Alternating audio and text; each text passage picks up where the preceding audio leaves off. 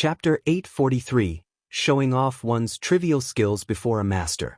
At the sight of his companions reduced to ashes, Quirrell's mouth twitched slightly. This large-scale destruction spell came all too suddenly. Evidently, Shifeng had long since been prepared to cast the spell while he was approaching them. He had only voiced that question earlier to tempt them into attacking him and draw them into his trap. They did not have any time to evade this surprise attack at all. If not for Quirrell being near the edge of the spell's coverage, he would not have been able to utilize the brief invulnerability wind steps provided to rush out of the flames in time. At this moment, he would have most likely suffered the same fate as his 13 other companions. "Leader, what should we do?" a level 37 elementalist asked softly. "We'll retreat," Quirrell replied, gnashing his teeth. Although he didn't want to back off, since the man before them was capable of defeating Ordinary Stranger and Thunder Tiger, just the 5 of them would not be able to do anything to him at all. Previously, they had 18 players on their side, enough hands to activate a magic array to suppress their opponent. Now, however, that plan was no longer viable. If they remained to fight, the only outcome would be a complete team wipe. "Don't think you can escape that easily." Shifeng smirked slightly as he looked at Quirrell and the others gradually moving away from himself. With quick steps, he approached the closest level 37 elementalist. Previously, in order to survive his firestorm, these players had already used up all their life-saving skills. It would be near impossible for them to escape him now. "Don't hold back when going up against him. I'll pin him down. Ranged classes support me." When Quirrell saw Shifeng approaching them like a gale, he hurriedly activated his Berserk skill, and his attributes increased by a large margin. He then used shadow steps to appear directly behind Shifeng and stabbed his fang-like dagger at Shifeng's heart. Absolute Strike. This was the fastest and most powerful skill of the assassin class. In addition to Quirrell's flawless movements, there was practically no time lag between the activation of Shadow Steps and Absolute Strike. It was simply impossible for ordinary players to guard against his attack. Moreover, after Quirrell activated his Berserk skill, the power and speed of his attack were both boosted to inhuman levels. The elementalist at a distance also shot one fireball after another at the locations Shifeng dodged to, his coordination with Quirrell seamless. The ranger standing on the other side likewise sent a barrage of frost arrows at Shifeng, his attacks accurately targeting the swordsman's vital points. Looking at the coordination of the 3 players, even Thoughtful Rain and Blue Bamboo, who rarely fought other players, could tell that their enemies were very powerful. Immediately, panic appeared on their faces. All at once, however, Shifeng disappeared. Quirrell's and the others' attacks all struck air. "Where is he?" Quirrell hurriedly observed his surroundings. Suddenly, his eyes widened as he rushed at the distant elementalist, shouting, "Dodge, quickly!" At this moment, Shifeng had already appeared behind the elementalist using silent steps. He then violently swung the sacred sword in his hand. A streak of blue light flashed. Dang! Although the blue light was fast, when it landed on the elementalist's body, it moved no further, as if it had struck an impenetrable wall. Ice barrier? Shifeng was slightly surprised when he looked at the elementalist, who was currently covered in a layer of ice. The elementalist looked just like an ice sculpture right now. Ice barrier was the strongest life-saving skill of the elementalist class, providing the user with invulnerability for 8 seconds. However, after activating the skill, the user would not be able to do anything else. This skill was extremely rare. Generally, finding 1 or 2 people who had learned the skill out of 100 expert elementalists was unlikely. Helpless against this skill, Shifeng could only shift his sights to someone else. However, just as he started searching for a new target, a blue magic array appeared above his head. In the next moment, the rumble of thunder echoed in the cave. Quirrell, who stood at a distance, also revealed a cold sneer on his face. This magic array was the result of him using a Tier 2 magic scroll, Thunderhell. Not only would the spell deal a frightening amount of damage to a certain area, but it could also prevent players within the affected area from wielding any of their skills. It was a magic scroll that was meant to counter experts in particular. Die! Coral shouted as he guided arcs of lightning to descend from the sky. Boom! Arc after arc of lightning descended from overhead, turning a radius of 20 yards into a world of thunder and lightning. Any player caught within the region of Thunder Hell would not survive. Only the Elementalist, who had activated Ice Barrier beforehand, would remain unharmed by the spell. Ha! Team leader is still the best. The Ranger laughed proudly as he looked at the flurry of lightning bolts crashing before him. Players were fated to remain as only players. Even if they had extremely high attributes and combat standards, actual field battles did not rely on just these two things. External tools still had great influence on the outcome of a battle. Even if Shi Feng possessed attributes rivaling those of a chieftain of the same level, if he could not use any of his skills, he would definitely succumb to the destructive power of a Tier 2 spell with the pitiful amount of HP he possessed. Seeing the lightning storm devouring Shi Feng, Coral breathed out a sigh of relief as well.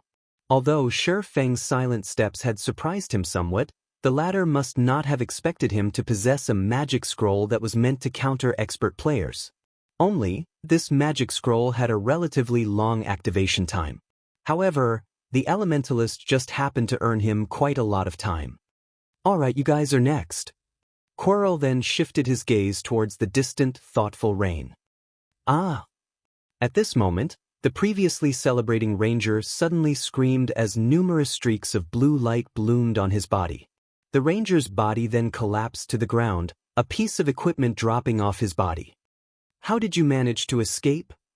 Coral's eyes nearly fell out of their sockets at the sight of Shi Feng standing behind the dead Ranger. Moreover, the swordsman was entirely unharmed. Do you think you're the only one who has a magic scroll? Shi Feng smirked as he picked up the dropped equipment. The appearance of Thunder Hell had indeed shocked him. Fortunately, he always carried around plenty of magic scrolls when he went out, especially the life-saving instantaneous movement scroll. Although the magic scroll had a cooldown of 10 minutes, the scroll boasted instantaneous activation. It was an item specifically meant to counter control skills. Just who are you?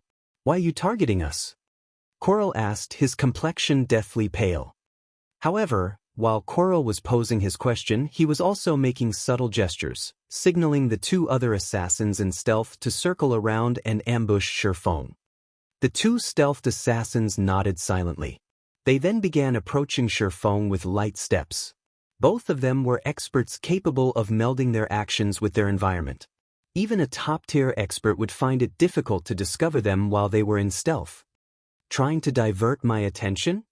Shi Feng laughed as he shook his head. He then turned around without any warning and used Thundering Flash. Several arcs of lightning streaked across space. Immediately, two figures emerged in the path the lightning arcs traversed. They were none other than the two stealthed assassins whom Coral had signaled to before. At this moment, both their bodies fell to the ground abruptly, both their HPs having already hit rock bottom. Shi Feng had activated Omniscient Eyes as soon as the battle began.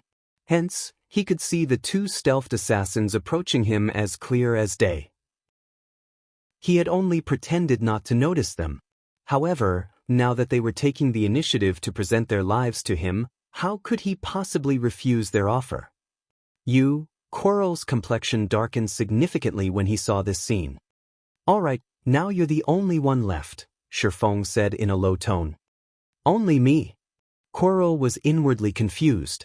There was clearly an elementalist still present. Why would Shi Feng say that he was the only one left? In the next moment, a crimson dart appeared in Shi Feng's hand. He then threw the dart at the elementalist stuck inside the ice. Flame God's Fury! The instant the duration of Ice Barrier ended, before the elementalist could even react, Blazing Meteor had already appeared before him. Shi Feng's grasp on time had reached perfection. Right after, flames devoured the elementalist completely, reducing his body to a pile of smoldering ash. Just who are you? Coral asked, fear painted across his face. After he had set up so many traps, even the apex experts in his guild would have succumbed to death by now. Yet, as if he had been playing in Shifeng's palm all this time, none of his traps had worked on Shifeng. Just thinking up to this point made his heart shudder in fear, a sense of powerlessness spreading throughout his entire being. "Do you have any last words?" Shifeng asked softly, not bothering to answer Coral's question. Instead, he slowly walked towards the assassin, step by step. For each step Shifeng took, Coral unconsciously retreated by a step as well. Despite his berserk skill being active right now, Coral was not the slightest bit confident he could win against Shifeng. Meanwhile, Thoughtful Rain and Blue Bamboo, who were watching the scene, were both stupefied. "I am part of King's Return's Falcon Legion. Are you trying to make an enemy out of King's Return?" Coral demanded, gnashing his teeth. He did not wish to die. The guild's class competition was rapidly approaching. If he died now, the loss in level, equipment, and skill proficiency would have a significant effect on his performance in the competition. Now, his only choice was to reveal his identity. Previously, the reason they had concealed their identities was to avoid letting Zero Wing take preventive measures against them. With their identities unknown, their subsequent operations would flow much more smoothly. Now that everyone except for himself had died, there was naturally no need to continue hiding this fact. Moreover, the stronger an expert was, the more knowledgeable they were about how powerful super guilds were. If the opponent still dared to make a move even after he revealed this fact, this person would definitely be a fool. Chapter 844, Field of Swords. "What? Don't believe me?" Upon seeing Shifeng showing no signs of stopping, Coral hurriedly took off his black cloak and displayed his King's Return guild emblem. This sight momentarily stunned Thoughtful Rain and Blue Bamboo. "Why is someone from a super guild targeting us?" Thoughtful Rain was confused as she looked at the King's Return's emblem. She no longer possessed her previous joy at seeing Shifeng defeating the Falcon Legion. On the contrary, she felt somewhat worried instead. Although she had come into contact with virtual reality games only recently, she still knew just how powerful an existence a super guild was. In current society, virtual reality games had over a century of history already. The super guilds of virtual reality games were just like major celebrities. In the real world, one often saw news coverage of these existences. Hence, it was difficult for one not to know about them. Among them, King's Return operated slightly differently from other super guilds. The guild would occasionally recruit expert players. Regarding popularity, King's Return greatly surpassed the other super guilds. One could frequently hear news of certain powerful experts joining King's Return. Hence, Thoughtful Rain had a certain degree of understanding of the guild, and she knew just how wide the gap between Zero Wing and King's Return was. Whether it was in terms of member count or number of experts, the two guilds were on entirely different levels. If a war were to break out between their two guilds, it would be a disaster for Zero Wing. "No wonder you guys dared to take action against Zero Wing's members in Starmoon Kingdom. So you're a member of King's Return." Shifeng finally understood what was going on. Because he had rejected King's Return's previous offer, the guild was now targeting Zero Wing's core members. However, he immediately smiled at Coral and asked, "But don't you know who I am?" Saying so, Shifeng stored away his black cloak and revealed his original appearance. "Yifeng." Coral's mouth slackened when he saw Shifeng's appearance. He simply could not bring himself to believe this was true. Yifeng was not as famous as Zero Wing's Black Flame and was an existence known only among the major powers of God's domain. But when speaking of strength, Yifeng was someone who had defeated Sirius, one of the Wolf Kings of the Battle Wolves Guild. After the fight at the Dark Arena, King's Return had even created a database specifically for information on Yifeng. Coral himself had watched the battle video between Yifeng and Sirius, learning from it. Hence, Coral recognized Yifeng right off the bat. However, although he had indeed recognized who his opponent was, his complexion turned even uglier than before. Damn it! Why is my luck so horrible? To think I would actually encounter him here. At this moment, Coral was regretting the fact that he had revealed his own identity. If he had not exposed himself, he might still have a chance of surviving. Now, however, nothing he said would get him out of this situation alive. Although he still had his vanish skill, even if he was stupider, he could tell that invisibility skills were useless against Shifeng. Otherwise, Shifeng would not have struck at the stealthed assassins behind him without even the slightest bit of hesitation. If even stealth was ineffective, then wanting to escape in front of such an expert was nothing more than a pipe dream. King's Return had done detailed research on that battle at the Dark Arena and made a rough estimation of the attributes of the two fighters already. In terms of basic attributes, he was considerably inferior to Yi Feng. Not to mention, speed was also one of Yi Feng's strong points. Quarrel's face darkened at the sight of Shifeng rushing over. Damn it! To think that I would have to use that opportunity now. I definitely won't forgive you, Yi Feng. I will definitely massacre every core member of Zero Wing. Quarrel bellowed. He then took out a purple crystal ball from his bag while continuously spewing venomous curses. Just you wait. I, Quarrel, will definitely make you regret this day.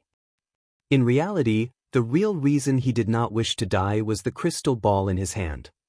This item was something he had obtained unexpectedly after completing one part of a chain quest. It was a one-time use item. Moreover, it could only be stored in his bag and would drop upon death.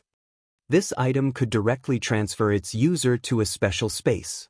Based on his research, that special space should be a sacred training ground capable of allowing players to improve their combat techniques and standards.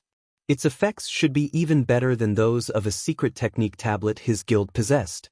This item was something he had kept to himself. Originally, he had intended to wait until he had grown stronger and had hit a bottleneck before going to that special space, because based on the information he obtained, that space was extremely dangerous. If he went there too soon, he would only be wasting this opportunity. Hence, he had always done things with great care, avoiding dangerous situations as much as possible. He had never expected that he would actually be forced to enter that special space due to the mission this time. This crystal ball was his greatest opportunity to join the guild's upper echelon. Now, however, Shifeng ruined all of his plans. How could Quarrel not be angry? Suddenly, an endless amount of mana rapidly flowed into his body. A crack then appeared in the space behind him. Like a black hole, the spatial crack sucked the assassin towards it. You think you can get away? Shifeng smiled with disdain. He switched the aura of fire to the aura of time and then activated absolute time. Suddenly, the mana within a radius of 100 yards stilled. The mana surrounding Quarrel's body also dissipated abruptly. Following which, the crack in space started mending itself. No! Quarrel was momentarily dumbfounded. In the next moment, his eyes turned bloodshot as he abruptly executed unique footwork and transformed into 3 identical copies of himself. These 3 copies then charged at Shifeng maniacally. The 3 indistinguishable copies of Quarrel continuously circled Shifeng. Die! All 3 Quarrels bellowed as they held their daggers in a reverse grip and stabbed them at Shifeng. Like a black whirlwind, the pitch-black daggers struck at Shifeng from all directions. Thoughtful Rain and Blue Bamboo, who were watching this scene from afar, were stupefied. They understood clearly that the phenomenon of the black whirlwinds they were seeing right now was not a result of a system-generated skill. Instead, it was the result of a combat technique used by the player himself. This was the first time they had seen such a situation.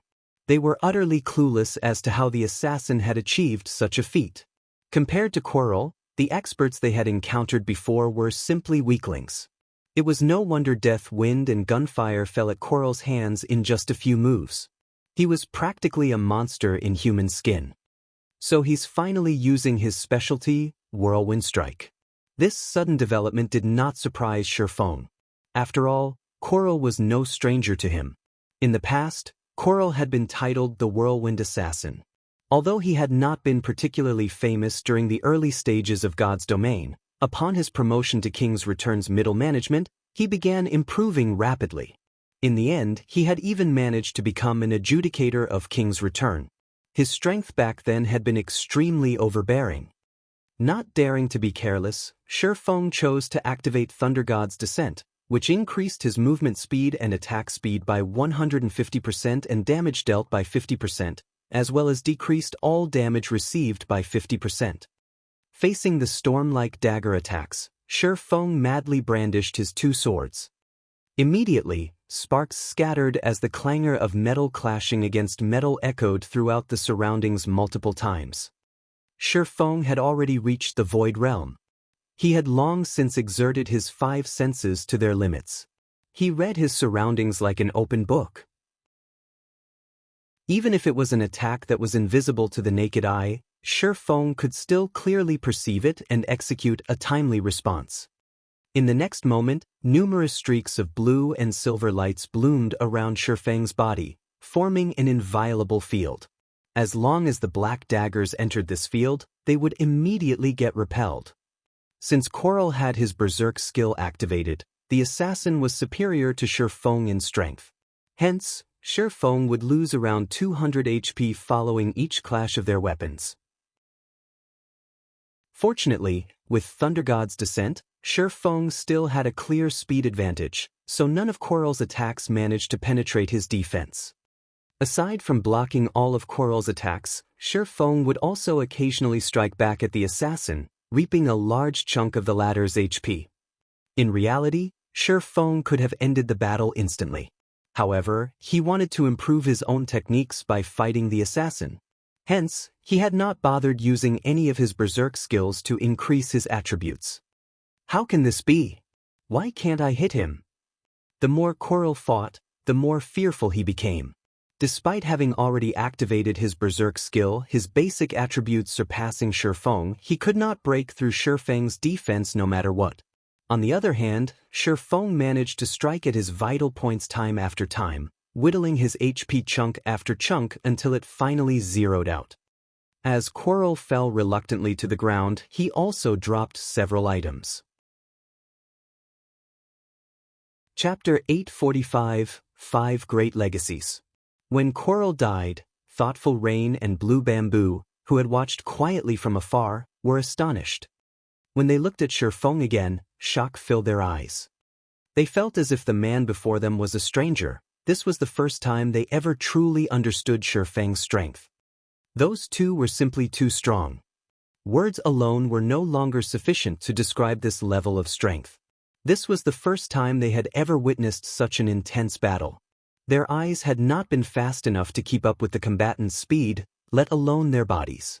If they had fought Coral, the battle would have ended as soon as it had begun. In the end, however, Shi Feng was still superior. Big brother Yifeng is so strong. If I had even half of his skill, I could defeat Autumn Goose. Excitement filled Blue Bamboo's eyes as she stared at Shi Feng. Thoughtful Rain could not help herself from laughing when she heard her friend's words. When they were usually out in the fields adventuring and questing, Blue Bamboo was always lazy. She was never particularly interested in fighting and would generally stay in the back to heal the members of their party. Although they had advised her many times to brush up on her combat techniques, she never bothered to do so. Instead, she usually replied by saying that it would be fine so long as she had good equipment and that she didn't need good combat techniques. Thoughtful Rain had never thought that the girl would be mesmerized by this one battle's combat techniques. Alright, enough daydreaming. Let's head over there. It's too dangerous to stay here, Thoughtful Rain said, laughing. Shi Feng began to collect his loot. Naturally, an elite squadron from King's Return, led by an expert like Coral, possessed excellent equipment. Every piece of equipment they dropped was level 35 dark gold quality. Each item was worth dozens of gold. In total, he had gained several hundred golds worth of equipment. What's this? While Shi Feng looked over the loot he had placed in his bag, he discovered a glowing, purple crystal ball. Among the many weapons and equipment that dropped, it was eye-catching. Moreover, Shi Feng felt a faint hint of pressure from this crystal ball, a very familiar pressure. Divine Might. It was a special power that only gods could wield. This is interesting. Shi Feng took out the crystal ball and observed it carefully. Spatial Transfer Orb, consumable. Able to send one player to a mysterious otherworld. This item can only be stored in the bag. Drops upon death. There were very few items in God's domain capable of sending players to an otherworld. Based on Shifang's understanding, every item that could transfer players to an otherworld was considered an absolute treasure. Even an epic item was not as valuable. In God's domain, an otherworld was the equivalent of a dungeon.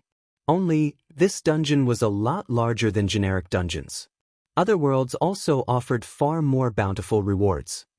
The lowest reward one could obtain in an otherworld was an epic item. Some people had even obtained fragmented legendary items in the past, while others earned super skills and such.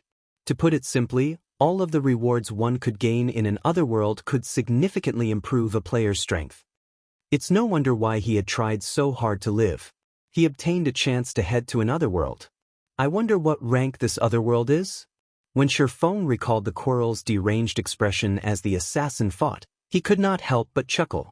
He would have fought desperately to live too. Quarrel hadn't been particularly famous in King's Return during the early stages of the game either. However, after joining the guild's middle management, his progress had suddenly skyrocketed. It was as if he had become an entirely different person. His progress might very well be related to this thing. There were many otherworlds in God's domain. Based on the main God system's categorization, otherworlds fell into common, epic, and legendary rank, with each one being larger than the previous. Each rank also offered players greater benefits. A common otherworld alone could massively impact a player's growth. By visiting a common otherworld, an ordinary player could instantly become an expert. There was no need to mention epic or legendary otherworlds. However, the majority of the otherworlds in God's domain were common rank. Even so, many desperately wished to encounter one, but alas, many failed. In the past, when players had discovered otherworlds, the various large guilds had frantically searched for clues relating to them in the hopes of nurturing a large batch of their own experts. After all, there were innumerable guilds in the virtual gaming world. Not every one of them could nurture their own experts. With such a golden opportunity available, the various large guilds could not let it slip through their fingers. In the past, a top-tier expert had sold an opportunity to go to an otherworld at an auction. Although the otherworld in question had only been common rank, the various large guilds fought over it like a pack of wolves. In the end, Summer's Emerald, a first-rate guild, had won the transfer tool for 15,000 gold. Everyone who had participated in that auction had been stunned. After all, during that time, a single epic item had only sold for around 2,000 or 3,000 gold. With that much money, one could easily purchase 5 or 6 epic items. One could also use 15,000 gold to purchase a good plot of land. Yet, Summer's Emerald had used that money to purchase a common otherworld, which was the equivalent of a single epic item. Wasting so much money was the epitome of foolishness. Yet, nobody could have ever imagined that, in the end, Summer's Emerald would profit from the exchange. The guild had only obtained a single epic weapon, which was worth roughly 6,000 gold, from the common otherworld. That had been far less than the money it had spent. However, thanks to the adventures in the otherworld, Summer's Emerald had also gained a Void Realm expert. The outcome had made many guilds regret not fighting harder during the auction. From then on, transfer tools to otherworlds became extraordinarily precious. Even Shifang, who had been the guild leader of a second-rate guild, had invested a long amount of time before he had gotten his hands on a common otherworld transfer tool. Although he had not experienced breakthrough during his visit, his combat techniques had improved significantly. What a strange transfer tool. It doesn't have a rank displayed. Even after observing with omniscient eyes, Shifang had not discerned the purple crystal ball's rank. This was the first time he had encountered such a situation. However, although there was no rank displayed, the crystal ball reminded Shifang of something. Otherworld transfer tools. This was a good option to cultivate guild experts. The general populace had yet to learn of otherworlds. They were also not well known by the various large guilds. Hence, none of the guilds were bothering to look for clues regarding otherworlds. Although Shifang only knew 5 or 6 clues, no one else had obtained any of these otherworld transfer tools. He could head out to search for them. Once he obtained these otherworld transfer tools, he might be able to increase the number of Zero Wing's refinement realm experts. As Blue Bamboo walked over, her eyes practically shone as she looked at Shifeng. Patting her ample chest, she said, "Big brother Yifeng, it is truly a blessing to meet you here. If not for you, Rain and I would have suffered. From today on, I've decided to work hard to improve myself. Big brother Yifeng, can you teach me how to fight, please? I only hurried over here after hearing from Autumn Goose that you were ambushed. Fortunately, I made it in time. It is a good thing that you wish to learn how to fight. Unfortunately, as I am not a cleric, I am not particularly clear as to how clerics should fight. However, I can have Violet teach you. Her combat standard ranks at the very top of our guild." Shifeng chuckled. "Really?" Blue Bamboo's eyes flashed with excitement when she heard this. She had only made the comment as a joke. She knew full well just how busy Shifeng was. How could he possibly have time to teach her? However, she had not expected to get a chance to learn from her idol. She felt as if she were dreaming. Of course, when have I ever lied? Shifeng nodded. "By the way, why did you two come to the Crystal Forest? Didn't you already finish your quest?" "We thought we had finished it. However, after I handed the quest in, I received another special quest that requires me to collect a crystal heart. However, we have yet to obtain it," Thoughtful Rain explained. "Crystal heart? What kind of quest is this?" Shifeng was slightly surprised. He knew how to obtain the crystal heart. One had to kill the Crystal Wolf King. The quest was not easy to complete alone. Thoughtful Rain then sent Shifeng the quest details. "How did you receive this quest?" Shifeng could not help his shock upon reading the quest introduction. The quest Thoughtful Rain had accepted was no ordinary quest.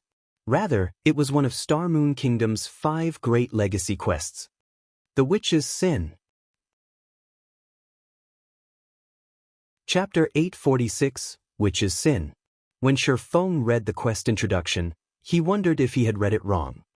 However, after reading it a few more times, he was 100% certain that this quest was one of Star Moon Kingdom's 5 great legacy quests. "Is this quest very difficult?"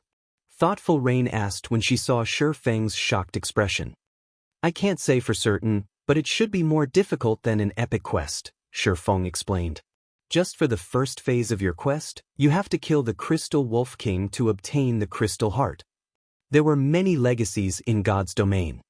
However, in Star Moon Kingdom, there were 5 legacies known to be the strongest. The Witch's Sin was one of them. These 5 great legacies were all peak legacies.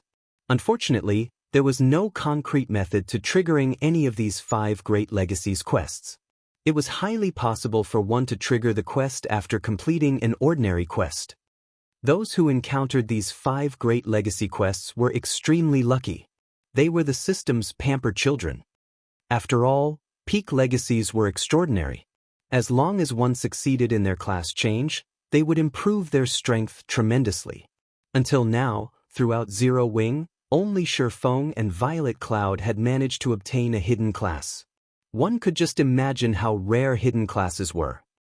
However, stumbling upon one of Star Moon Kingdom's 5 great legacies and completing one were completely different matters. Most importantly, there would be frightening consequences if one failed the quest after accepting it. Those who failed a basic legacy quest would, at worst, be barred from logging into the game for a certain amount of time.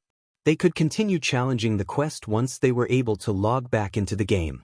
As for legacies that provided hidden classes, players only had one chance.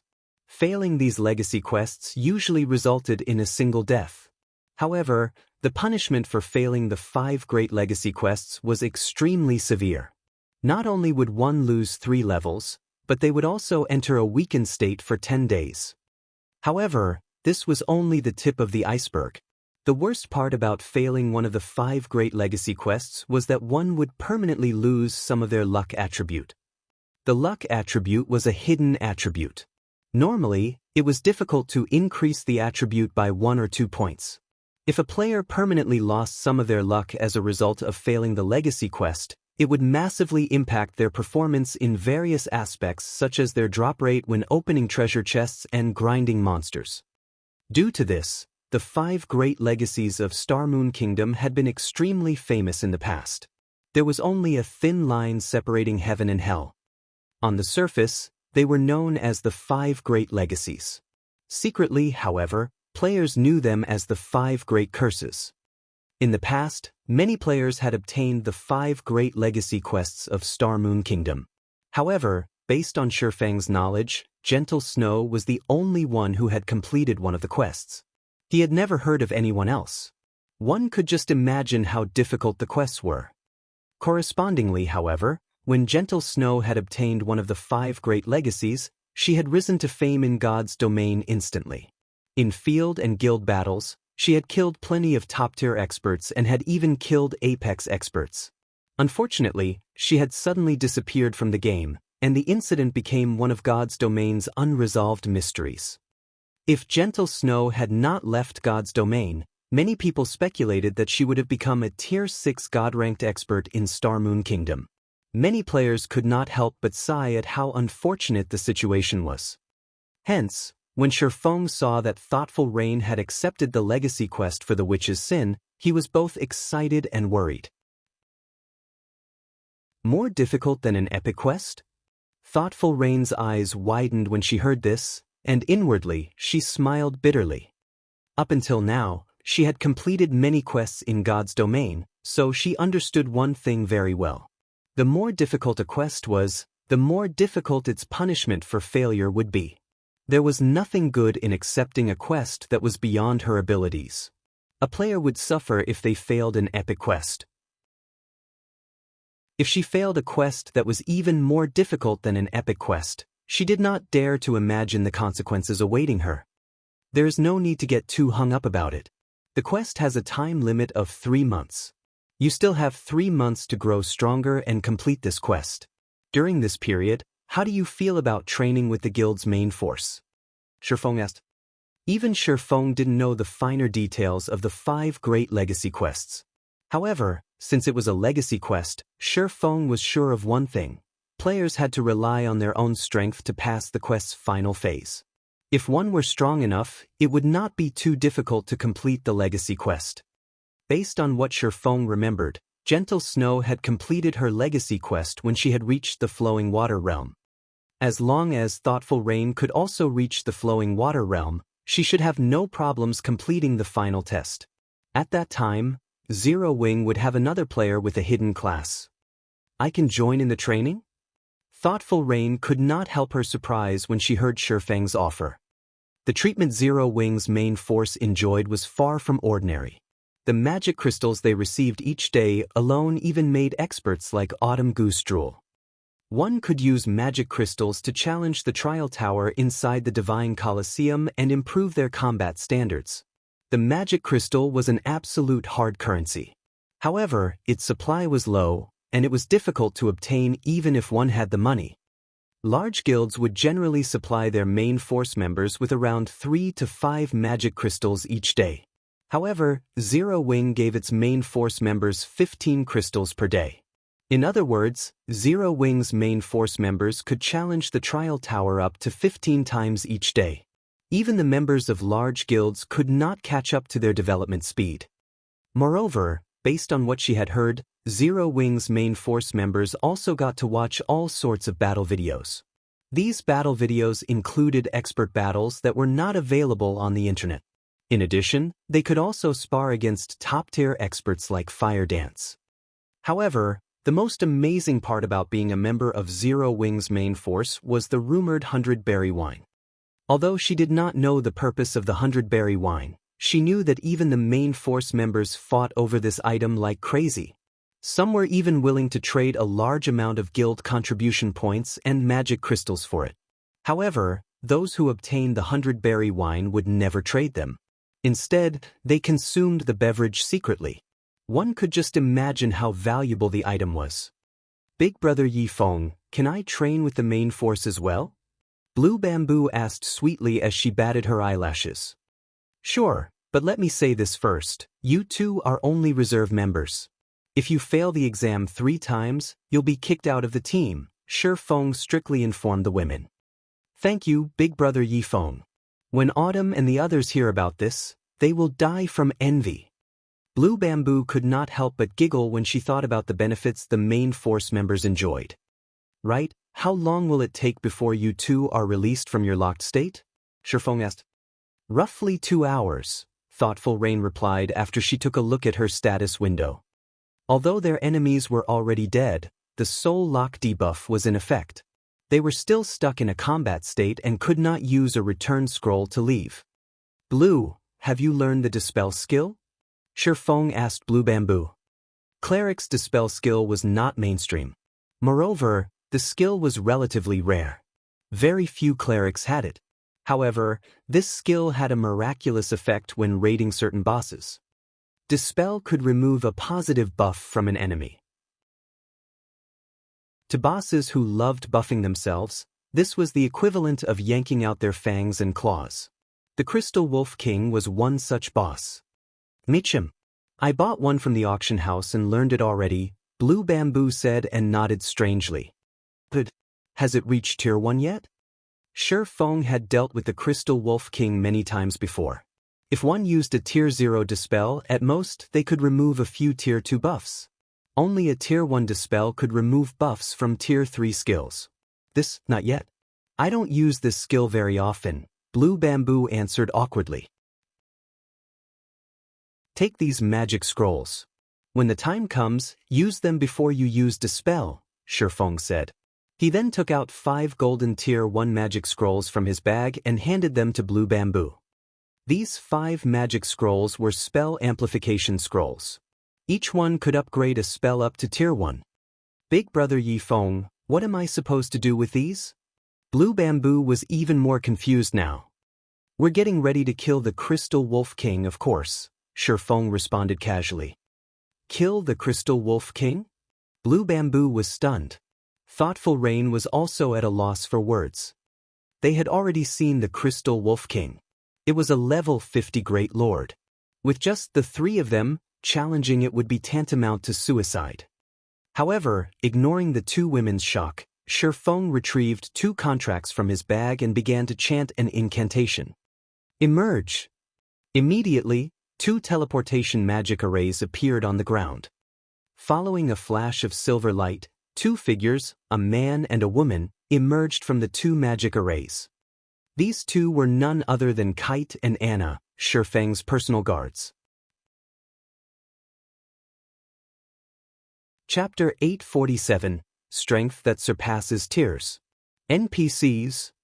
Thoughtful Rain and Blue Bamboo were surprised when Kite and Anna suddenly appeared. Both Kite and Anna radiated an intense aura. They felt suffocated as they stood so close to these 2 NPCs. After not seeing them for some time, they sure have grown a lot. Shi Feng was quite satisfied when he looked at the handsome Kite and charming Anna. Both are level 60 now. As expected of Dark Gold guards. Their growth rate sure is fast. It was especially true for Anna's improvement speed. Despite having become his personal guard a little later than Kite, she had caught up to her companion's level. Moreover, she had become a Tier 2 summoner. In God's domain, it was not that easy to nurture a powerful personal guard. First and foremost, one required a large sum of money. As personal guards were NPCs, they required far more EXP to level up than players. If players frequently brought their personal guards when they went out to grind, this would only hold back the NPC's growth rate. If players wanted to let their personal guards level up and improve quickly, they had to let these personal guards accept quests at the Adventurers Association on their own. However, money was required when personal guards accepted a quest. Moreover, depending on the rank of the quest, the fee would also change. Although these personal guards would receive money, EXP, and other rewards after completing the quest, the player would receive none of it. This was because personal guards would use the money they earned to purchase their own equipment and items. Unlike players who had to obtain powerful equipment by raiding dungeons, personal guards could purchase such items from the Adventurers Association or NPC-run weapons and equipment shops. However, personal guards could only use the money they earned themselves. Hence, the first step to nurturing personal guards was to increase the amount of money they possessed, and they had to complete a lot of quests to obtain that money. In the Adventurers Association, the quests personal guards could accept were categorized into bronze, mysterious iron, secret silver, fine gold, dark gold, and epic rank. The higher the rank the quest was, the more abundant the rewards were. Likewise, the fee players had to pay would be higher as well. Currently, a level 60 bronze quest required an application fee of 5 gold, 10 gold for mysterious iron, 20 gold for secret silver, 40 gold for fine gold, 80 gold for dark gold, and 200 gold for epic. As to whether the personal guard in question could complete the quest, that depended on the personal guard's strength. For example, a bronze guard would have a 70% chance of completing a bronze quest, but they would only have a 40% chance to complete a mysterious iron quest and 10% chance for a secret silver quest. However, one could increase a personal guard's combat power through their equipment, increasing their quest success rate. Unfortunately, one needed time to gather the required resources. However, Anna and Kite were different. Their innate potential was dark gold rank. Even in basic equipment, they had a 50% chance of completing a dark gold quest. As long as their equipment was up to date, their success rate for completing a dark gold quest could easily exceed 80%. After their strength reached a certain degree, they could even challenge an epic quest. Only, epic quests were not readily available. That depended on the daily updates of the Adventurers Association's quest list. As Shifeng's personal guards could accept much higher ranked quests than other players' personal guards, their leveling speed was much faster. Yifeng, are we really going to deal with the Crystal Wolf King? Thoughtful Rain asked somewhat worriedly as she watched the high-spirited Shifeng. Although the two level 60 tier 2 NPCs were very powerful, the Crystal Wolf King was a great lord, an existence equivalent to a tier 3 class. Relax. I've already investigated the Crystal Wolf King. The boss's skills are buff-oriented. As long as Blue casts Dispel on it, our forces will be enough to take it down, Shifeng explained, chuckling. This was not the first time he had dealt with the Crystal Wolf King. The Wolf King was powerful because of its speed. Even a top-tier MT of the same level would find it difficult to respond to the Wolf King's attacks. In addition, the boss had a stackable gain skill that allowed it to grow stronger the longer it fought. If they did not deal with this gain buff appropriately, they would be annihilated. However, if they dealt with the boss's gain buff properly, with the strength of 2 Dark Gold guards, they should have no problems taking down the Crystal Wolf King. Following which, Shifeng led Thoughtful Rain and Blue Bamboo to a cave. A strong gale accosted the small team at the cave's entrance. As they stepped into the cave, they heard the howling of a wolf. The howl echoed throughout the cave, causing the cave walls and floor to tremble. In the next moment, a towering figure emerged from the depths of the dark, spacious cave. The figure stood over 10 meters tall. Bearing its snow-white fangs, a hint of bloodlust flashed in the figure's crimson eyes as it overlooked Shifeng's group. The figure's body was made entirely of crystals, and a green glow flashed where its heart should have been. Crystal Wolf King, Elemental Being, Great Lord. Level 50. HP 21, 000/21, 000/000. Kite, you'll tank the Wolf King.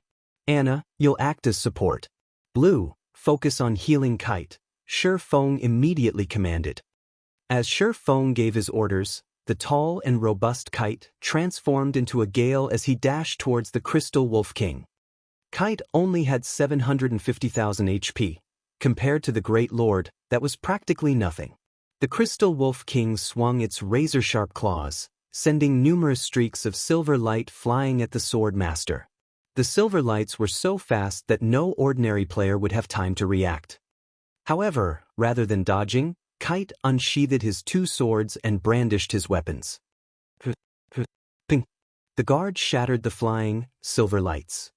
Kite released a low growl, and the 2 swords in his hands released a dazzling, blue glow. He then swung the weapons forward violently. Tier 2 skill, Wind Fang. The 2 massive, blue fangs transformed into two streaks of light, instantly piercing the Crystal Wolf King's body. Ow! Oh! The Crystal Wolf King screamed in pain and retreated by 2 steps, 2 damages of over -100,000 points appearing its head. However, Kite was not done with his attacks. Immediately, he appeared before the Great Lord. The Crystal Wolf King was furious.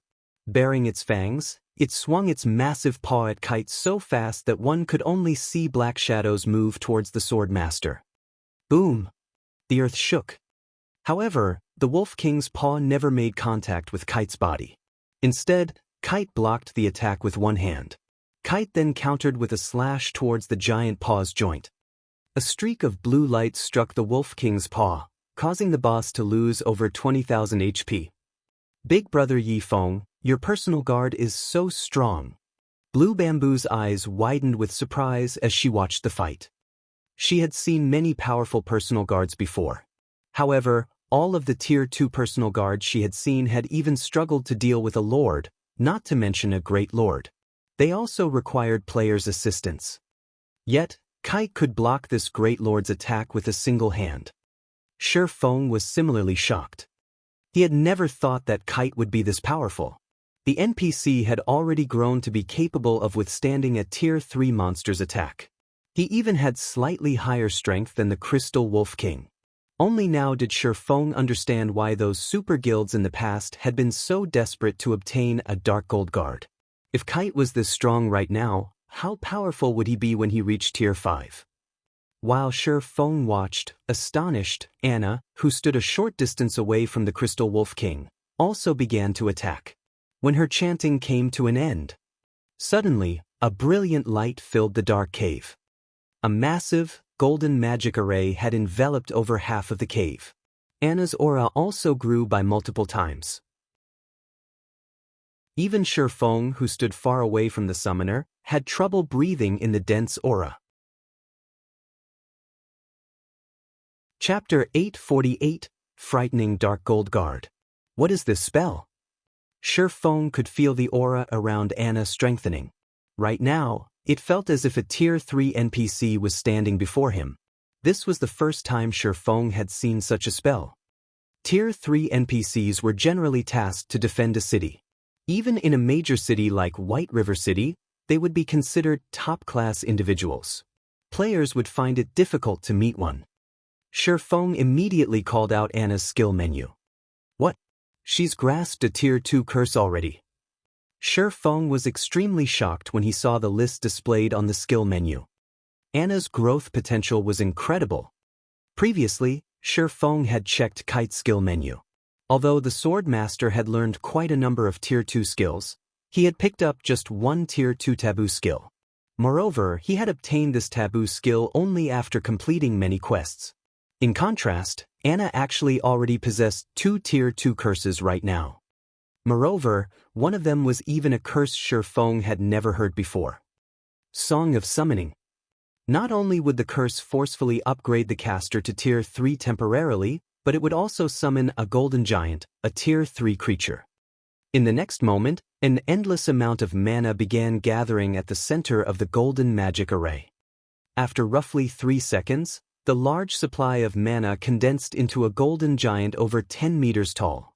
The giant was fully equipped with golden armor, and it carried a giant golden axe on its back. Golden Giant, Elemental Being, Great Lord. Level 60. HP 30, 000, 000, 000/30,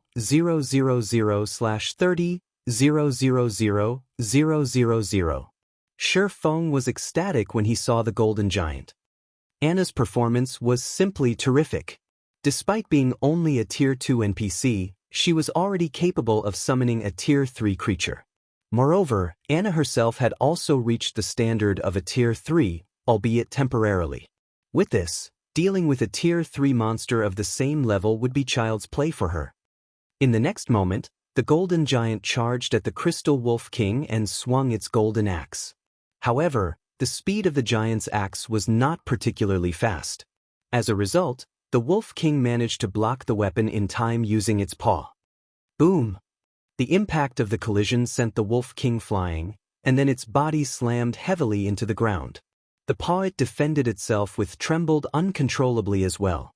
At this moment, when the Wolf King looked at the golden giant, its eyes were filled with fear. Not only had the Crystal Wolf King gone flying from this frontal clash, but it had also suffered over -5,000 damage from the resulting impact. If the Wolf King had not blocked the golden giant's axe, the damage it received from the golden giant would have definitely exceeded the damage Kite had inflicted. A single golden giant was already more than enough to deal with the Crystal Wolf King. After including Kite's targeted strikes at the Wolf King's weak points, the Crystal Wolf King immediately fell into an absolute disadvantage. In the end, it could only accept its fate, serving as a punching bag. It seems my plans were unnecessary. Shi Feng laughed involuntarily as he looked at the Crystal Wolf King's constantly decreasing HP. He finally got to experience how those players had felt when they obtained a dark gold guard of their own. Initially, he had still planned on taking action himself. Now, however, it would seem that his plans were utterly superfluous. If he were to join the fray as well, he would be bullying the Crystal Wolf King. However, he had to admit that it indeed felt awesome to have a dark gold guard. He could practically level up even while lying down and doing nothing. Even if he were a player who did not know how to fight, he could simply rely on his personal guard to help him level up.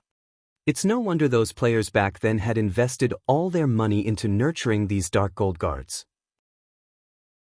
Shi Feng could not help but think back to those players who had been lucky enough to obtain dark gold guards in the past.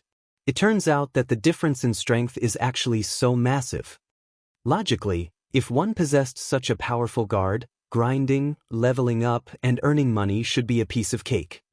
After all, field bosses were practically walking ATMs to players with dark gold guards. Generally, guilds would have to organize large expeditions to raid these powerful field bosses. They even had to make enormous sacrifices to take down these bosses. On the other hand, the only task players with dark gold guards had to do was search for field bosses. They could leave everything else to their personal guards to handle. Even if it took 2 or 3 days to locate a single field boss, once they killed the boss, its loot would be all theirs for the keeping. Their income would definitely be far above that of experts of God's domain. Yet, in the past, any player that possessed a relatively good personal guard in God's domain was extremely poor. This was because these personal guards were no different from a bottomless pit. If the equipment and skills of a personal guard did not improve along with the increase in their levels, then raiding field bosses of the same level would become much more dangerous. After all, unlike NPCs, monsters didn't need equipment. As long as their levels increased, their attributes would increase significantly as well. In contrast, a personal guard's strength was not dependent on just their attributes. They also relied heavily on their equipment and skills. They needed to continually improve themselves in order to go up against bosses of the same level. When players died, at worst, they would lose a single level and a piece of equipment. However, the death of personal guards was different. Not only would they lose many levels, but their revival would also take a very long time. Not to mention, the cost of reviving personal guards could sting even top-tier experts. Hence, to reduce the possibility of their guards dying, players in the past would try to increase the strength of their personal guards as much as possible. Time flowed by quickly, while under the observation of Shi Feng and the others. Since Blue Bamboo had dispelled all the gain buffs cast by the Crystal Wolf King on itself, its HP quickly fell to 30%. Right just then, the Wolf King's crimson eyes suddenly gave off a bloody glow, its half-transparent crystal body gradually turning crimson as well. Blue, hurry up and use the scroll. Rain, you and I will join the battle. Shi Feng instructed hurriedly. Once the Crystal Wolf King's HP fell below 30%, it would stop using the Tier 2 buff skill and start using the Tier 3 gain skill. Instead, just the first stack of the buff could increase the Wolf King's strength and speed by 10%, while subsequent stacks would further enhance its strength and speed by 10%, up to a maximum of 30 stacks. In other words, the Crystal Wolf King's strength and speed could increase by as much as 300%. At that point, even a Grand Lord of the same level would not be a match for it. Hence, They needed to finish off the Crystal Wolf King before things got out of hand. Only, its gain buffs stacked up very quickly. It would gain a stack once every 10 seconds. If nobody removed this buff, in just 2 minutes' time, the Crystal Warwolf's strength could rival a Grand Lord. Got it. At this time, Blue Bamboo retrieved a magic scroll from her bag and began amplifying her dispel. As the first stack of buff got removed, Shi Feng activated Heavenly Dragon's power and began attacking from the Crystal Wolf King's side. Thundering Flash. Chop. Earth Splitter. Thunder Flame Explosion. One skill after another landed on the Crystal Wolf King, each one dealing around -10,000 to -20,000 damage to the Great Lord. In contrast, Thoughtful Rain was not faring particularly well.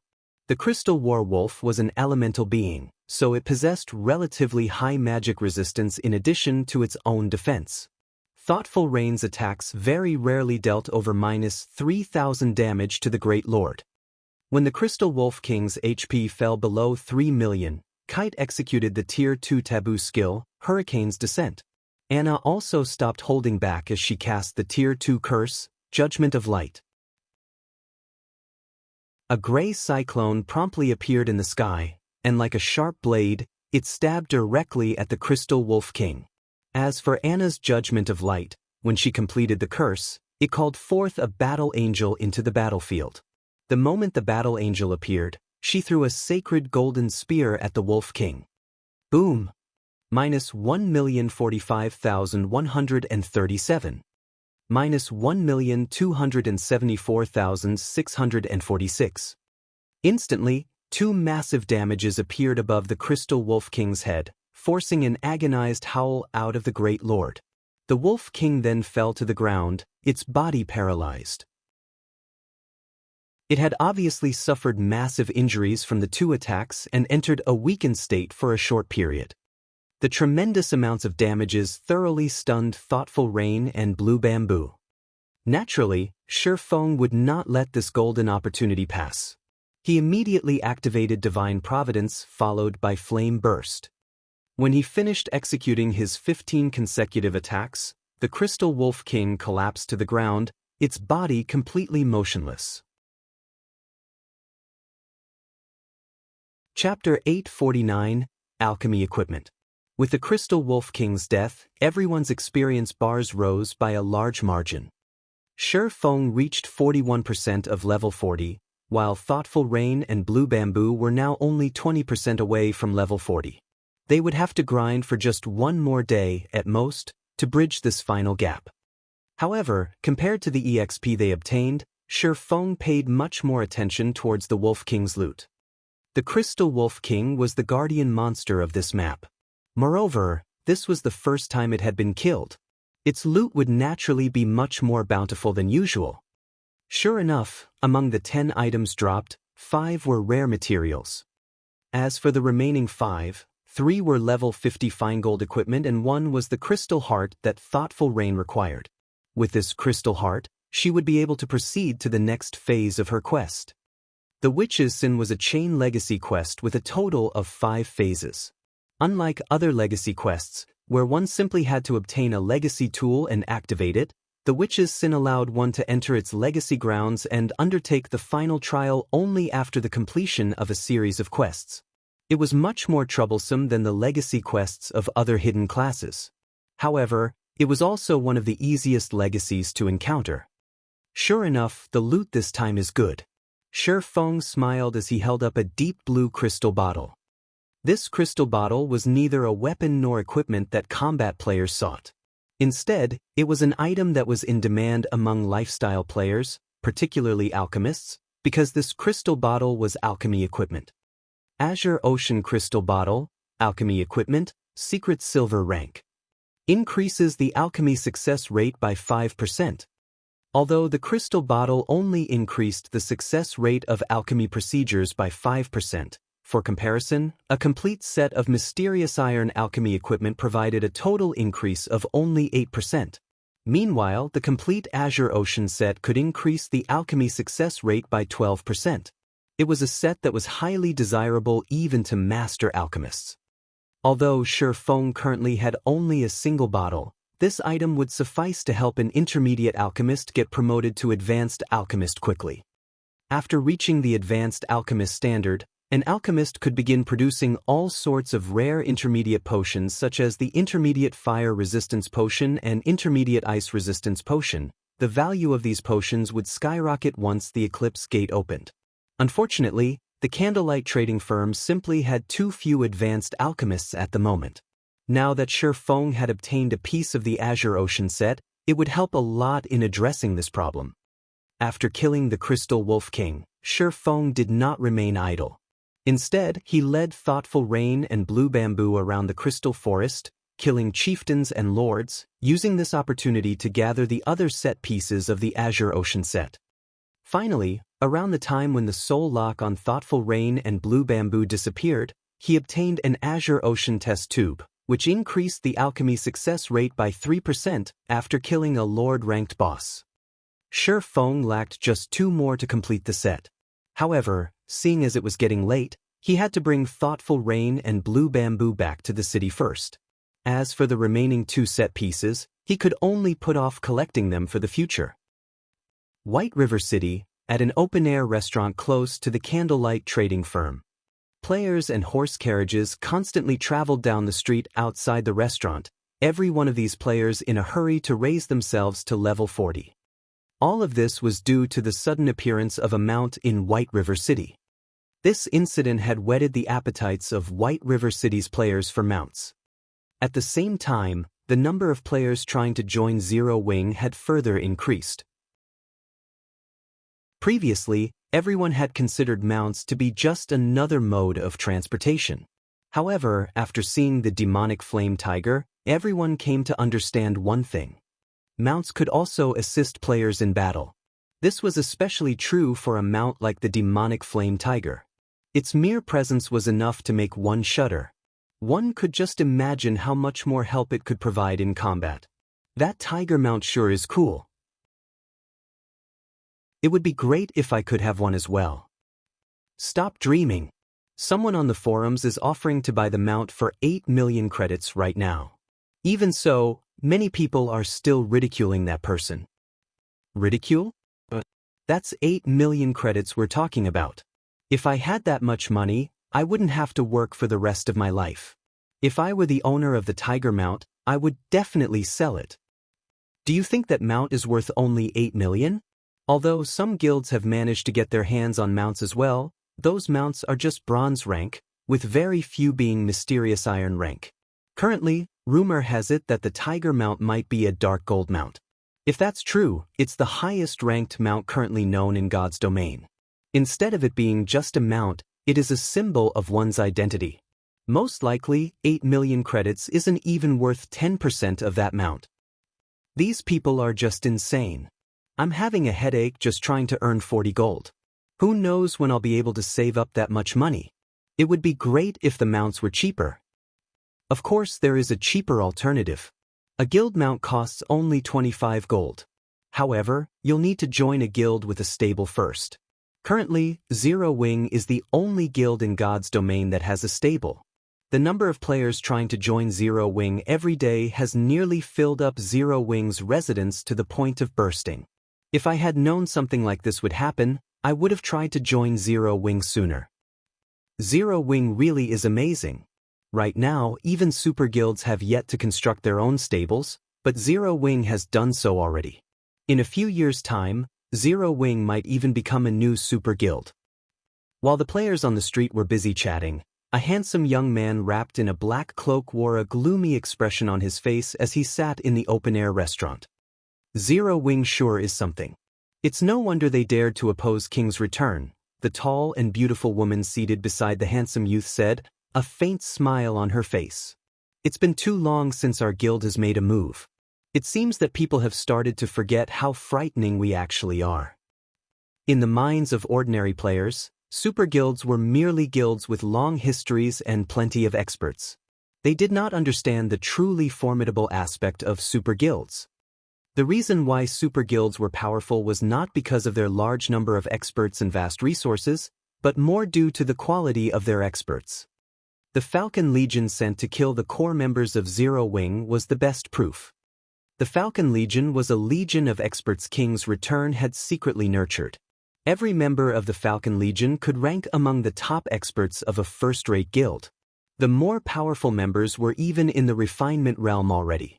Going up against multiple top-tier experts of first-rate guilds at the same time would be a piece of cake for these refinement realm experts.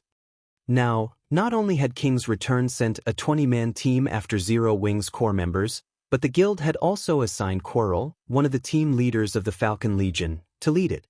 In addition, Ordinary Stranger and Thunder Tiger even accompanied the team. Both these men were refinement realm experts. With such a force, annihilating Zero Wing's core members would be child's play.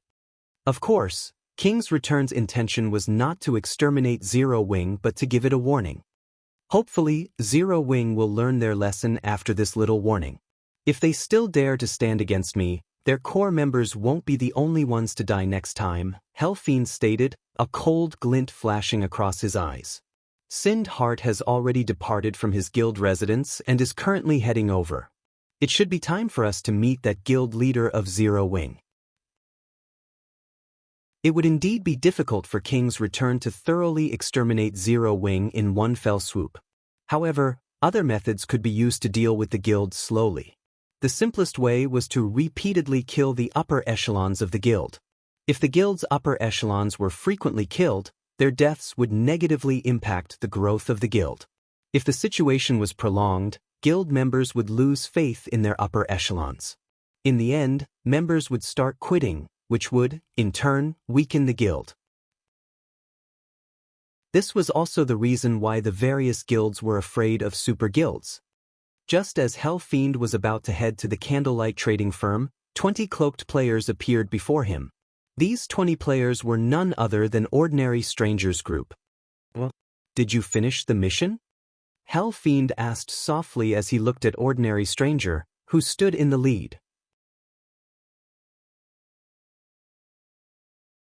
Chapter 850, Fiend's Shock.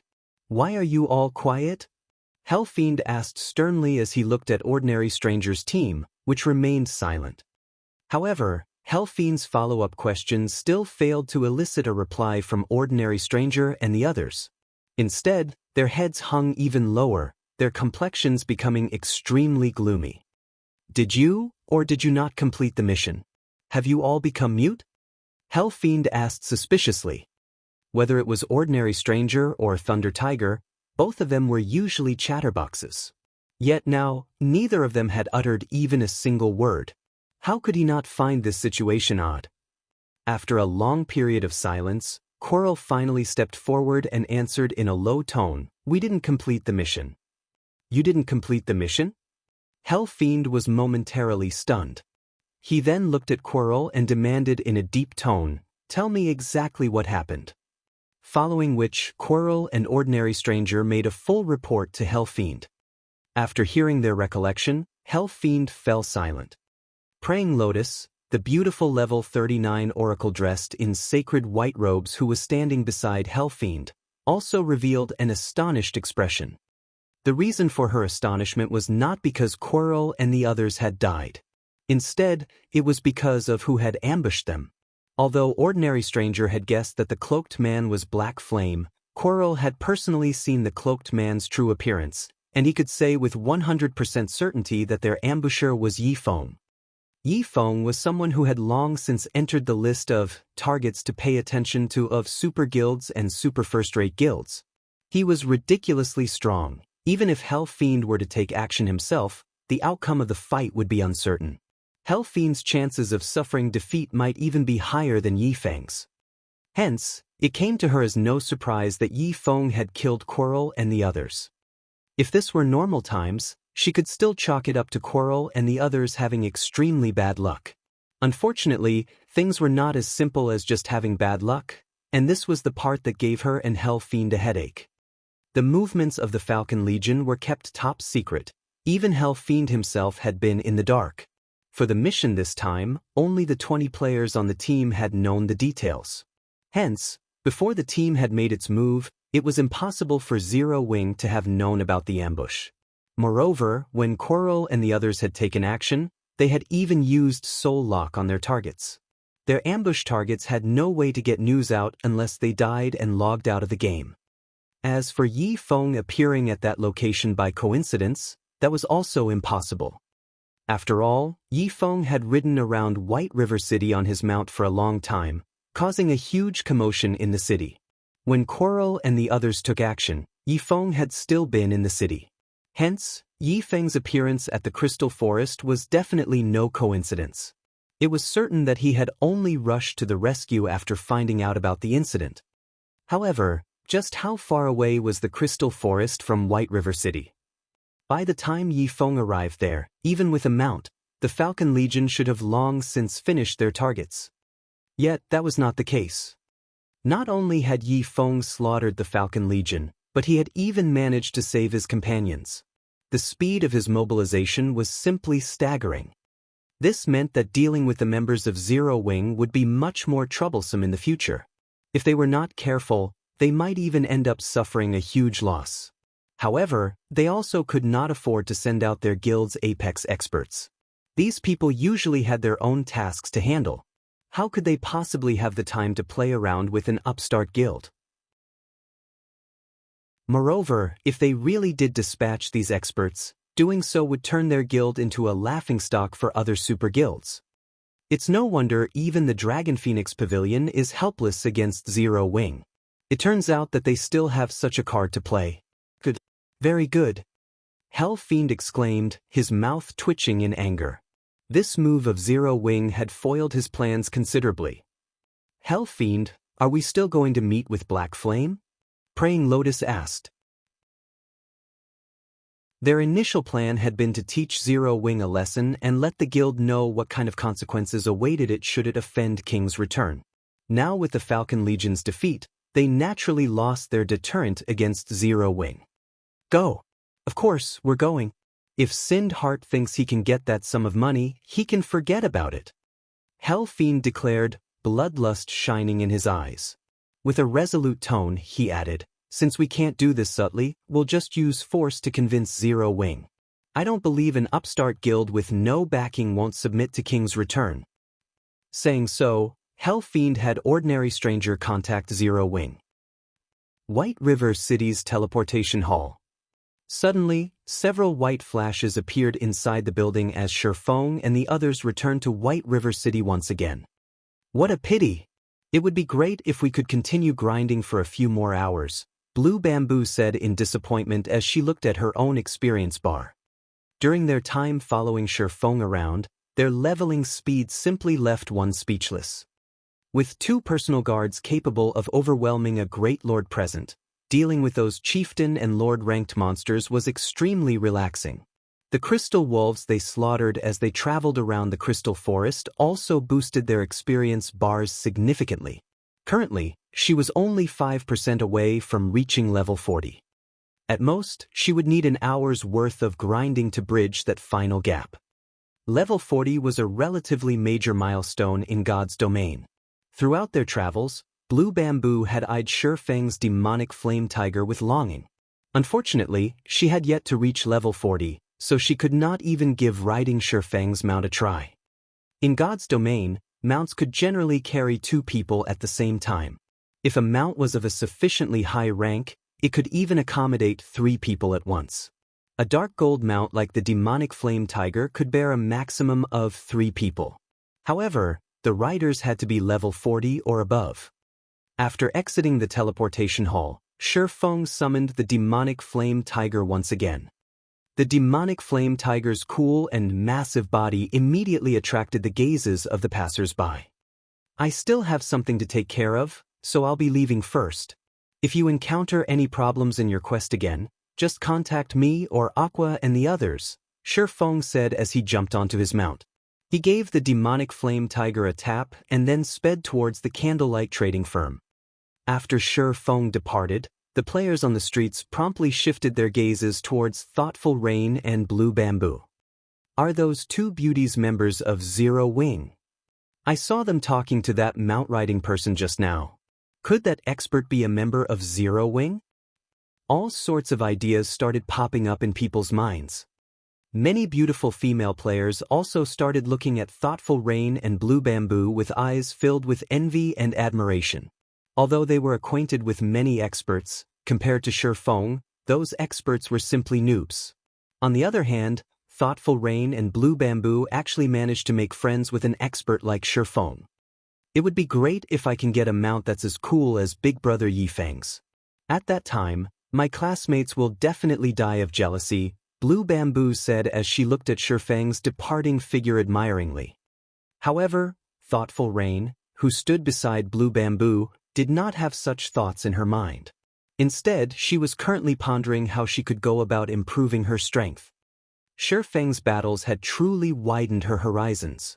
She had never imagined that there would actually be such a huge difference between players. Candlelight Trading Firm, second floor reception room. Hell Fiend, are you really going to do it? Praying Lotus asked, a frown on her face. If you do so, we'll suffer significant losses as well. I've already said that I absolutely will not let Sind Heart get that money. If Black Flame is really resolute in opposing me, I will let him know what regret tastes like.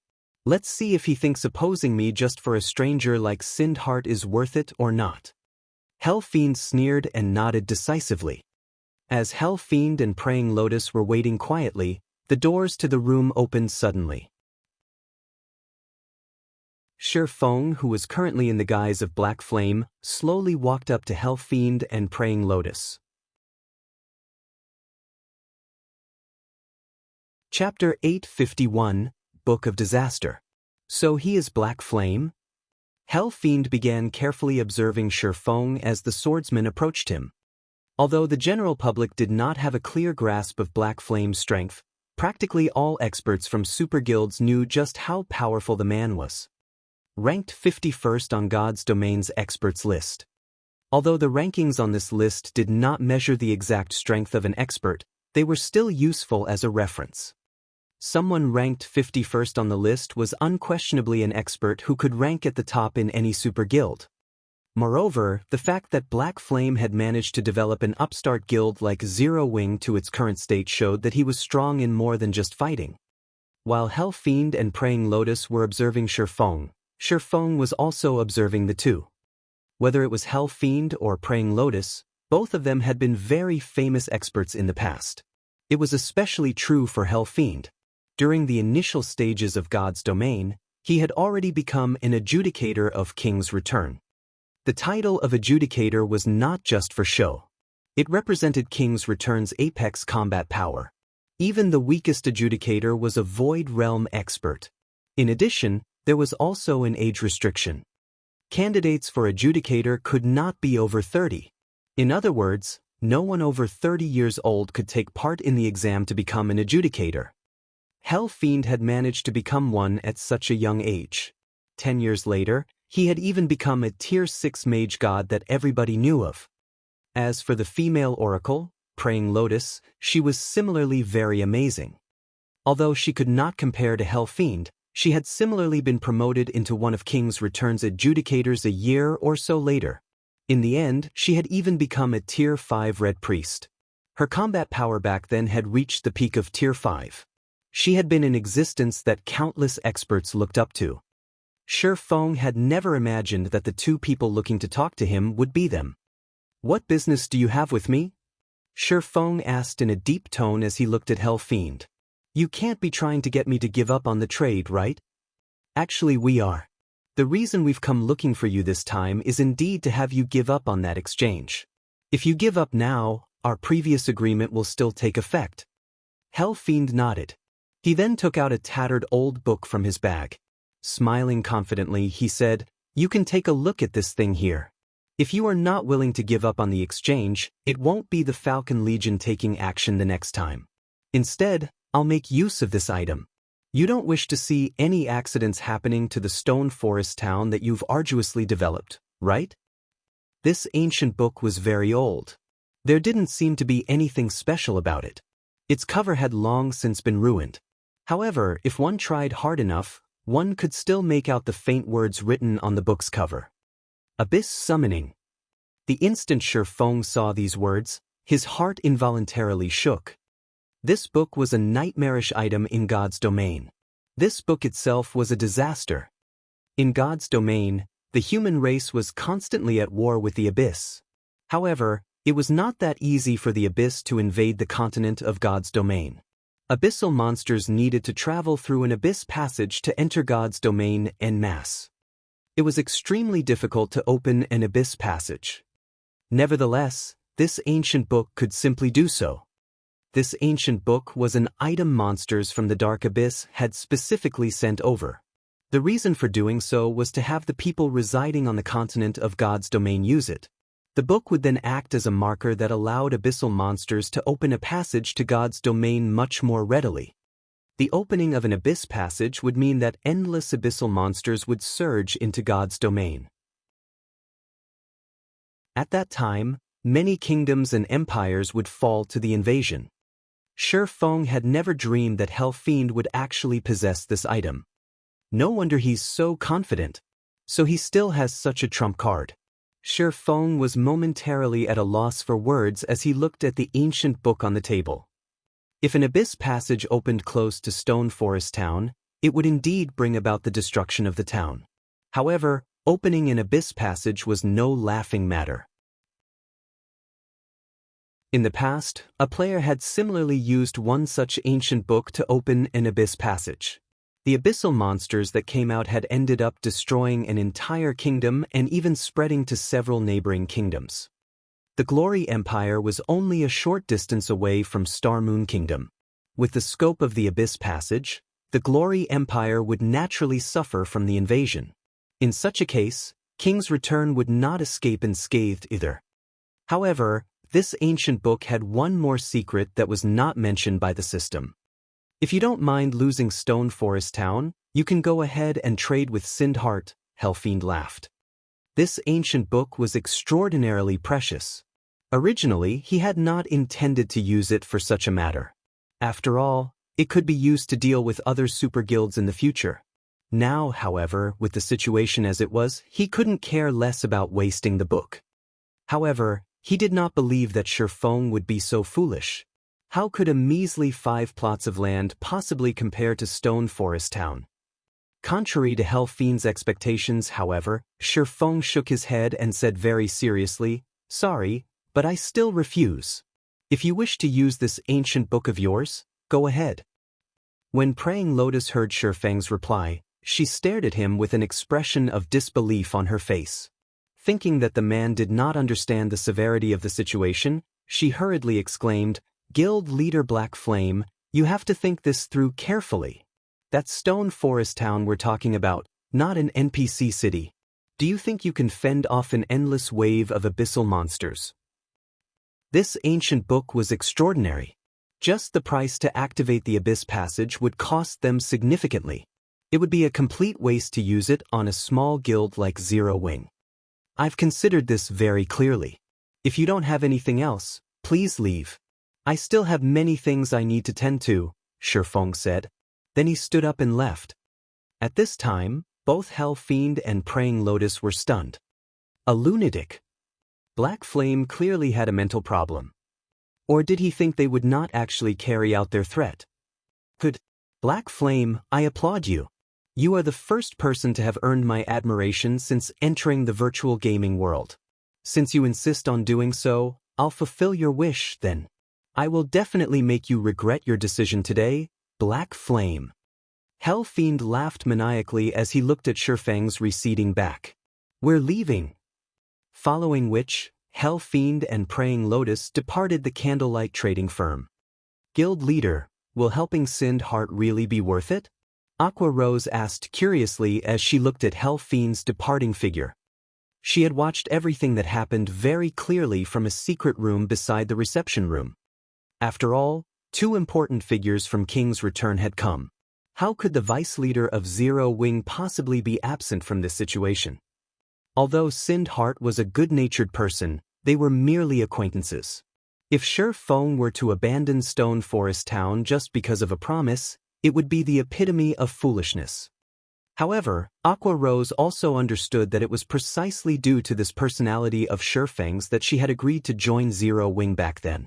If Shifeng were someone who readily bowed to threats, he wouldn't have so many people placing their trust in him right now. Do you think I'm doing it just because of Sindheart? Shifeng could not help but laugh. If Hell Fiend really does open up an abyss passage near Stone Forest Town, then I would have to thank him. Thank him? The abyss passage will call forth an endless wave of abyssal monsters. How could Stone Forest Town possibly defend against so many monsters? Aqua Rose asked, confused. Gains and losses correspond in God's domain. That ancient book is both a disaster and an opportunity. Just like an epic quest, while terrific rewards are possible, the punishment for failure is similarly terrifying, Shifeng explained, smiling. Hopefully, Hell Fiend doesn't disappoint me. Hell Fiend could not know about the true secret of the ancient book. This secret was something that players had found out only after God's domain had experienced such disasters multiple times. Shortly after Hell Fiend and Praying Lotus left, Shifeng similarly departed the candlelight trading firm.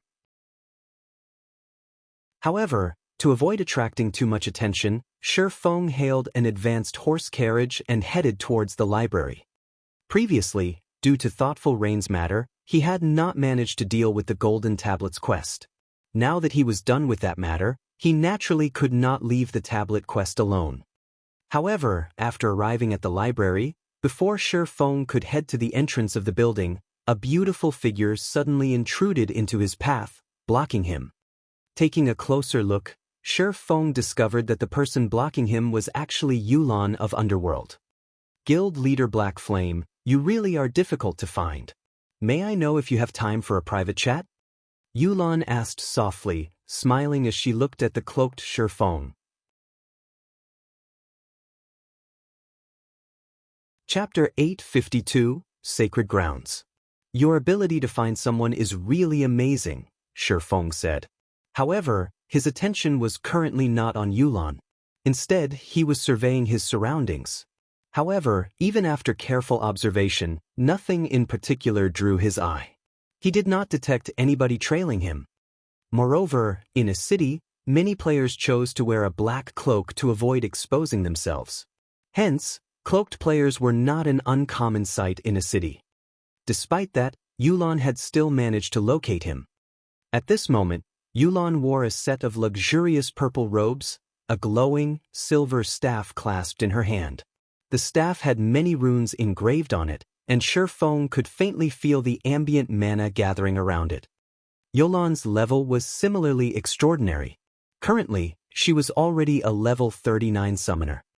The current first-ranking player on Star Moon Kingdom's ranking list was only level 38, yet Yulan had already reached level 39.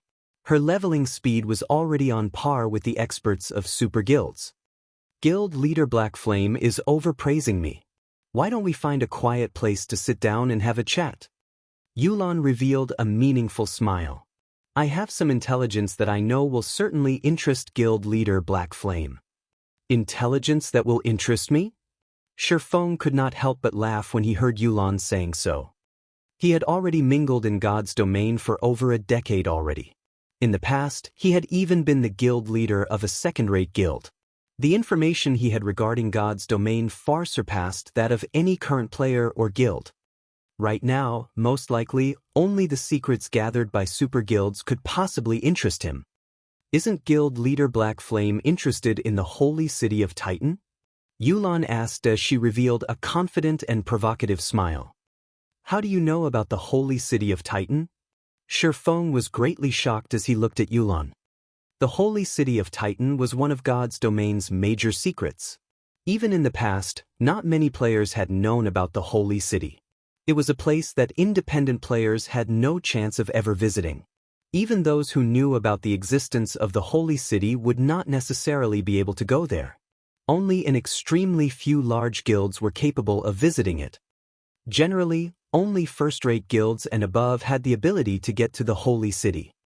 Although Shadow had been a second-rate guild in the past, it was only after joining hands with many guilds, as well as having the powerful immortal light guild of that time taking the lead, that Shi Feng had managed to get a glimpse of the holy city of Titan.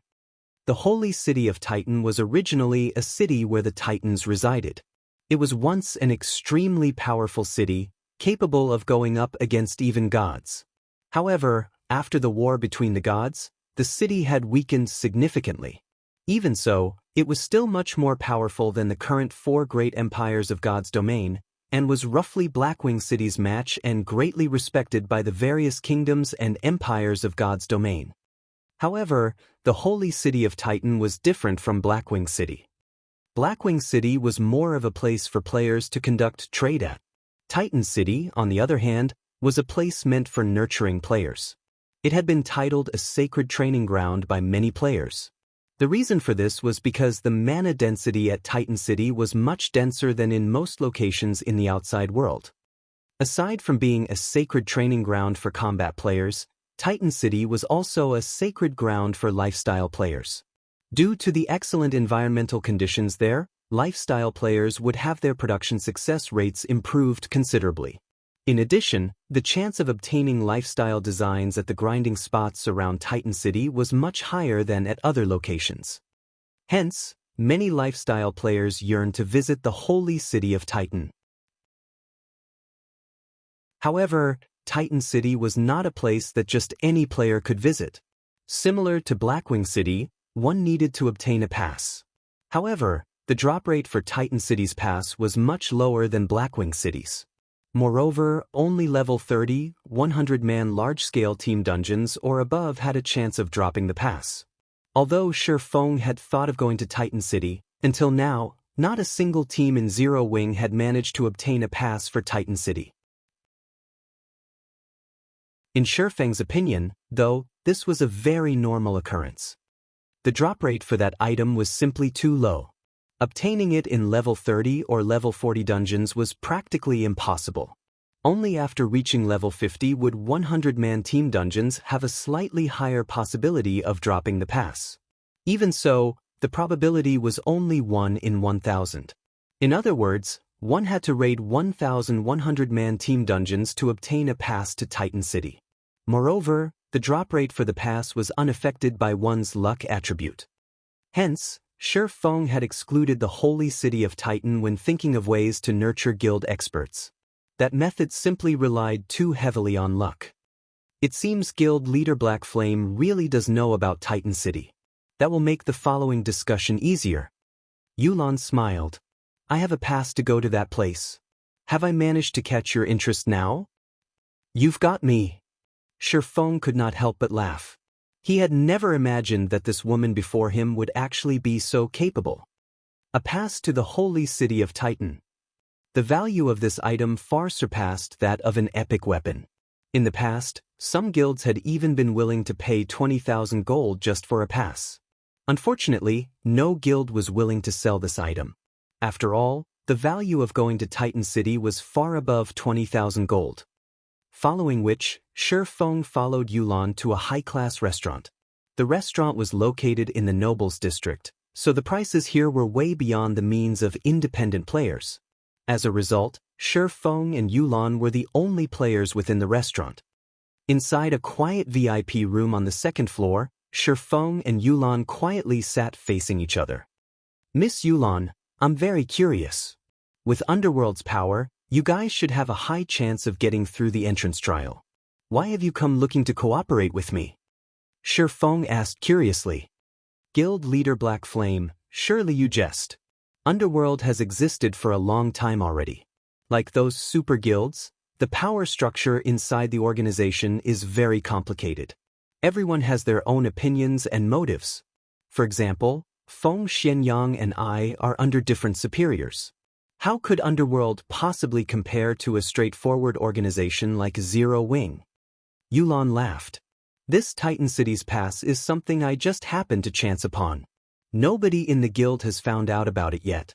However, with my own abilities, it is very difficult to get through the entrance trial. In addition, I only have 3 chances to challenge the trial. I won't gain anything if I fail all 3 chances. Hence, I thought of asking for your help, Guild leader Black Flame. So that's the case. Shifeng found Yolan's words readily convincing. After all, if even Ouroboros had faced such problems, what more an organization like Underworld? Then, what kind of remuneration are you prepared to give me in return for my help, Miss Yulan?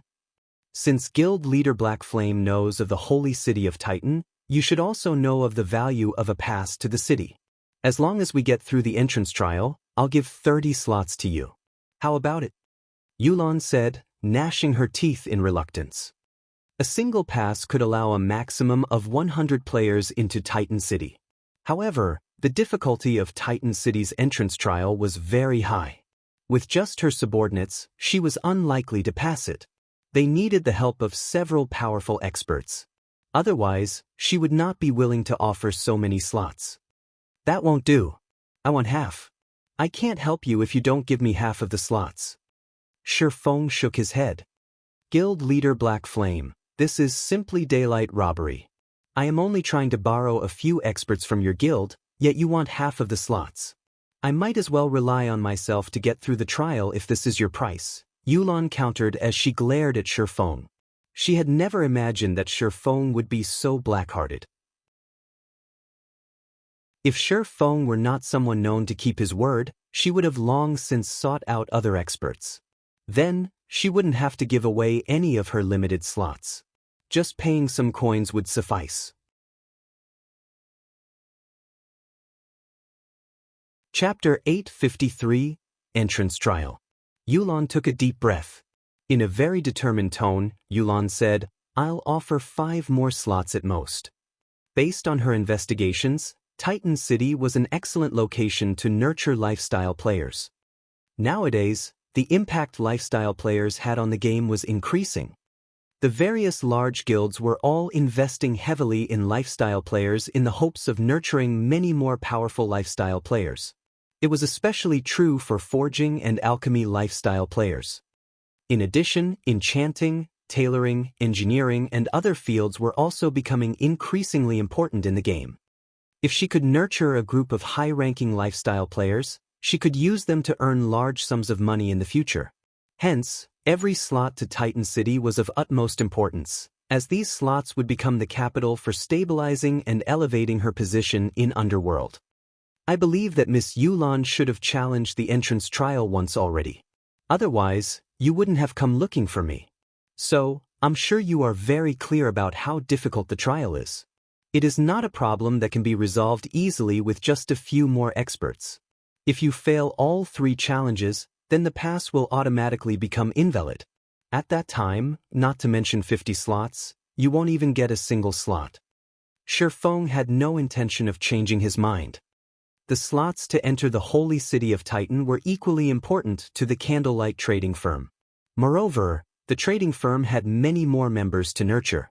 A meager 35 slots were far from enough. Even if he missed out on this chance, at most, he would just have the Dark Gods Legion and the main force raid more 100-man team dungeons. In the various NPC cities in God's domain, even in imperial capitals, the only locations that could improve a lifestyle player's production success rate were workshops. However, Titan City was different. Aside from workshops, there were also research rooms meant for various lifestyle classes. Not only could these research rooms increase a player's improvement rate, but the production success rate increases were much higher than even in special workshops. As long as the candlelight trading firm nurtured a large number of advanced forgers and alchemists, it would be able to produce many more rare products, particularly strengthening devices and various items that increased fire and ice resistance. Since the time Shifeng left Blackwing City, the selling price of the strengthening device at the Blackwing auction house only increased and never decreased. As long as the item appeared in the auction house, someone would immediately purchase it. Previously, he thought that 2,000 pieces would be around the amount the market could stomach.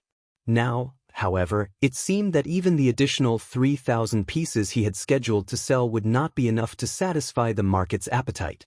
Even before these 3,000 strengthening devices sold out, he had already accumulated over 30,000 gold. He was earning far more than his initial projections.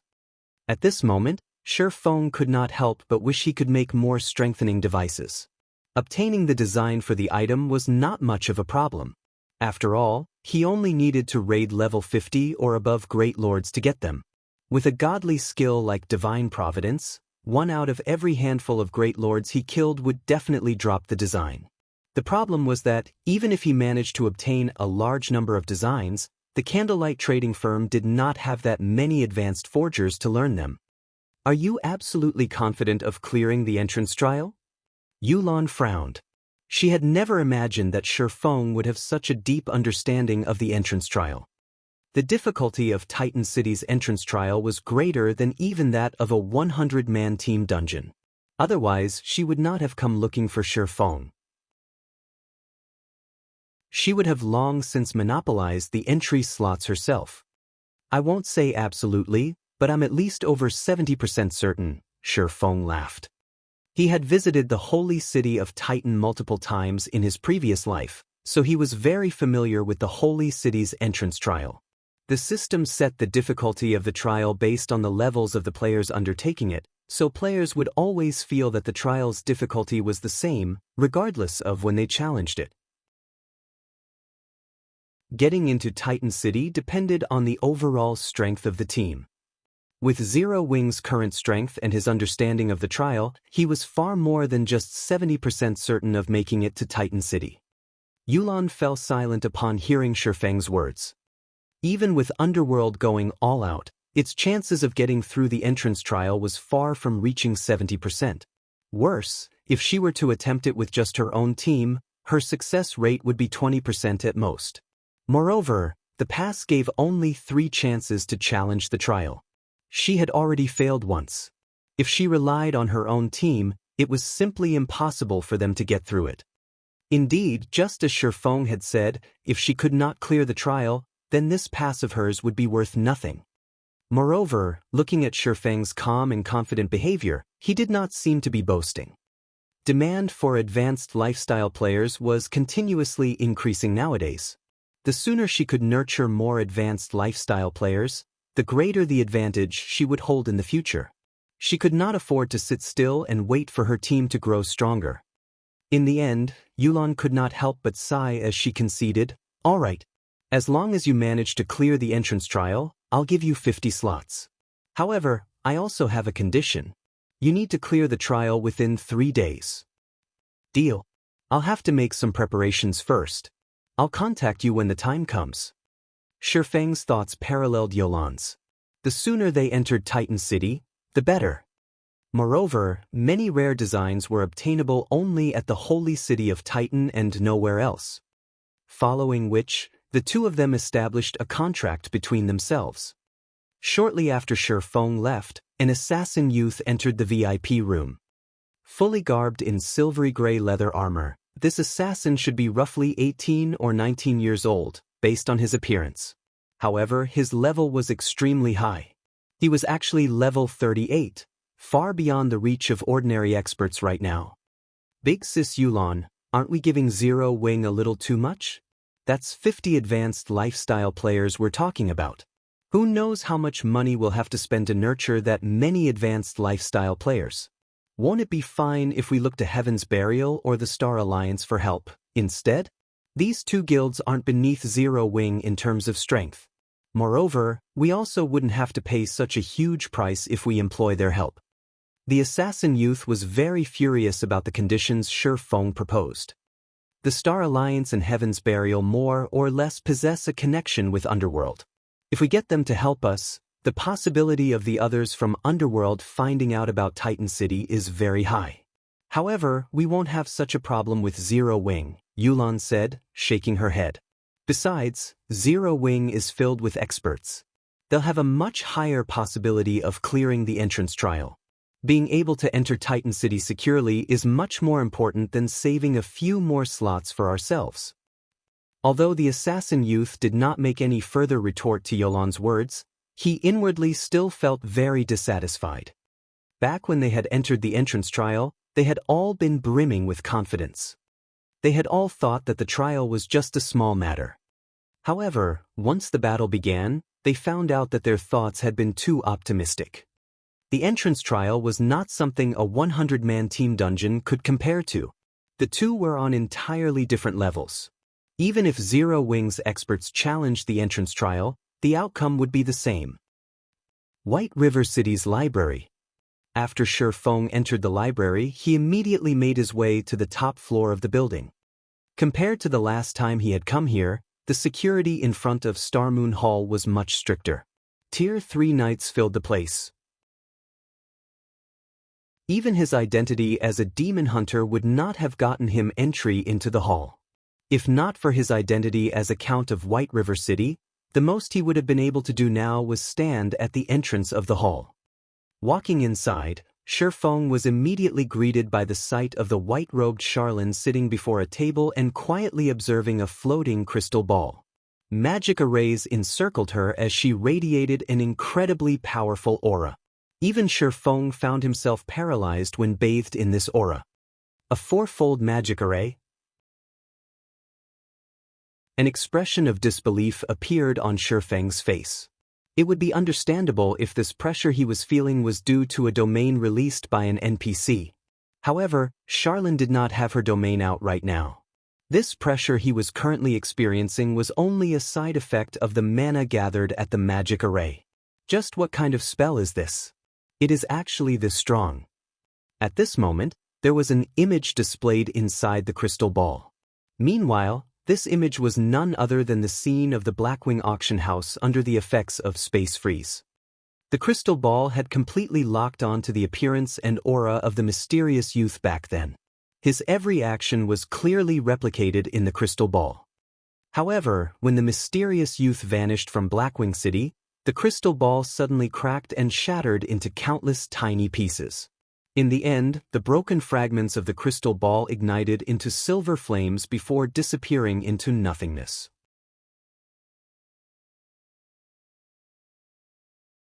Chapter 854, Ancient Spell. Soul Fire. Shi Feng's expression immediately tensed when he saw the burning flame. This was not his first time to encounter this flame. Soul Fire was a flame capable of causing great damage to players, inflicting extremely severe death penalties, even more severe than having their immortal soul absorbed. To put it simply, Soul Fire was a flame that players should avoid coming into contact with at all costs. As the crystal ball disintegrated into nothingness, the silver flames immediately transformed into a leopard over 2 meters tall. Burning silver flames covered the leopard's entire body, and wherever its 4 paws stepped, the stone floor underfoot became molten magma. Anyone seeing this scene would feel their hearts shudder and would try to get as far as possible from the silver leopard. However, Shi Feng could not run away even if he wanted to. The oppression of the fourfold magic array aside, the leopard itself was an extraordinary level 200 mythic monster, the equivalent of a level 200 tier 4 NPC. Such a monster could instantly kill any current player. Even if Shi Feng were at his peak during his previous life, the only thing he could have done if he encountered such a monster was run away as fast as he could. Fortunately, this leopard formed from Soul Fire did not seem interested in Shi Feng. Instead, its pitch-black eyes stared at Charlene, who was lounging on a reading chair. In the next moment, the leopard transformed into a streak of silver light as it pounced at Charlene. The leopard was so fast that Shi Feng did not even manage to react before it appeared in front of her. "What a feisty little cat you are. I was just looking into your owner's movements, yet you actually came all this way to pick a fight," Charlene said, eyeing the silver leopard pouncing at her as if she was just looking at a cute little animal. Suddenly, her left arm turned into a blur as she grabbed the silver leopard by the scruff of its neck. In the next moment, something unbelievable happened. The silver leopard, which was originally over 2 meters tall, actually began shrinking at a rate visible to the naked eye, until it was no larger than a little kitten. No matter how hard it fought, it couldn't escape Charlene's grasp. The only thing it could do was bare its tiny fangs and swipe its puny paws at her while emitting threatening hisses. Following which, Charlene took out a crimson crystal ball and did a short chant. The silver leopard then transformed into a streak of light and entered the crystal ball. Trapped inside the crystal ball, the silver leopard still tried struggling, but its efforts were all for naught. It couldn't escape the bindings of the crimson ball. Feng was incomparably stunned as he witnessed this scene from a distance. Charlene had actually just played around with a level 200 mythic monster as if it were a toy. Rather than a tier 5 red priest, she seemed more on the level of a tier 6 god. So you've come. After Charlene was done dealing with the silver leopard, her golden eyes slowly shifted towards Feng. Smiling faintly, she said, "After not meeting you for some time, I see that you've landed yourself in yet more trouble. Before you have even dealt with the matter of the Lord of Balrogs, you have earned yourself yet another curse. I really don't know whether you've been blessed by the goddess of fate, or fancied by the goddess of misfortune." Cursed. Feng frowned. He then gave himself a thorough look as well as checked his status window. However, he did not discover any abnormalities with himself. Don't bother. Ordinary mortals won't be able to detect it. Charlene shook her head lightly. She then walked up to Feng. Stretching one of her flawless fingers towards him, she began drawing one line of divine runes after another. Like golden ribbons, the glorious, golden divine runes wrapped around Feng. As the number of divine runes increased, the mana fluctuations surrounding him began weakening. After a short moment, his surroundings were devoid of mana. This form of mana nullification was different from the silencing skills used by players, which only froze the flow of mana. What Charlene used thoroughly erased the existence of mana. With the absence of mana in his surroundings, Feng felt as if his brain was suffering from oxygen deficiency. Momentarily his vision blurred a bit. His mind grew somewhat dizzy as well, his control over his body dulling slightly.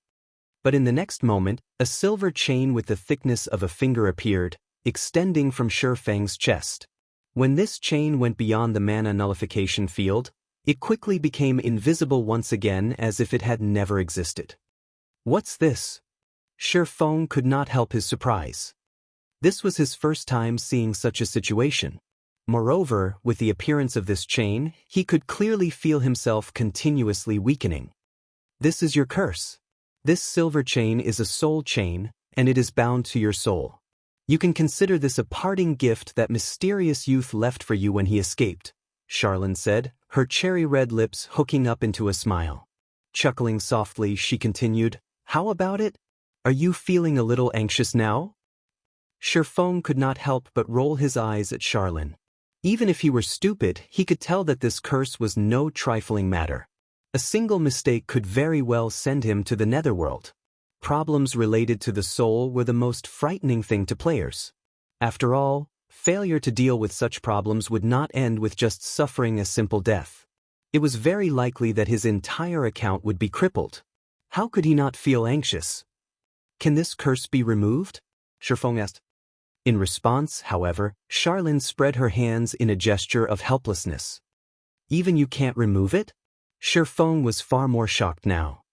Charlene was definitely one of the strongest NPCs he had ever encountered in his entire gaming career in God's domain. If even such an NPC was incapable of helping him, one could just imagine what a stinking pile of trouble he had landed himself in this time. This thing here is a soul chain. It is a super spell that has been passed down since ancient times. I am not a god, so how can I possibly remove it? Charlene rolled her eyes at Feng. Snappily, she continued, "However, you don't have to fall into despair either. There are two methods to remove this curse of yours. The first method is to remove the curse using force, while the second method is to kill the person who placed this curse on you. Since you can't remove the curse, the only option left for you is to kill the person who had cursed you in the first place." Feng was immediately rendered speechless. He wanted to, but did he have this kind of ability? Not to mention himself during his peak, even a tier 5 Apex expert would have a small chance of defeating that mysterious youth. Most likely, only tier 6 god-ranked players would be capable of dealing with him. However, God's domain was currently in its infant stages. There was not a single tier 2 player in existence yet. So, just where was he supposed to find tier 6 players? Relax, I'm not telling you to kill that youth yourself. With this weak little body of yours, a sneeze from that person would blow you into smithereens. All you need to do is find his whereabouts. Charlene could not help but giggle as she eyed Shifeng's slightly ugly complexion. Although I've used a tracking spell, that person is extremely adept at hiding his trail. Even I can't locate him. However, you are different. The other end of the soul chain wrapped around your body is in his hands. As long as you follow the soul chain, you will be able to locate him easily. At that time, all you need to do is contact me. System: Legendary Quest Lost Magic accepted. Quest content: Locate the youth who has cursed you. Rewards unknown. But how will I find him? If I'm not inside this magic nullification field, I won't be able to see the chain at all. Shifeng was inwardly at a loss for words after hearing the very simplified system notification. Chapter 855, Absorbing Soul Fire. Upon hearing Shifeng say so, as if she had long since prepared for this, Charlene promptly handed the crimson crystal ball with the silver leopard inside it to him. With your current standard, sensing the soul chain is naturally impossible for you. However, this thing here can help you, Charlene said as she pointed at the imprisoned silver leopard. This thing is a soul beast formed using soul fire. As long as you absorb its soul fire, you will naturally be capable of seeing the soul chain. Will I be able to control soul fire if I absorb it? Shifeng could not help but grow excited as he looked at the imprisoned leopard. But how can I possibly absorb it? It's a sentient tier 4 being, not a mysterious flame. Soul fire. It was the nightmare of countless players. Back at the Dark Den, Shifeng had witnessed the great demon nettle using soul fire to instantly reduce Discipline Paradise to level 0, forcing the Guardian Knight to restart his progress in the game. Meanwhile, soul fire could be categorized into two types: black destruction and silver creation. The one used by the great demon nettle was black soul fire, which possessed frighteningly destructive power. As for the soul fire before Shifeng, it was of creation. Although it was not as powerful as black soul fire in terms of attack power, it possessed the ability to alter and mend souls. Both of these two flames were mysterious flames that were exceptionally hard to come by. As far as Shifeng knew, no player had managed to control either kind of soul fire, even after a decade had passed in God's domain. If a player truly managed to control a soul fire, regardless of which type it was, they would become the nightmare of all other players. They would become an existence much more frightening than even a player capable of absorbing immortal souls. Now that Shifeng had a chance to absorb such a flame, how could he not get excited? Absorb a soul beast? Charlene laughed involuntarily. Are you tired of living? With your body, aren't you afraid of exploding? I'm having you absorb only the soul fire this soul beast is releasing right now. However, even if it is just radiated soul fire, there's no way you can absorb it with your current standard. The outcome will be the same even though you possess an immortal soul. I do know another method that can help you absorb the radiated soul fire. Only, you need to search for a mysterious flame to do so. Moreover, it needs to be a tier 2 mysterious flame at the very least. Otherwise, you won't be able to suppress the power of the soul fire and will end up burned to ash. Hence, the only one thing you need to do now is find a bunch of tier 2 mysterious flames. If you manage to absorb the soul fire, you will also be able to weaken the corrosion effect the soul chain has on your soul. That will buy you time to search for that mysterious youth. Otherwise, with the current state of the soul chain, you only have another 27 days before you become that person's puppet.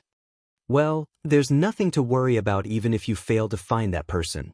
At that time, I'll personally grant you relief, permanently erasing you from this world. At the very least, you won't have to become that person's puppet. I only have 27 days if I don't have the weakening effect of the soul fire? Shifeng frowned slightly. He had never thought that he would have so little time. Who knew where that mysterious youth had gone to hide? After all, the place the mysterious youth had disappeared from was Blackwing City. He could very well appear in any country in God's domain. He might not even be in any country in God's domain. He might have distanced himself far away from human society and traveled to a remote place like the top of the world. God's domain was simply too massive. Even with a chain guiding him, locating the mysterious youth in just 27 days was impossible. That's right. Hence, you need to absorb Tier 2 mysterious flames or above and absorb the soul fire as soon as possible. This way, you'll have a little more time. Charlene nodded. Very seriously, she continued, all right, hurry up and go search for Tier 2 or above mysterious flames. When you've managed to absorb one, come and find me. I'll tell you how you can absorb the soul fire. It's fine as long as it is a Tier 2 mysterious flame.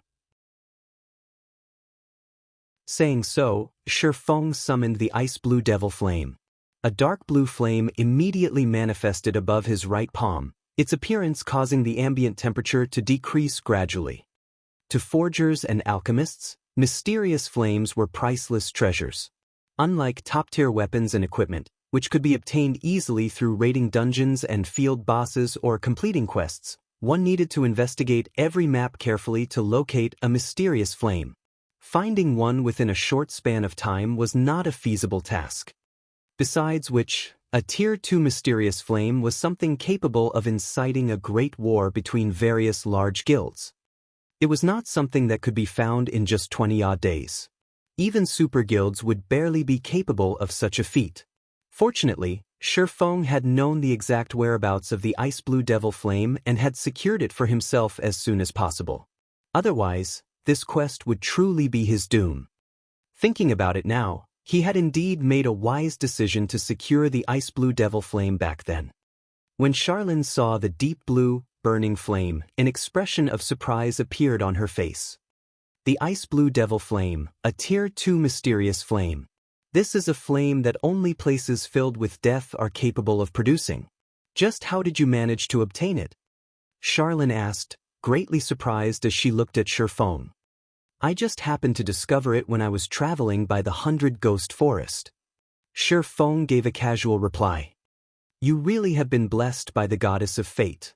The 100 Ghost Forest was cursed by the legendary Black Witch.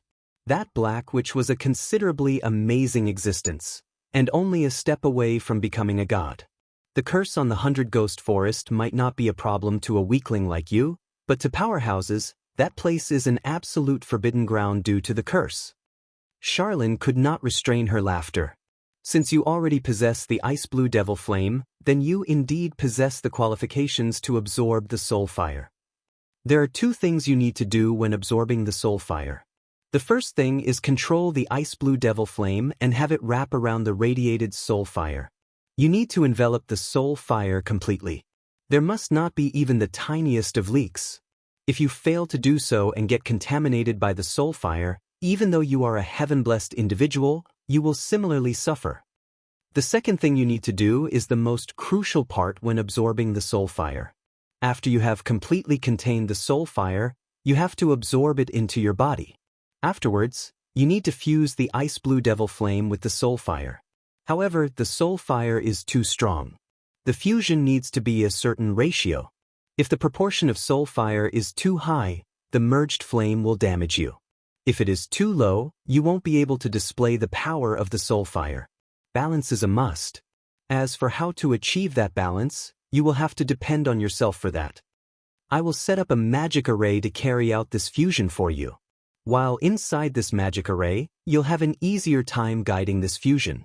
Once you grasp that sensation, you'll have a much easier time wielding the soul fire's power in the future. After saying so, Charlene began reciting incantations as her hand drew line after line of divine runes continuously. A short moment later, the several thousand lines of divine runes drawn transformed into a golden fourfold magic array, brightly illuminating the entire hall. All right, give it a try, Charlene said as she pointed at the golden magic array on the ground, an exhausted cast to her face. Evidently, forming this fusion magic array had not been as easy as she made it look.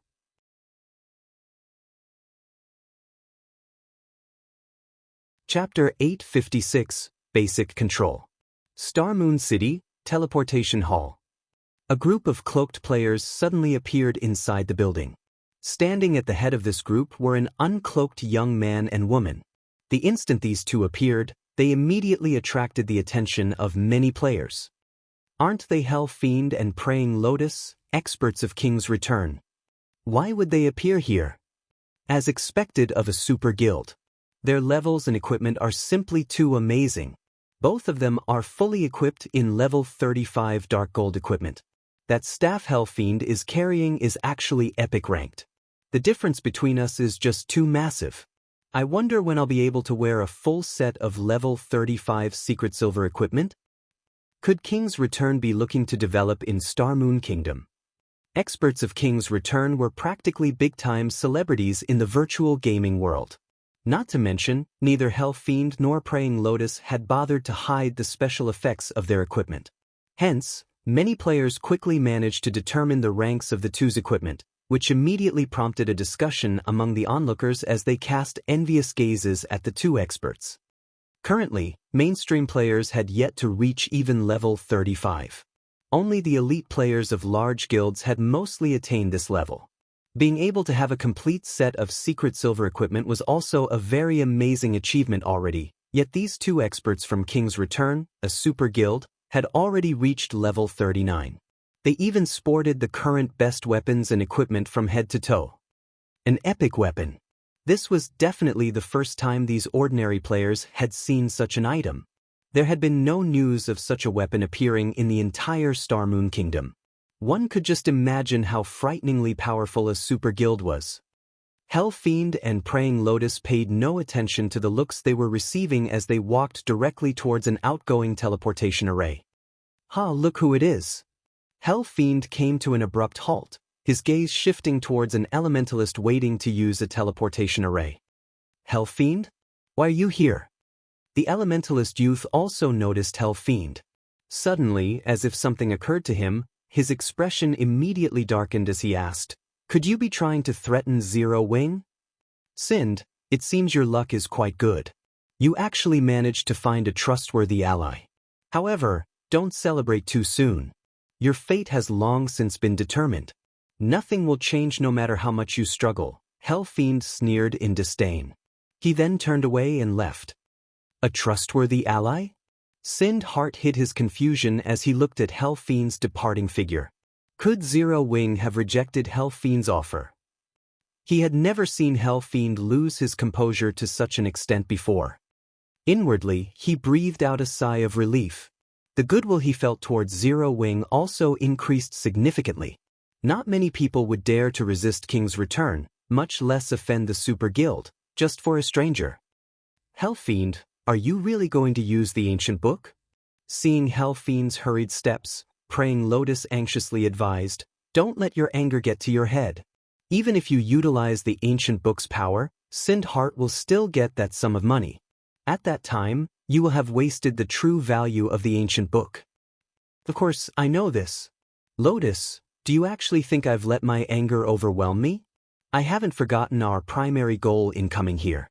Although I said I was going to utilize the ancient book's power, when did I say that I was going to use it on Stone Forest Town? Hell Fiend's mouth hooked up into an evil smile. At that time, whether it is Black Flame or Sind Heart, both of them will suffer. You're not using it on Stone Forest Town? While Praying Lotus was happy that Hell Fiend was not letting his anger get the better of him, his words also confused her. Stone Forest Town was Zero Wing's treasure trove. If they destroyed the town, they could undoubtedly deal Zero Wing a severe blow, wiping away one of the guild's major advantages in Star Moon Kingdom. But if Hell Fiend was not planning on using the ancient book on Stone Forest Town, just what was his intended target? You'll see when the time comes. Hell Fiend smirked. Inside White River City's library, Shurfeng continued to try to fuse the Ice Blue Devil Flame and the Soul Fire. However, the difficulty of merging two mysterious flames was extremely high. Despite numerous attempts, Shurfeng still ended up with only failure. The first step of wrapping the Ice Blue Devil Flame around the small bundle of Soul Fire was no problem for Shurfeng. At this point, Shurfeng could control the Ice Blue Devil Flame like an extension of his arms and legs. Shurfeng had already reached the Void Realm, so his perception towards his surroundings was already flawless. Hence, Completely containing the soul fire was a walk in the park for him. However, the second step, which was the fusion of mysterious flames, was extremely difficult. Fusing the flames in the correct ratio was many times more challenging than threading a string through a needle hole. It was meaningless if Shifeng fused too little soul fire with the ice blue devil flame. However, if the proportion of soul fire was even a tiny bit too much, it would scorch him. At that time, not only did he suffer excruciating pain, but he also fell into a weakened soul state, causing his basic attributes to decrease. Each time he got burned by the soul fire, he would lose 1% of his basic attributes. Although 1% was not much, after numerous failures, the accumulated amount was still very frightening. Currently, he had already failed 34 times in a row, which diminished his basic attributes by 34%. Fortunately, this reduction was not permanent, only temporary. Even so, he would have to wait 2 natural days to recover fully. This really is difficult. After experiencing many failures, Shifeng had more or less identified the ratio required to maintain a balance. However, knowing the fusion ratio was one thing. Accurately fusing the flames in correct proportion was another thing altogether. In the future, if he had to go through a similar process to utilize the soul fire without the assistance of the fusion magic array, the difficulty would be more than 10 times higher. For example, if his permitted margin of error with the magic fusion array was at 0.1%, then without it, his margin of error would only be 0.1%. It would be significantly more difficult for him to utilize the soul fire's power. After all, players were not machines. They couldn't achieve such precision. It was the same even if Shifeng's brain activity had already improved substantially. Only now did Shifeng understand why, even after a decade had passed in God's domain, despite there having been a few God-ranked experts who had managed to obtain soul fires, not a single one of them had managed to truly control the soul fire they had. If he was already having so much trouble controlling just a strand of the soul fire's power, just how difficult was it to completely control the soul fire? However, after going through so many attempts, Shifeng had also gained something else. And that was control. Before this, Shifeng had only been focused on improving his control over his own body and the surrounding environment, always thinking of ways to push his 5 senses to their very limits. However, he had always done so through actual life-and-death battles. He had never truly calmed his heart. He had never noticed before, but now that he was paying attention, he realized that his previous way of controlling his body and the surrounding environment seemed somewhat barbaric. Previously, he had been just like a sprinter, constantly placing an ultra-high load on his body while he fought. His control had no smoothness or flexibility whatsoever. However, after experiencing the fusion process multiple times, his control over his body had subtly improved. He could now extend and retract his power much more smoothly and naturally than before. This unexpected benefit overjoyed Shifeng. He had never imagined that he would gain such a bonus from combining 2 mysterious flames. With the continuous improvement of his control, Shifeng finally succeeded in merging the ice blue devil flame and soul fire on his 45th try. System, congratulations! You have gained basic control over the soul fire. You are now able to utilize the basic abilities of the soul fire.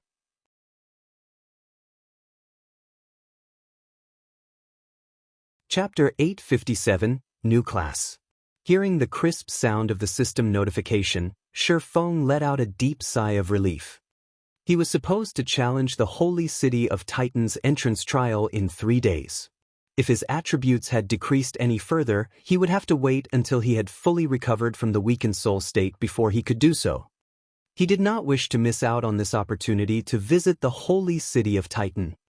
With 50 slots to enter the Holy City, he could get quite a number of intermediate alchemists and intermediate forgers promoted to advanced rank. If he let this opportunity slip by, who knew how much time and resources he would have to expend to nurture so many advanced lifestyle classes? Moreover, with these new advanced classes, he could greatly increase the production volumes of strengthening devices and ice and fire resistance items. In the current God's domain, the importance of lifestyle players was increasing by the day. For example, large guilds such as first-rate guilds initially nurtured their own lifestyle players. Now, however, in order to increase their competitiveness, these guilds had now begun to recruit lifestyle players as well. Moreover, the conditions they offered were exceedingly munificent. Currently, even ordinary lifestyle players received benefits equivalent to those of guild elite members. If their standard was sufficiently high, they could even receive a core members treatment. This situation was something unimaginable a few weeks ago. As a result, players who originally intended to rely on field combat to get by in God's domain had started considering switching careers and becoming a pure lifestyle player instead. After all, playing a lifestyle class had its own benefits. Only, the status of lifestyle players was not particularly high previously, and the treatment they received had only been subpar at best. Hence, most players would generally choose to fight monsters. Now that the situation had changed, players who did not excel at combat were exploring various lifestyle classes. With the large influx of lifestyle players into the market, the competition between lifestyle players had intensified further. The number of advanced lifestyle players was also much higher than before. If not for the candlelight trading firm having a massive advantage like the special workshop, which allowed it to attract and nurture plenty of talents, the trading firm would not have been able to maintain its position as Star Moon Kingdom's #1 trading firm. Although Shifeng had long since anticipated this situation, he had never imagined that it would happen so quickly. Without the advantages the candlelight trading firm had accumulated before, as well as its possession of popular and exclusive products, the trading firms run by other large guilds would have surpassed it already. Based on Melancholic Smile's latest report, the heavenly trading firm opened by Heaven's Burial was growing the quickest. In just a short dozen days or so, Heavenly Trading Firm had become one of Star Moon Kingdom's 6 major trading firms. Recently, it even surpassed Overwhelming Smile's Overwhelming Trading Firm to become the 2nd largest trading firm in Star Moon Kingdom. It was also precisely because of this demotion that Yulan was in such a hurry to enter Titan City. After all, when judging the strength of a trading firm, aside from products and traffic, the crucial factor would still have to be the number of advanced lifestyle players it had. Not bad. Now that you have basic control over the soul fire, you should have a much easier time searching for that person, Charlene said as she walked over to Shifeng. After thoroughly sizing him up, she nodded and added, "Unfortunately, with just basic control over the soul fire, you can only weaken the effects of the soul chain slightly. At your current state, you have roughly 54 days to find that person. However, as your control over the soul fire improves, the weakening effect it will have over the soul chain will also increase, and you'll gain more time to find that person." "How can I improve my control over the soul fire?" Shifeng asked curiously. Although he could tell that he had only basic control over the soul fire and hence still had room for improvement, the soul fire's introduction made no mention of how he could improve his control. Simple, look for other mysterious flames and absorb them. The soul fire is no ordinary mysterious flame. The power of the ice blue devil flame can only allow you to exert the soul fire's power to this extent. If you wish to improve, you'll need more mysterious flames to suppress the soul fire. The higher the mysterious flame's tier, the better. However, tier 2 is the bare minimum, Charlene explained. "I need more mysterious flames to improve?" Shifeng was immediately rendered speechless. Mysterious flames were not bronze equipment. They were far from easy to obtain. There were indeed many mysterious flames located within Star Moon Kingdom. There were even several just within the region of White River City. However, the Ice Blue Devil Flame was the only Tier 2 mysterious flame Shifeng knew the whereabouts of. He had no clue where to find the other Tier 2 mysterious flames. Although Shifeng knew of the whereabouts of a Tier 3 mysterious flame, that place was a secret location. Moreover, it was not somewhere a player of his current standard could go to at all.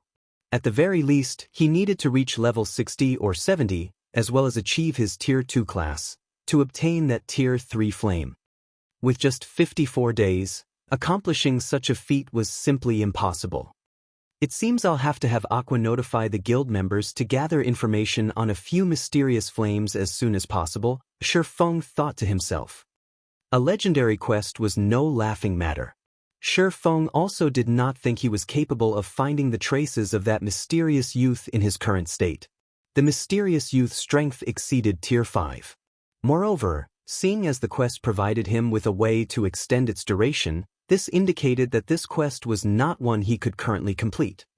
Just the difficulty of locating and obtaining a Tier 2 mysterious flame was no lower than in epic quests. Based on the statistics players had collected on God's domain in his previous life, an epic quest took anywhere from a few days to 1 or 2 months to complete. For legendary quests, however, players could take anywhere from 2 or 3 months to even 3 or 5 years to complete. The system's main goal right now was to have him delay for time. If he could not locate a sufficient number of mysterious flames and failed to delay for enough time, it would be equivalent to him failing the quest. In the end, he would become someone's puppet. At that time, his only option would be to delete his account and start all over again. This was the frightening aspect of legendary quests. It was not something an epic quest could possibly compare to. Following which, Shifeng shook the thought of the legendary quest out of his mind and calmed himself. He then began testing out the power of the soul fire. In the next moment, a silver flame appeared in each of Shifeng's dark pupils. The feeling he gave off also changed abruptly. Previously, when Shifeng intentionally hid his aura, he appeared to be as calm as the great ocean. When he was not hiding it, the feeling he gave others was like an unsheathed sword, sharp and domineering. Now, however, even though he had made no attempt to draw in his aura, he had an air about him that was similar to an iceberg's, silent and cold. One would shiver inadvertently when bathed in this aura. Not a hint of emotion could be found within Shifeng's eyes. There was only cold rationality present. It was as if nothing in the world could affect his composure right now.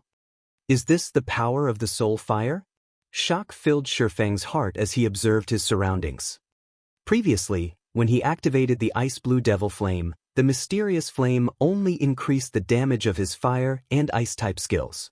However, when he activated the soul fire, although he did not receive any improvements to his damage or attributes, his mind felt calm like never before, to the extent that he even found it frightening. Currently, everything in the world was just like data to him. Aside from absolute calm, the world before Shifeng had also become silver and white. He could see no other color through his eyes. Meanwhile, in this world of silver and white, he could see the soul chain wrapped around his body very clearly. He could also see it extending out of the hall and beyond. Just as Shifeng was thinking of testing this newfound power of his, the sound of a system announcement entered his ears. System announcement: a new expansion pack, Abyss Invasion, has been triggered. The Twin Towers Kingdom has been assaulted by the Abyss, and abyssal monsters have begun invading the surrounding countries. When the time comes, players can participate in the Abyss War. After accumulating a sufficient amount of merit, players can class change into a new class.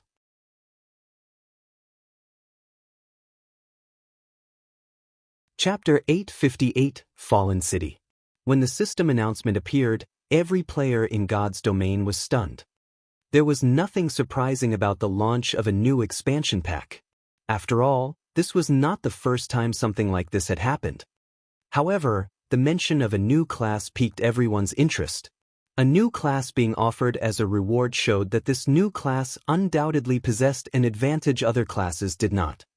If they managed to class change into this new class, they might receive warm welcomes from the various large guilds, just like those who managed to obtain hidden classes. This thought tempted a lot of players. Very quickly, many began planning to travel to the Twin Towers Kingdom to hunt abyssal monsters and earn large amounts of merit. Meanwhile, at the Twin Towers Kingdom's Snowfield City. At this moment, hordes of abyssal monsters, both in the air and on the ground, surrounded Snowfield City completely. The strength of these monsters varied, their levels ranging between 50 and 200. What current players could do against these monsters was very limited. Fortunately, Snowfield City possessed a defensive magic array that could easily envelop the entire city.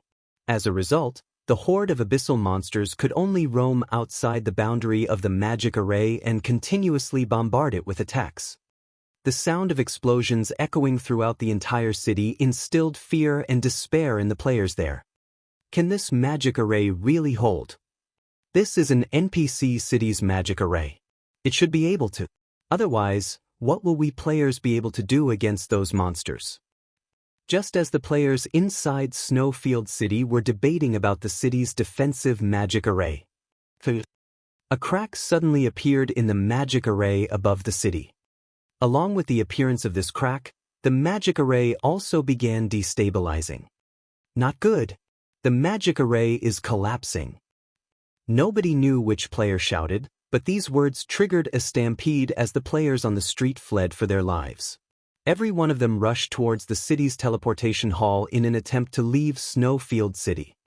After all, these abyssal monsters were different from the ones found in the Abyss battlefield.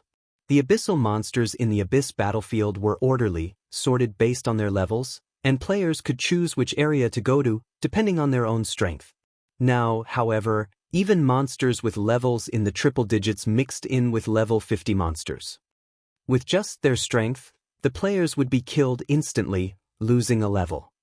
The hardships of leveling up were the pain of all players. Nobody wished to die a pointless death. They would have to spend several days recovering from such a loss. Let's see what Sindheart will do in this situation. Seated in the largest open-air restaurant of Snowfield City, Fiend laughed with great joy as he overlooked the entire city, a delighted look on his face. Immortal Light's base of operations was Snowfield City. If the guild wanted to earn large sums of money, it could only do so at Snowfield City. If Snowfield City were to fall to the abyssal monsters, the loss would not only uproot Immortal Light's foundations but also drag down the value of the city's lands. Nobody would want the lands here anymore. Even if Zero Wing kept its word and was willing to purchase those 5 plots of land, how much could the lands of a city captured by monsters possibly be worth? However, the thing that made him feel happy the most would still have to be the scope of the Abyss summoning. Not only did it cover the entire Twin Towers Kingdom, but it also affected several neighboring countries, including Starmoon Kingdom in the west. The Abyss summoning would definitely impact Starmoon Kingdom's eastern region, which also happened to be Zero Wing's territory.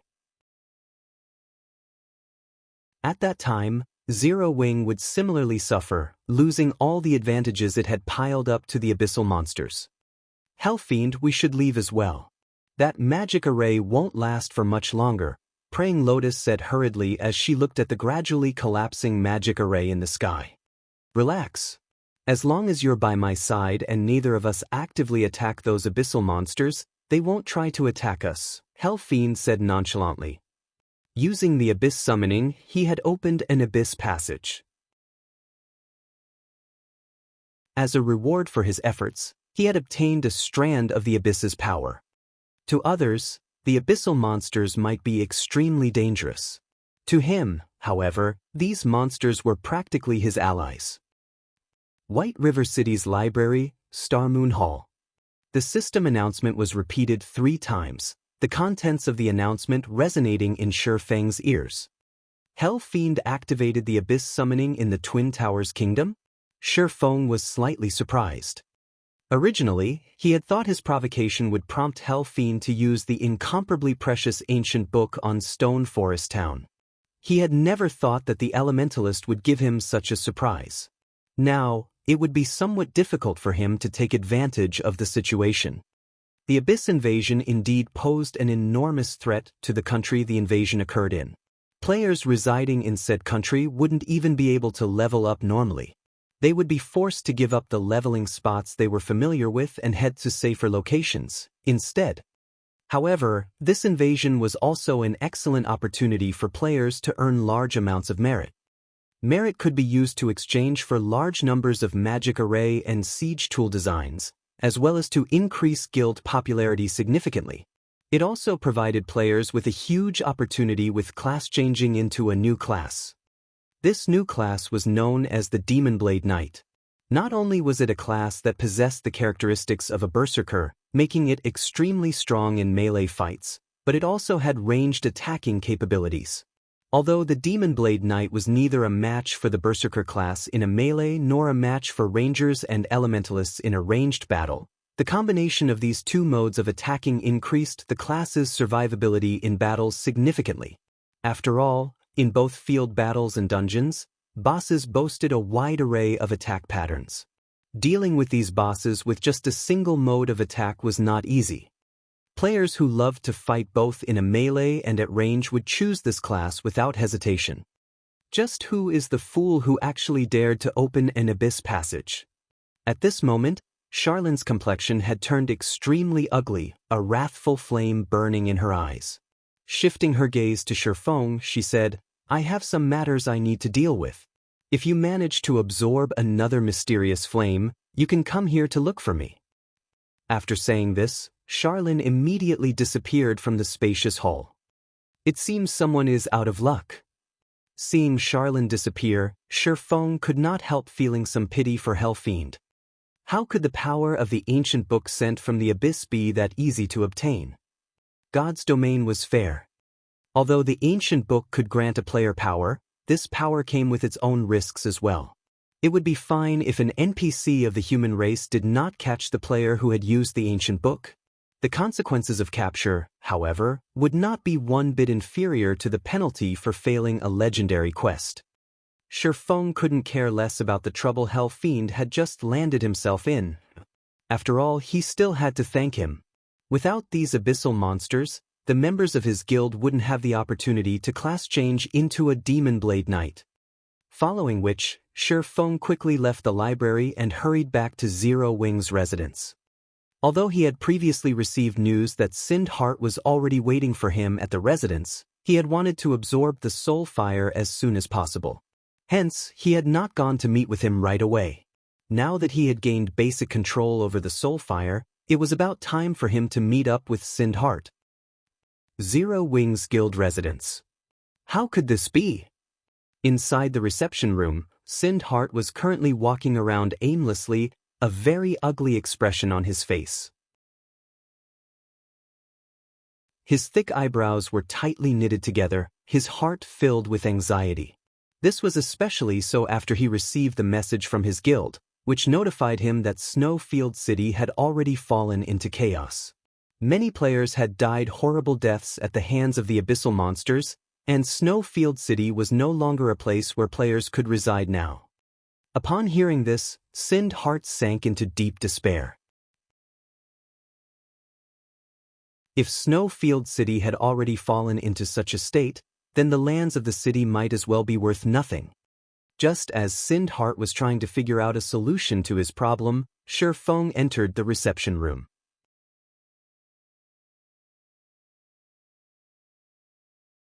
Chapter 859, Design of Astronomical Value. At this moment, Sherfong was using his original appearance instead of disguising himself as Black Flame. When Sindheart saw Sherfong walking over, even his usually calm self grew slightly nervous. His reaction wasn't just because of the matter of Snowfield City. Rather, it was due to the massive pressure he felt from Sherfong like nothing before. The last time he had met Sherfong, he could clearly sense a hint of danger coming from the swordsman that made him feel as if he was standing before a ferocious beast. Now, however, instead of danger, he felt relaxed while standing in Sherfong's presence. He could not feel any threat coming from the swordsman at all. Sindheart had experienced many things since childhood, so he was very knowledgeable about one thing. The true danger was not the one that could be perceived but rather what could not be perceived. "Sorry to keep you waiting," Sherfong apologized. "Let's go carry out the exchange right now, then." "Brother Yifeng, I wish to change the contents of our exchange. Will that be all right with you?" Sindheart said, having given the matter some thought. "Change the contents of the exchange?" Sherfong feigned surprise. "What changes do you wish to make?" "I believe Brother Yifeng must have already heard about what happened in the Twin Towers Kingdom. Currently, you could say that Snowfield City is already finished. The land there has naturally become worthless as well. Brother Yifeng, you've treated me so sincerely all this time, so I naturally can't take advantage of you, Sindhart said. He then took out a tattered, old drawing from his bag and unfurled it on the table. I've never told anybody about this item before. Originally, I had planned on using it to make a comeback. Now, however, I wish to sell it to you. At Sindhart's tense expression, Shifeng shifted his gaze to the drawing on the table. Engineering locomotive. Shifeng could not help his surprise. There were 3 major fields of expertise in God's domain, namely forging, alchemy, and engineering. Under normal circumstances, engineering did not play a particularly large role. However, as the level of expertise of engineers rose, the variety of items they could produce, which were of great importance to players, also increased. As a result, the value of engineers would also grow. One of the reasons why engineering became popular in Shifeng's previous life was the need for mounts. Mounts played an extremely crucial role in a player's life in God's domain. However, common ranked steeds were simply too ordinary, both in terms of appearance and performance, and could not satisfy the needs of the general populace. Moreover, many players were independent, so they couldn't obtain a guild mount. Acquiring a mount through other means was also very difficult. As a result, engineering mounts became extremely valuable. Engineering mounts could be categorized into multiple ranks, with the lowest being bronze rank and the highest reaching dark gold rank. However, the design for a dark gold mount was almost as rare as a legendary item. The materials needed to produce it were also extremely rare, making it difficult to mass-produce the mount. However, a bronze mount was different. Although the design for it was similarly very hard to obtain, the materials needed to produce it were not particularly rare. As long as one had a sufficient number of advanced engineers, one could definitely mass-produce bronze mounts. Meanwhile, the design before Shifeng just happened to be the design for a bronze mount. Only field bosses had a chance of dropping this item, and even the luck attribute would not affect its drop rate. Meanwhile, its drop rate was lower than even that of Titan City's pass. Nevertheless, Sindhart had miraculously obtained it. Could this be the reason why he had managed to develop immortal lights so quickly in the past? Shifeng could not help but think back to the past. Despite being an upstart guild, immortal lights rise back then could match even Zero Wings of today. In the end, it had even managed to stand shoulder to shoulder with first-rate guilds. One of the main reasons why Immortal Light had managed to develop so quickly back then was its immense funding. However, nobody actually knew how Immortal Light had obtained that funding. Everyone had simply assumed that the guild had found a powerful backer. In hindsight, there was over an 80% chance that Immortal Light had obtained its funds by utilizing this engineering design. Only a bronze mount design could possibly help a guild earn that much money. Even the strengthening device was far from comparable. After all, the value of an item like the strengthening device would decline sooner or later. However, the demand for bronze mounts was inelastic. It was one of the necessities in God's domain. Its value was not something other tools could compare to. In terms of monetary value, a single strengthening device was currently worth around 10 gold. It would be fortunate if the item could sell for 4 or 5 gold once it became commonplace in the game. A bronze mount, on the other hand, was worth several hundred gold. Just a single bronze mount was worth dozens of strengthening devices. Moreover, one did not need to fear that a bronze mount wouldn't sell. How much do you want for it? Shifeng asked as he looked at Sindhart. 20,000 gold. Sindhart stated after giving it some thought. 20,000 gold was enough for him to deal with the problems plaguing him. He could also use the money left over to migrate his guild's base of operations to a new location. I believe you should understand what kind of situation Snowfield City is currently in. It would simply be impossible for Immortal Light to continue developing in the Twin Towers Kingdom under the current situation. How about joining Zero Wing? Shifeng asked in a low tone. Moreover, even if you all try to develop elsewhere, with a single word from King's return, there won't be any place that will welcome Immortal Light's presence. However, if you guys join Zero Wing, You can realize your ambitions without having to worry about King's return. What do you think? To Shi Feng, although the engineering design was important, Sindhart and his group of experts were much more valuable. Have us join Zero Wing? Sindhart immediately fell into deep thought. Judging from Hell Fiend's behavior before, he could tell that Zero Wing was truly powerful. After all, even someone like Hell Fiend could not do anything to Zero Wing. If Immortal Light joined Zero Wing, it would indeed allow them to develop safely without worry. However, Sindhart still shook his head as he said, "Brother Yi Feng, thank you for your kind intentions. However, I still wish to develop Immortal Light together with that band of brothers of mine." Shi Feng had expected Sindhart to reply in this manner. Hence, he offered another proposal, saying, "If this is so, how about having Zero Wing invest into Immortal Light? Our side will ask for just 50% of your guild's shares. In return, Zero Wing will supply you all with large amounts of funding and resources. Aside from the 20,000 gold for the design, we'll grant you a starting capital of 50,000 gold, in addition to 30,000 magic crystals. Afterwards, we'll also continue providing you with coins and magic crystals.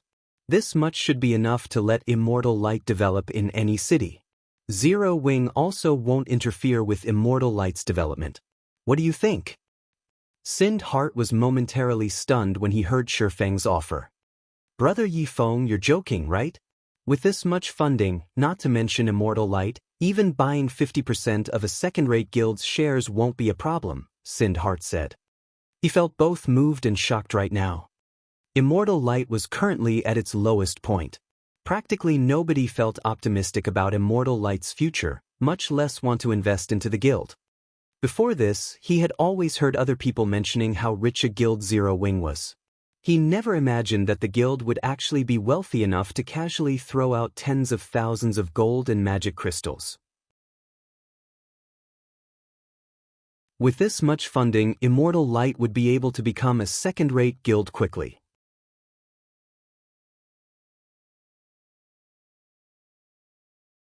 Chapter 860 Guild Expansion. Even after Shi Feng's lengthy persuasion, Sindhart remained silent, his hesitation reflecting in his eyes. "Is that not enough initial funding?" Shi Feng asked when he noticed Sindhart's pause. He didn't particularly mind the lost funds. Although he was tight on money at the moment, with the bronze engineering locomotive design, it would be incredibly easy to earn money. The only problem was that he lacked a large number of advanced lifestyle classes. Manufacturing the bronze locomotive was not easy. Not only was the manufacturing process complex, but it was also different from the method forgers used produced weapons and equipment. Aside from needing a large number of engineers, forgers and alchemists were also needed to produce various components for the engineering locomotive. Even for the candlelight trading firm, it would be very difficult to mass-produce the bronze mounts unless it stopped producing everything else.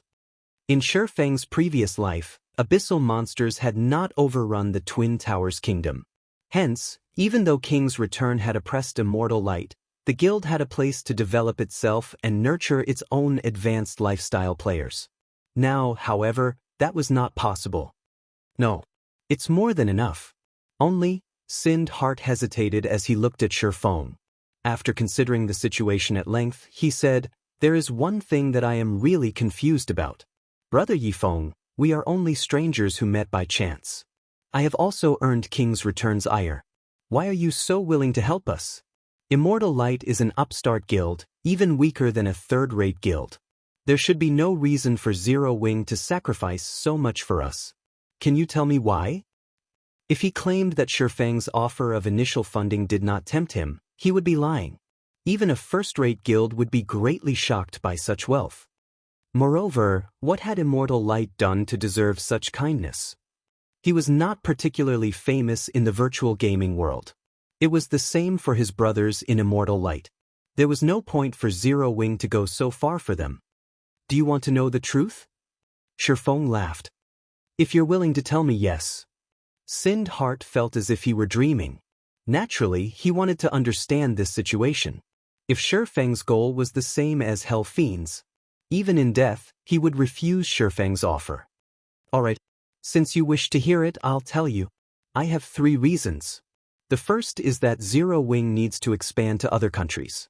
Unfortunately, Zero Wing has become too famous, and it is very easy for others to target our members, particularly God's domain's major powers. Zero Wing has already deeply ingrained itself in Starmoon Kingdom. It would be very difficult for those major powers to shake Zero Wing's foundation here. Even if they could do so, the price would be far greater than the gains. There is not a single major power in God's domain that is willing to pay that price. However, it is just as difficult to develop Zero Wing in other countries. None of these major powers will just stand by and do nothing as we expand into their territories.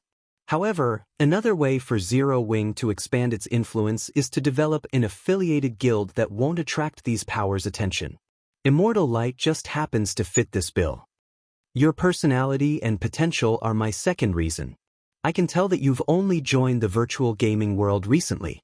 It is possible that God's Domain is the first virtual reality game you and your friends have truly experienced. The fact that you guys can obtain such strength in such a short period speaks volumes about your potentials. There is also the fact that you guys have managed to offend a super guild. Generally, it is very difficult for ordinary experts to do that. After all, the two are on entirely different levels. It is an extremely rare occurrence in the virtual gaming world. The third point is this bronze rank design. It can offer Zero Wing significant profit. Each of Shifeng's points was true. If Zero Wing wanted to grow stronger, expanding its influence to other countries was necessary. Shifeng had spent a lot of time considering the matter. Beyond those 3 reasons, Shifeng's strongest motivation was due to Sindhart and his companions. These people would all be top-class experts in the future. Even spending hundreds of thousands of gold to recruit them would be worth it, not to mention tens of thousands. However, Sindhart did not know this. Of course, these benefits are not without a condition. Shifeng changed the topic. After obtaining these funds, if Immortal Light fails to take control of 3 or 4 major cities within 2 months, Zero Wing will take over the guild's management. After all, coins and magic crystals do not grow on trees. Hearing Shifeng's condition, Sindhart's previously vigilant expression vanished as he quietly released a sigh of relief. Alright, no problem. I can assure you that, after obtaining this much initial funding, Immortal Light will obtain control of 4 major NPC cities within 2 months. If we can't even do that, I would be too embarrassed to face you, Brother Yifeng, Sindhart said earnestly as he patted his chest. Shifeng simply shook his head and laughed. He was only trying to return the debt of gratitude he owed while taking the opportunity to recruit Sindhart to his side. He had never imagined that Sindhart would suspect him of ulterior motives, or that he would be forced to state conditions before the man would agree.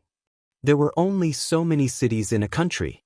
Now that God's Domain had launched some time ago, other guilds had occupied the various major cities throughout God's Domain.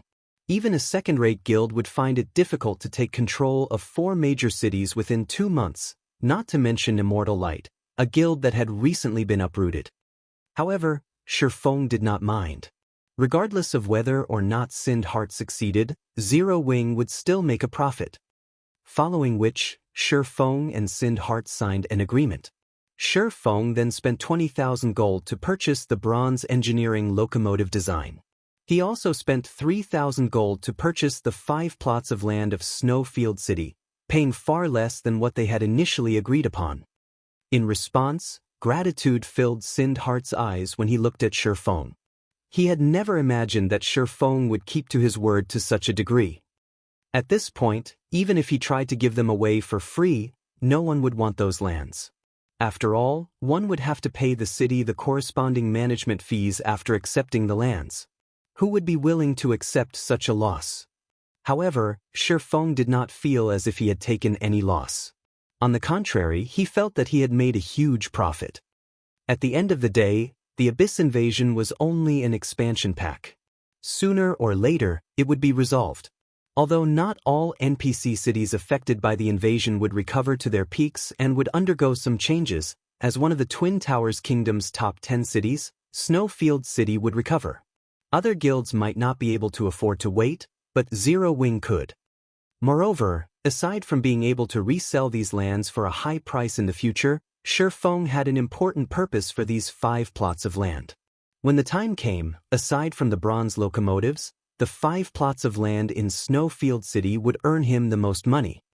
After Shifeng and Sindhart completed their trade, Shifeng hurried back to the Candlelight trading firm. As he prepared to produce the engineering locomotive, Aqua Rose called him.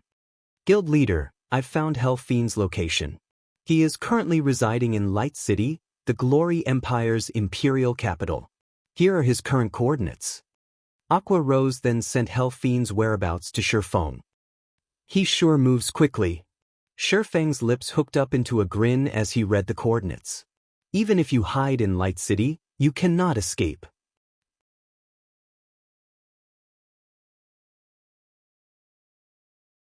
Chapter 861, Consecutive Upgrades.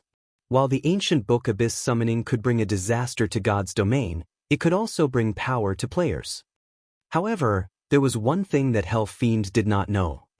The power of that the ancient book could provide was not limited to protection from abyssal monsters or an increase to basic attributes while in a demonic field erected by abyssal monsters.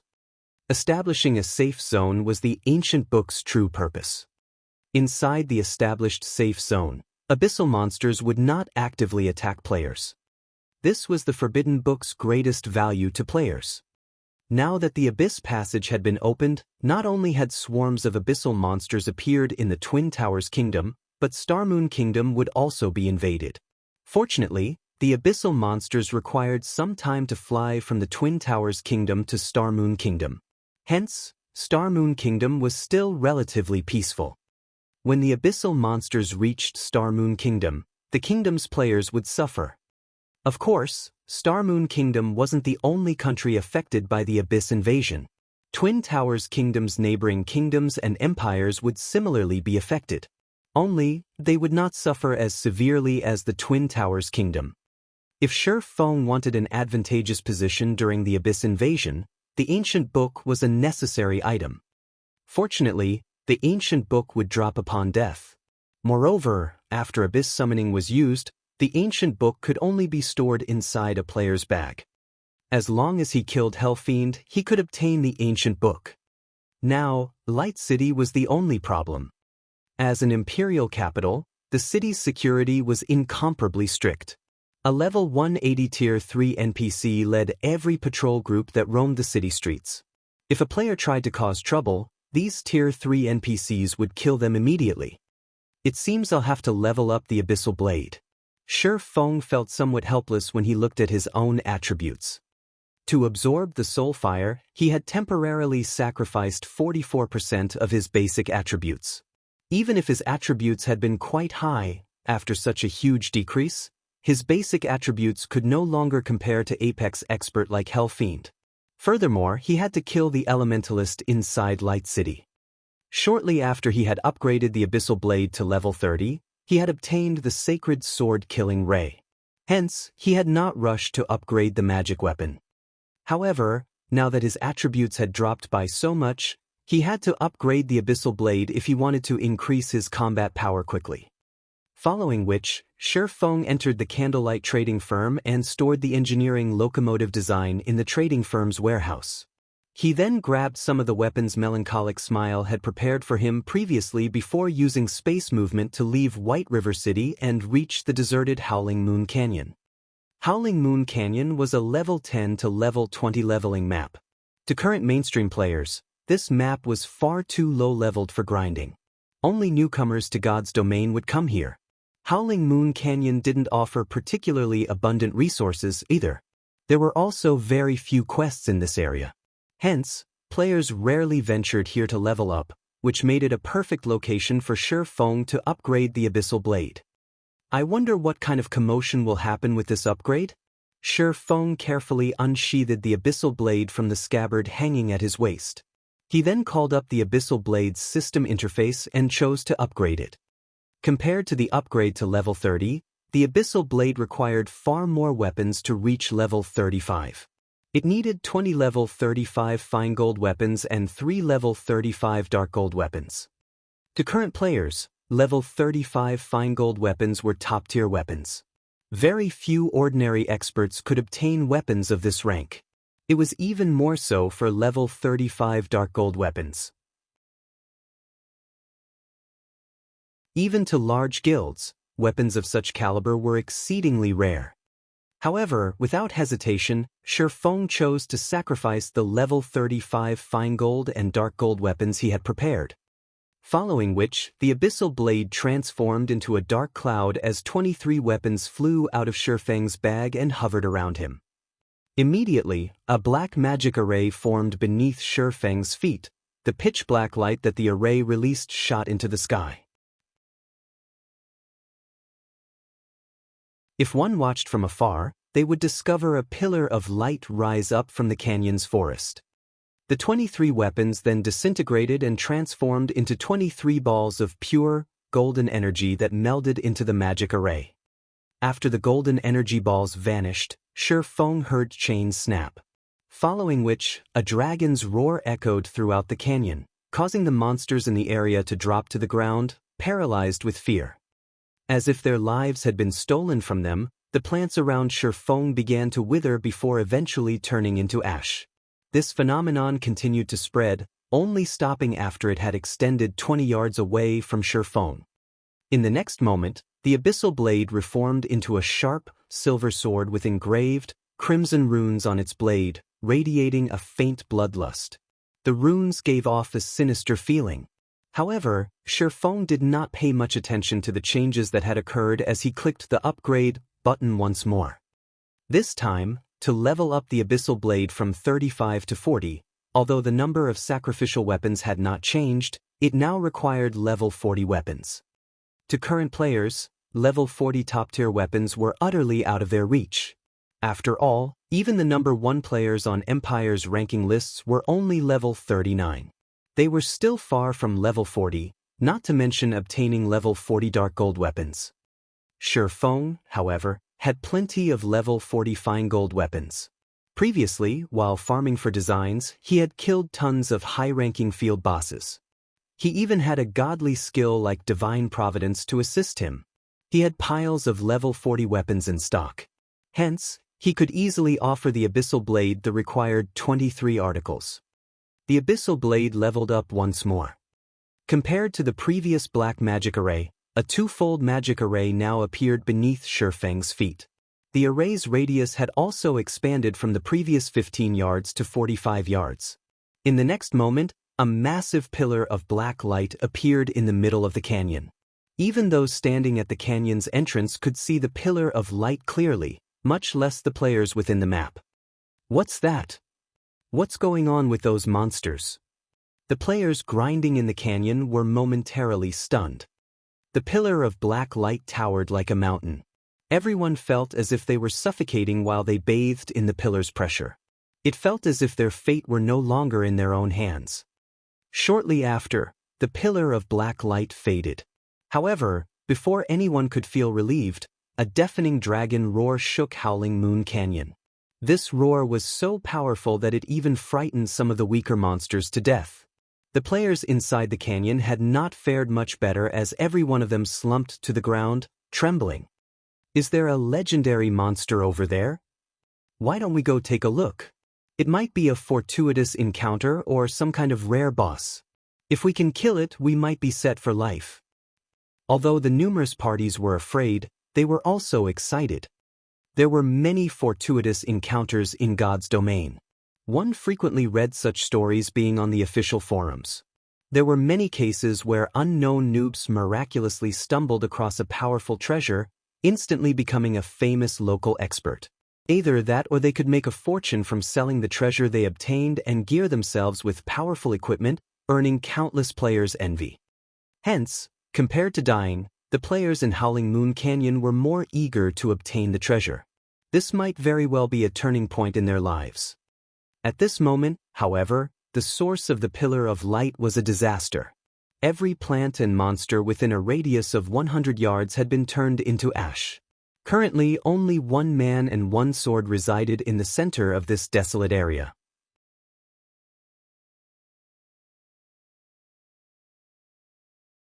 Chapter 862, The Hidden Effect of Magic Weapons. After upgrading the Abyssal Blade twice in a row, the magic weapon's appearance had changed significantly. The sword was now pure silver with blood-red runes engraved across the blade. There was also a faint layer of black mist enveloping the sword. The hilt bore a miniature black dragon which looked astonishingly lifelike. Despite part of the sword's blade being buried in the ground, Shifeng could feel a significant oppression from the weapon. Even he felt slightly uncomfortable. Even after Shifeng had firmly held onto the Abyssal Blade, the oppressive feelings still did not disappear. To think it would be so powerful at level 40? If I upgrade it 2 or 3 more times, I won't be able to wield it in battle. Shifeng both rejoiced and felt helpless as he gazed at the silver Abyssal Blade. There were weapons capable of mentally oppressing players in God's domain. However, this was definitely the first time Shifeng had seen a weapon that would also oppress its user. When expert players fought ordinary players, they could similarly exert a significant mental oppression.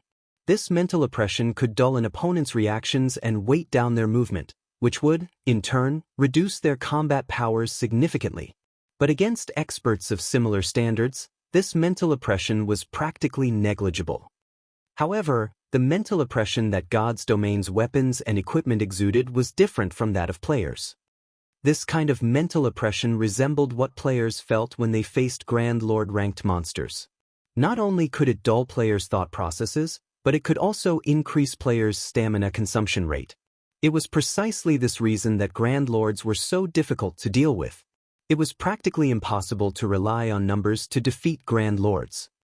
Even expert players would suffer tremendously against a Grand Lord's mental oppression. It would be impressive if an expert could even exert 60% or 70% of their actual combat power. Yet, the mental oppression the Abyssal Blade released was stronger than that of Grand Lords. Even an expert of Shifeng's level would squirm under this mental oppression, affecting their combat power slightly. Following which, Shifeng tightened his grip on the Abyssal Blade and slashed at the empty space before him. Earth Splitter! Hua! A streak of silver light slammed into the ground, stretching out over 30 yards. When the light vanished, it revealed a deep trench in the ground wide enough to fit 3 people lying shoulder to shoulder. The trench was nearly 5 meters deep. Earth Splitter's power was now far stronger than when he had used the skill in the past. Moreover, swinging the Abyssal Blade also felt completely different. However, what shocked Shifeng the most was the sudden burst of mental oppression when he activated his skill. Under this mental oppression, even an expert like Shifeng would lose nearly 40% of his combat power. Weaker experts might even experience a 50% decrease. Factoring in the element of surprise, the mental oppression might even increase further. So strong. Sure enough, magic weapons are quite scary. Shifeng was at a loss for words as he examined the Abyssal Blade's statistics. Abyssal Blade, one-handed sword, magic weapon. Attack power plus 1204. All attributes plus 72. Attack speed plus 20. Ignore levels plus 15. Attacks have 60% chance to cause 200% damage. 30% chance to cause 300% damage. Every attack increases damage by 2% to a maximum of 20%. If wielder belongs to a swordsman-related class, all skill levels plus 4. Increase free ability points received for every increase in level by 2 points. Equipment level 40. Can be upgraded. Devour 30 level 45 fine gold weapons and 10 level 45 dark gold weapons to upgrade to level 45. Equipment tier 1. Can be evolved. Devour 10 mana crystals to evolve to tier 2. Additional skill 1, Phantom Kill, tier 1. Instantly creates a doppelganger under the wielder's control. Doppelganger has 80% of the wielder's attributes and all skills. The wielder can swap positions with the doppelganger at any time. Duration, 1 minute, 10 seconds. Cooldown, 5 minutes. Additional skill 2, Abyssal Bind, Tier 1. Binds enemies and prevents movement, reducing defense by 100%. Duration, 4 seconds. Cooldown, 50 seconds. Additional skill 3, 9 Dragon Slash, Tier 1. Instantly creates 12 phantoms of the Abyssal Blade for wielder's use. Each phantom sword deals up to 60% damage. Duration, 30 seconds. Cooldown, 5 minutes. Additional skill 4, Abyssal Curse, Tier 1. Prevents all targets within a radius of 30 yards from moving or attacking for 6 seconds and reduces their attributes by 20% for 10 minutes. Effect doubles if there is only one target within range. Cooldown, 30 minutes. Additional Profound Inheritance, Black Emperor, Tier 1. When activated, every critical hit will accumulate 1 stack of Death Aura. Each stack can be used to increase all attributes by 2% and attack speed and movement speed by 1% for 10 seconds or to reduce the cooldown of a skill by 3 seconds. Maximum of 33 stacks of Death Aura. Duration, 10 minutes. Cooldown, 10 hours. The famed Smith Alices personally created the Abyssal Blade using the Black Dragon King's fangs as material. It is one of 36 famed swords, ranking 31st. However, the Black Dragon King himself has cursed this sword. Beyond the immense strength the blade offers, the wielder must face a backlash after a certain amount of time. However, after Jack had remodeled the Abyssal Blade with a star crystal, the strength of the backlash has reduced greatly. If the wielder is unable to suppress the backlash, the wielder will receive the Black Dragon King's curse, permanently reducing all attributes by 50%. Unable to be dropped. Unable to be traded. Unable to be destroyed. Purely regarding attributes, the Abyssal Blade was no longer weaker than epic weapons. Now that it had gained the hidden effect of exuding mental oppression, it was a tool for slaughter. It seems that I'll have to make some time to get used to this kind of mental oppression. Even now, when Shifeng thought back to the burst of mental oppression that had occurred when he had used a skill, he was still somewhat afraid. If, when he faced a powerful enemy, this mental oppression affected him at a crucial moment, he would only have himself to blame if he lost the battle. However, when Shifeng returned the Abyssal Blade to its sheath, the mental oppression vanished. Oh, someone actually dared to come here? Just as Shifeng was about to leave, he discovered someone attempting to sneaking up on him. This person was highly skilled with their stealth techniques. However, this person's light footwork was secondary. The frequency of this person's movements was crucial. This person had matched the rhythm of their footsteps to his own. Expert players were powerful because of their ability to push their body's 5 senses and power to its very limits. With heightened senses, even a player in stealth would not escape detection. After all, stealth only made a player invisible, it did not eliminate a player's presence. However, it was far more difficult for expert players to perceive those capable of matching their movement frequency. After all, a person's 5 senses mainly function to detect existences on different frequencies. It was very easy for a player to ignore those on the same wavelength. The assassin sneaking up on Shifeng was actually capable of matching his frequency. Unfortunately, the strength difference between the two players was simply too massive. Despite having matched his frequency, Shifeng detected the assassin easily.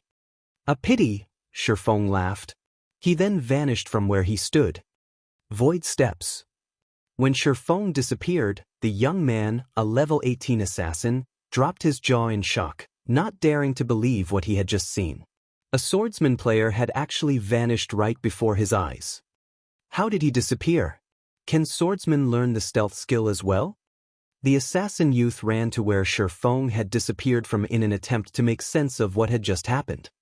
However, before the assassin youth came anywhere near his destination, his body froze with fright. By the time he realized it, a chilling, blue longsword had appeared at his neck. Had he taken another step forward, that blue longsword would have sliced his head clean off.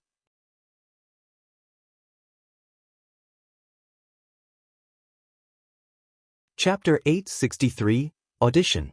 Brat, you sure have guts to run all the way here. Shi Feng smiled faintly as he spoke to the stealthed assassin youth. At level 18, there was no way that he could make up for the massive difference between their attributes, regardless of how proficient he was with his stealth techniques. Shi Feng had simply intended to leave the area. However, after discovering this assassin, he changed his mind. He had done so because he was impressed with this youth's strength. In the past, the youth had also been very famous in Starmoon Kingdom. The afterimage assassin, Soundless. Shi Feng had encountered Soundless in the past.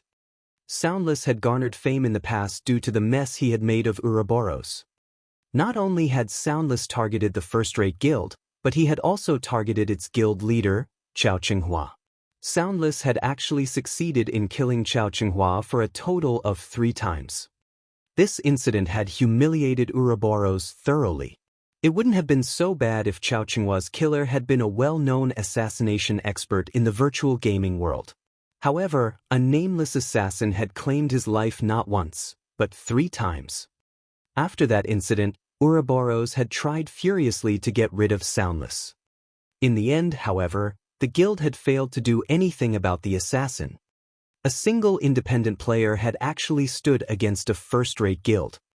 This had been an incredibly rare occurrence even throughout God's domain, not to mention a small country like Starmoon Kingdom. As news of Soundless' achievement spread, many large guilds had attempted to recruit the assassin. Some guilds had even offered a portion of their shares to gain his membership. However, Soundless had paid no attention to the offers he received, refusing to join any guild. After some more time, Soundless started a journey through God's domain to challenge the various experts on the continent. Of course, he had not remained undefeated. However, even after a defeat, he had lost gloriously. After all, the victors had not been ordinary experts. Everyone was a top-class expert in God's domain. Some were even old monsters from various super guilds. The assassin had earned those old monsters' favorable opinions and high evaluations. Some of those super guilds had even stretched out an olive branch in an attempt to recruit Soundless. After all, despite his age, Soundless already qualified to challenge those old monsters. Needless to say, his future would be brilliant. In the end, even the first-rate guild Ouroboros had no choice but to surrender and offer corresponding compensation. Soundless had become an idol that many independent players revered. However, Soundless had always mingled in Starmoon City. Shi Feng had never imagined that the youth would appear in White River City. Now that he had encountered such an expert, Shi Feng could not miss this chance to get acquainted. Currently, despite facing the pressure Shi Feng exuded, Soundless showed no hint of fear. Rather, reverence filled his eyes as he looked at the swordsman. This was the first time Soundless had encountered such a situation. He had always been proud of his stealth techniques. Although he was only level 18, even level 35 guild elite players had failed to notice him when he stood beside them, yet despite being over 60 yards away from Shi Feng, the latter had discovered him. Moreover, before he had realized it, a blue long sword had appeared against his neck. He felt as if he were dreaming. However, the icy sensation he felt at his neck reminded him that this was not a dream, but reality. Although Shi Feng's level was much higher than his, he could tell that the gap between them was not simply a case of attributes. Even the gap between their techniques was despairingly wide. "Brother expert, please don't misunderstand. I just came here to take a look," Soundless hurriedly explained as he faintly felt the long sword move forward. While there were many fortuitous encounters in God's domain, banditry was even more commonplace. When one encountered another player trying to plunder their fortuitous encounter, they would take out said player without hesitation. "You came to take a look?" Shi Feng laughed. He retrieved Killing Ray and said, "All right then. I believe you. However, you best stay far away from this kind of place in the future. Next time, you won't be as lucky." The youth had mistaken the turmoil the Abyssal blade had caused as a fortuitous encounter. If not for Soundless' late timing, the Abyssal blade's shockwaves would have certainly killed him. Soundless had wanted to respond, but Shi Feng had vanished before he could utter a word. This time, however, Shifeng had not used Void Steps. Instead, he used the 7 Luminaries Ring's space movement to return to White River City. Soundless was dumbstruck when he saw Shifeng vanish, his reverence of Shifeng growing even more intense. To come and go without leaving a trace, Shifeng was even more of an assassin than an assassin like himself. So strong. I wish I had even half of his abilities. Zero Wings Yifeng, is it? I must convince him to mentor me. After recovering from his momentary stupor, Soundless retrieved a return scroll and activated it. He planned to join Zero Wing right away. Previously, he had dismissed the idea of guilds, thinking that guilds' elites and experts were decent at best. However, after seeing Shifeng's frightening performance, he finally understood how little he knew. Elsewhere, Shifeng had no idea that his display had attracted the afterimage assassin to join Zero Wing. He had only intended to establish an initial connection with the youth and later attempt to recruit him gradually. After all, independent experts like Soundless had a lot of pride. In the past, even after super guilds had extended an invitation, he had rejected their offers. After returning to White River City, Shifeng traveled to the teleportation hall and towards Light City. When Shifeng arrived in Light City, he discovered a crowd of players in the teleportation hall. Every one of these players was extraordinary, with most of them being level 35 or above. One would not find a crowd like this in White River City or Star Moon City.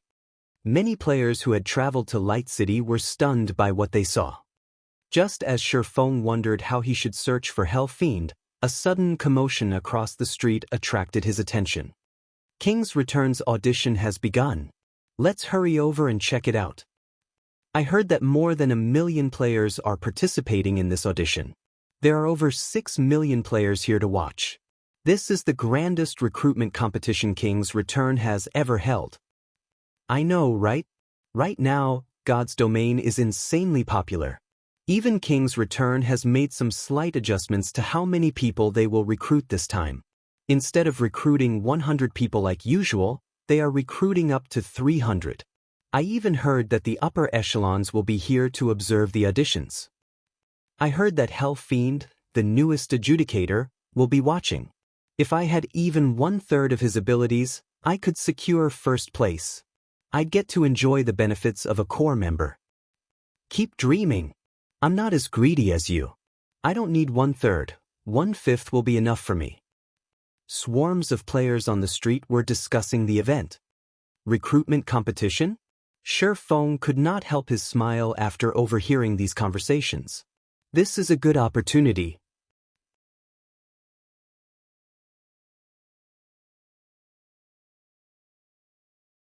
Chapter 864, S-Rank Evaluation. There were not many super guilds in the virtual gaming world. As a result, the annual recruitment competition that King's Return, one of these few super guilds, held was a huge event in the virtual gaming world. In addition, due to God's Domain's launch, this event had become even more popular than before. However, its guild residents had far from enough space to accommodate the massive number of players participating in this year's assessment. Fortunately, King's Return had thought of a plan to deal with this problem. It would host the audition in the Divine Coliseum.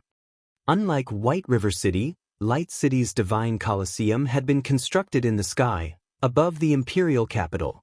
However, the building had an ethereal form as if it existed in a different realm. The audition's requirements are intense this year. They require participants to reach the trial tower's 6th floor. I only reached the 5th floor the last time I challenged the trial. I wonder if I can pass through the 5th floor this time? I know, right? This requirement is simply too high. The most powerful player in my city has only reached the 6th floor. King's Return is not giving us a fair chance. As they arrived, players began to complain when the Ready King's Return's listed requirements. A player's level and equipment did not matter in the Divine Coliseum's trial tower. Only their techniques mattered. However, the trial tower itself was the most damning aspect, as each attempt to challenge its floors cost 1 magic crystal. Magic crystals had always been a rare commodity in God's Domain. Ordinary players had an extremely difficult time obtaining even one. Even expert players would only have a few on hand. Normally, players used every magic crystal sparingly, yet to prove their qualifications to take King's Return's test, they had to spend one magic crystal to challenge the trial tower. If, in the end, they failed to join King's Return, they would have suffered a huge loss. However, as the various players fell into heated discussions, a young man caught their attention as he entered the main hall. Adoration and envy filled their eyes as they watched him. This man was the host of this year's recruitment competition, Fiend. He was also an adjudicator of King's Return. Even in the Super Guild, he was considered a top-class expert. He was also the role model they dreamed of becoming. While he had everyone's attention, Fiend ran the participants through this year's competition rules. Following which he entered a VIP room on the second floor to watch the audition quietly. Fiend, quite a number of experts are participating in this year's audition. As the competition's host, you should take the opportunity to recruit more high-potential newcomers. They might even become powerful allies, Praying Lotus, who sat beside Fiend, advised as she looked down on the crowd. She had discovered several experts among the participants. Some of them had even reached level 38. To independent players, this was a very difficult feat. There were many factions in a super guild. Hence, the guild's upper echelons paid a lot of attention to the recruitment of fresh talent every year. It was also extremely difficult to obtain the rights to host the yearly auditions. Fiend had only obtained the honor after all sorts of negotiation and trades. As the host, Fiend had the opportunity to rope in the participants he had set his sight on after the competition had begun. After the competition finished, he even had priority in choosing potential newcomers. After undergoing special training, these newcomers would quickly join the ranks of King's Return's experts. Some might even become core members. These people would be extremely useful to Fiend in the future. Hence, he needed to consider his selections carefully. Relax. I've already investigated some of the powerful experts participating in the audition this year. I won't let anyone else obtain a single potential newcomer. Fiend laughed confidently. If those old bastards knew that there were so many potential newcomers, they would regret trading with me. Before the King's Return's recruitment competition had officially begun, he had already sent his subordinates to scout the participants and make a list of the experts taking part in the audition. Among the numerous experts participating, 8 had caught his attention. Regarding either age or current strength, these 8 people had earned an S-rank evaluation on his list. In the past, 3 to 5 S-rank evaluations had been impressive. Now there were a total of 8. Just thinking about it made Fiend rejoice. To become this year's audition host, he had paid a tremendous price, even giving up his tablet slot. However, securing all 8 of these S-rank newcomers would definitely be worth the sacrifice. After all, it would be the equivalent of hosting 2 auditions. The people who had received an S-rank evaluation would go on to become top-class experts in the guild. Praying Lotus had been one of these S-rank newcomers. Now, she was one of the leading figures in King's Return's younger generation. Old bastards, just you wait and see. Sooner or later, King's Return will belong to me. When Fiend thought about how he had not only foiled Sind Heart's exchange today, but had also orchestrated the Abyssal invasion of Starmoon Kingdom, an indescribable joy bloomed in his heart. It was true that he could not do anything about Zero Wing right now. However, those Abyssal monsters could deal with the guild easily. He was very aware that devastation would follow those Abyssal monsters wherever they went. Even Starmoon Kingdom would fall if it were invaded, much less White River City. In the end, the lands purchased Zero Wing had purchased would be worthless. However, Fiend had no intentions of letting Zero Wing go with so little punishment. To prevent Sind Heart from obtaining that money, he had used up his most precious, ancient book. If he let Zero Wing get away with so little damage, how could he appease the anger in his heart? He still wanted to get rid of Black Flame and every upper echelon of Zero Wing. He wanted to remove Zero Wing's name from God's domain thoroughly. In the past, he had feared Black Flame somewhat. However, now that he had activated the ancient book and obtained its power, He was very confident that he could kill the swordsman. Just as Hell Fiend congratulated himself, he received a message. Upon reading this message, his expression darkened. Has Zero Wing gone mad? A bloody glint flashed in Hell Fiend's eyes. He wanted nothing more than to devour every Zero Wing member alive. Why are you so angry? What happened? Praying Lotus asked. Zero Wing bought those 5 plots of useless land. Now, Sind Heart has collected the required money. Black Flame, I won't let you get away with this. Hell Fiend bellowed. His voice was so cold that the room's temperature plummeted. How can this be?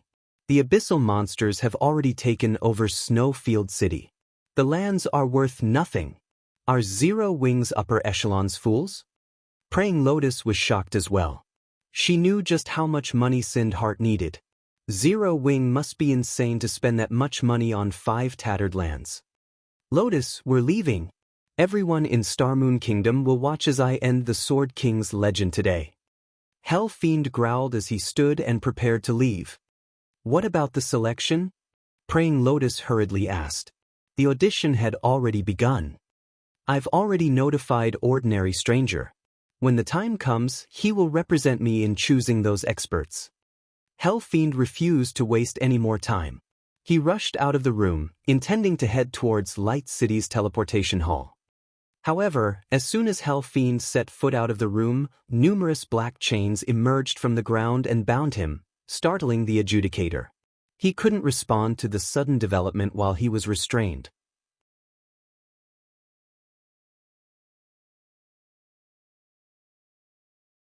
Chapter 865, Clean Sweep.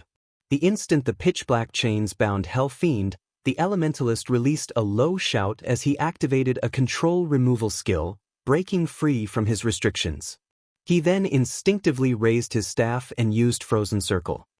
A wave of cold air spread out to Hell Fiend's surroundings. However, the cold air had failed to restrain the figure that had ambushed Hell Fiend. On the contrary, the figure had moved closer. In the next moment, a streak of blue light slashed towards Hell Fiend.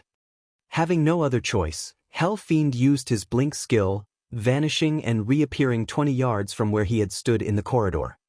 At this moment, Hell Fiend finally realized who had attacked him.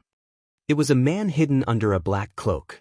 The cloaks had concealed the man's face, and he could only see a pair of black eyes. A silvery white flame burned in those eyes, making Hell Fiend shudder.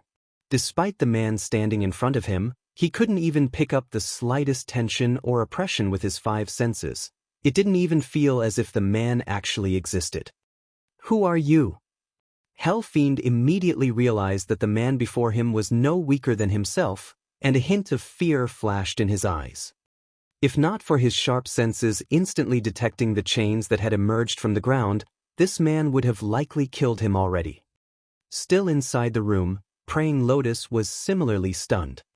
She had never seen such a foolish expert before. She had never imagined that someone would be so daring as to aim for Hell Fiend's life here. Setting aside Hell Fiend's combat standard, Light City was King's Return's main base of operations. Moreover, they were in the Divine Colosseum. The NPCs guarding this place were far more powerful than the NPCs patrolling on the streets. Every one of them was a level 200 NPC. Attempting to assassinate Hell Fiend here was nothing more than a suicide attempt. However, the Oracle Praying Lotus also reacted quickly as she began casting a spell to cover Hell Fiend. Meanwhile, the expert that Praying Lotus considered foolish was none other than Shifeng. Naturally, Shifeng understood the risks of attacking a player in the Divine Colosseum. However, those risks were exactly what he needed to increase his chances of success. Furthermore, he had chosen this narrow corridor on the 2nd floor to make his move. Combat in such a cramped area was highly disadvantageous for a magical class. Hence, his chances of killing Hell Fiend here were much higher than if he targeted the Elementalist on the open streets or in the fields. In addition, the Divine Colosseum's NPCs were garrisoned in the 1st floor's main hall. By the time they discovered his attack and reached the 2nd floor corridor, they would have wasted at least 10 seconds. They would need more time to react than if he had launched his attack on the streets. No answer? then die. Hell Fiend began to chant an incantation when realized that his attacker had chosen to remain silent, firing numerous frost arrows at Shi Feng simultaneously. Inside the Divine Colosseum, he had an absolute advantage. Although the terrain worked against him, he didn't need to defeat Shi Feng. He only needed to buy time until the NPCs arrived. He refused to believe that Shi Feng could kill him in such a short time. Moreover, he currently had the Ancient Book's enchantment. He was confident of contending with his guild's old monsters, much less some fool with a few loose screws. In the next moment, the frost arrows flew through Shi Feng's body and struck the wall behind him, resulting in a white explosion. Hell Fiend's expression darkened as he noticed that someone had appeared behind him. However, Shi Feng had not revealed even a strand of killing intent. Despite reaching the Void Realm long ago, Hell Fiend had been slow by half a beat in discovering Shi Feng. Just as Hell Fiend considered using Ice Barrier to protect himself, the Abyssal Blade was already unsheathed, and Shi Feng used Blade Liberation and Chop against Hell Fiend.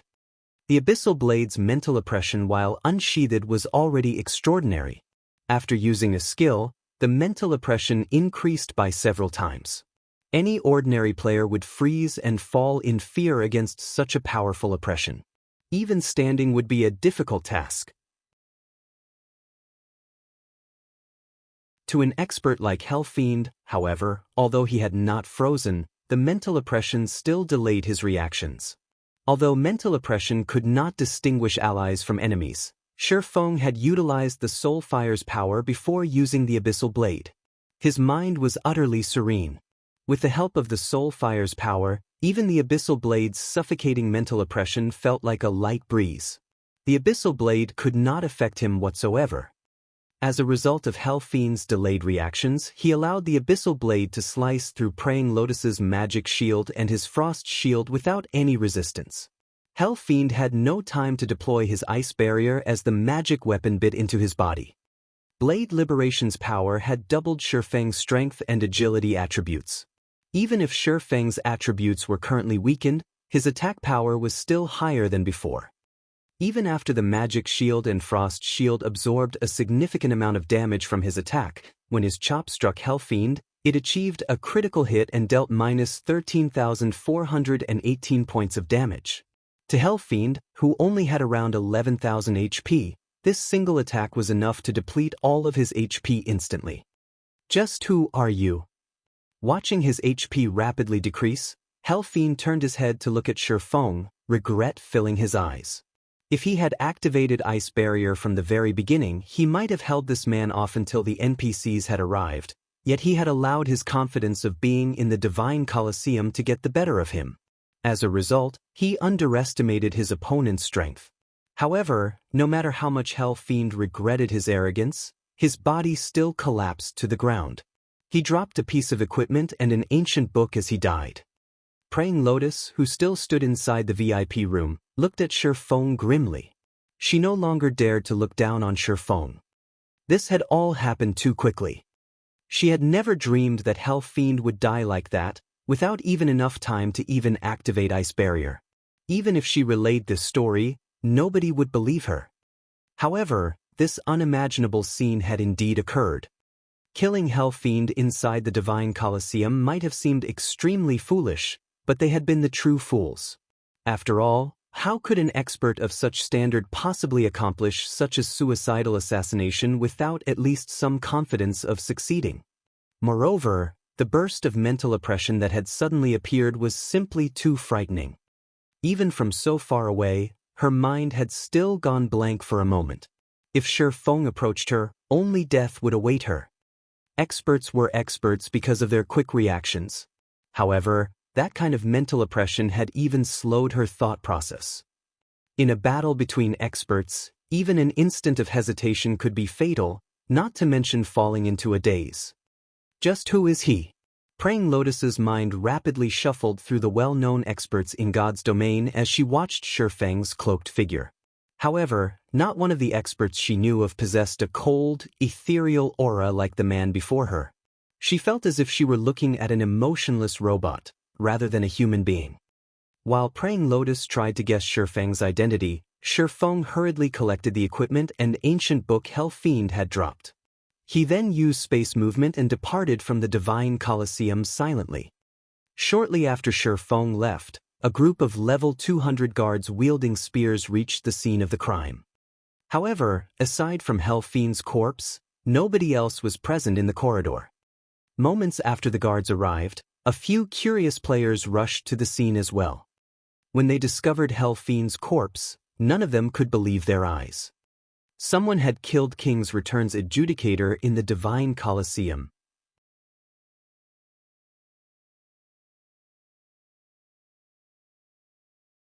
Chapter 866, Number 1 Bounty. Isn't that Fiend, this year's audition host? Why is he dead? What happened here? When the players attending the audition saw Fiend's corpse on the ground, the quiet corridor erupted with noise as they fell into a heated discussion. Who was Fiend? What was this place? Everyone knew the answers to these questions. Yet Fiend had died here. News of Fiend's death in the Divine Colosseum spread like wildfire. Posts about the incident filled the front page of the Glory Empire's official forums. There were even commentary videos and photos showing Fiend's corpse. Instantly, this incident caused a commotion that swept throughout the Glory Empire. Every player in the Empire was curious about what exactly had happened. Inside King's Return's guild residence. Lotus, you were there. What happened? A dignified, middle-aged man sternly demanded after he finished reading the report he had received. This man was none other than the Thundersword of King's Return, Broken City, one of the super guild's upper echelons. Even the adjudicators had to treat Broken City with great respect. However, this was not only due to the man's status in the guild, but also because of Broken City's strength. The man was one of the strongest fighting forces in King's Return. Fiend's assassination was by no means a trivial matter. He had even died inside King's Return's territory. King's Return had become a laughingstock among the super guilds over this incident. This is the video I recorded. Praying Lotus forwarded her video, which displayed Shifeng's assassination of Fiend, to Broken City. In the video, Fiend had died almost instantly without any time to resist. This video made Broken City's eyes twitch in anger. He was very familiar with Fiend's combat standards. Theoretically, it was impossible for the young man to blunder so severely. If Fiend had not fallen into a daze for that brief instant, he could have survived that attack. Lotus, what happened during that instant? Broken City asked as he turned to the Oracle with a serious expression. Although Praying Lotus had made a recording of the battle, there were many things that could not be felt through watching a video. He also did not think that Fiend would die such a foolish death. Following which, Praying Lotus relayed the events that had occurred in the corridor, particularly emphasizing the moment when Shifeng had attacked Fiend. No matter how much she may have wanted to, she could never forget the feeling of that intense mental oppression. Even the oppression she felt from the guild's old monsters could not come close to Shifeng's. There had also been that sudden burst of mental oppression she had felt when Shifeng launched his attack. In that instant, that oppression had far surpassed even that of Grand Lords. During that moment, she felt as if she had been an ant, waiting for some monster to squish her to death. Mental oppression? Broken City's expression turned somber. He had never imagined that God's domain would have such an expert. He finally understood why Fiend had died so easily. In a fight between experts, life and death could be determined in an instant. This fact could not be any more real than in a game like God's domain. Lotus notified the players below immediately. I don't care what methods they use, they must find this person. Also, place a bounty of 20,000 gold on the man's head. Those who can provide clues leading to him can earn a reward of 100 to 500 gold. We need to show everyone that any player who dares to strike against King's Return and use us as a stepping stone will only find death. Broken City commanded. This assassination was a serious matter. This was the first time King's Return had suffered such a loss from an assassin outside of the Flower of Seven Sins. If they failed to display their strength properly, they would only become a laughingstock for other super guilds. Hearing Broken City's orders, Praying Lotus was shocked. 20,000 gold was no small amount. With this much money, they could easily hire a top-class expert from the Flower of Seven Sins. However, Praying Lotus also understood that it would not be easy to deal with Hell Fiend's killer. It would have been a different story if the other party had revealed their identity. The crucial issue was that the other party had not done so. As a result, they had to rely on his class and temperament to locate him. However, how large was God's domain? Just how many players did the game have? Moreover, God's domain was somewhat different from other virtual reality games. The game's experts were not only from the virtual gaming world. There was also a large number of real-life martial artists who had joined God's domain. After all, God's domain could be played without affecting one's daily life. On the contrary, it could give someone more free time, allowing them to do more with their life.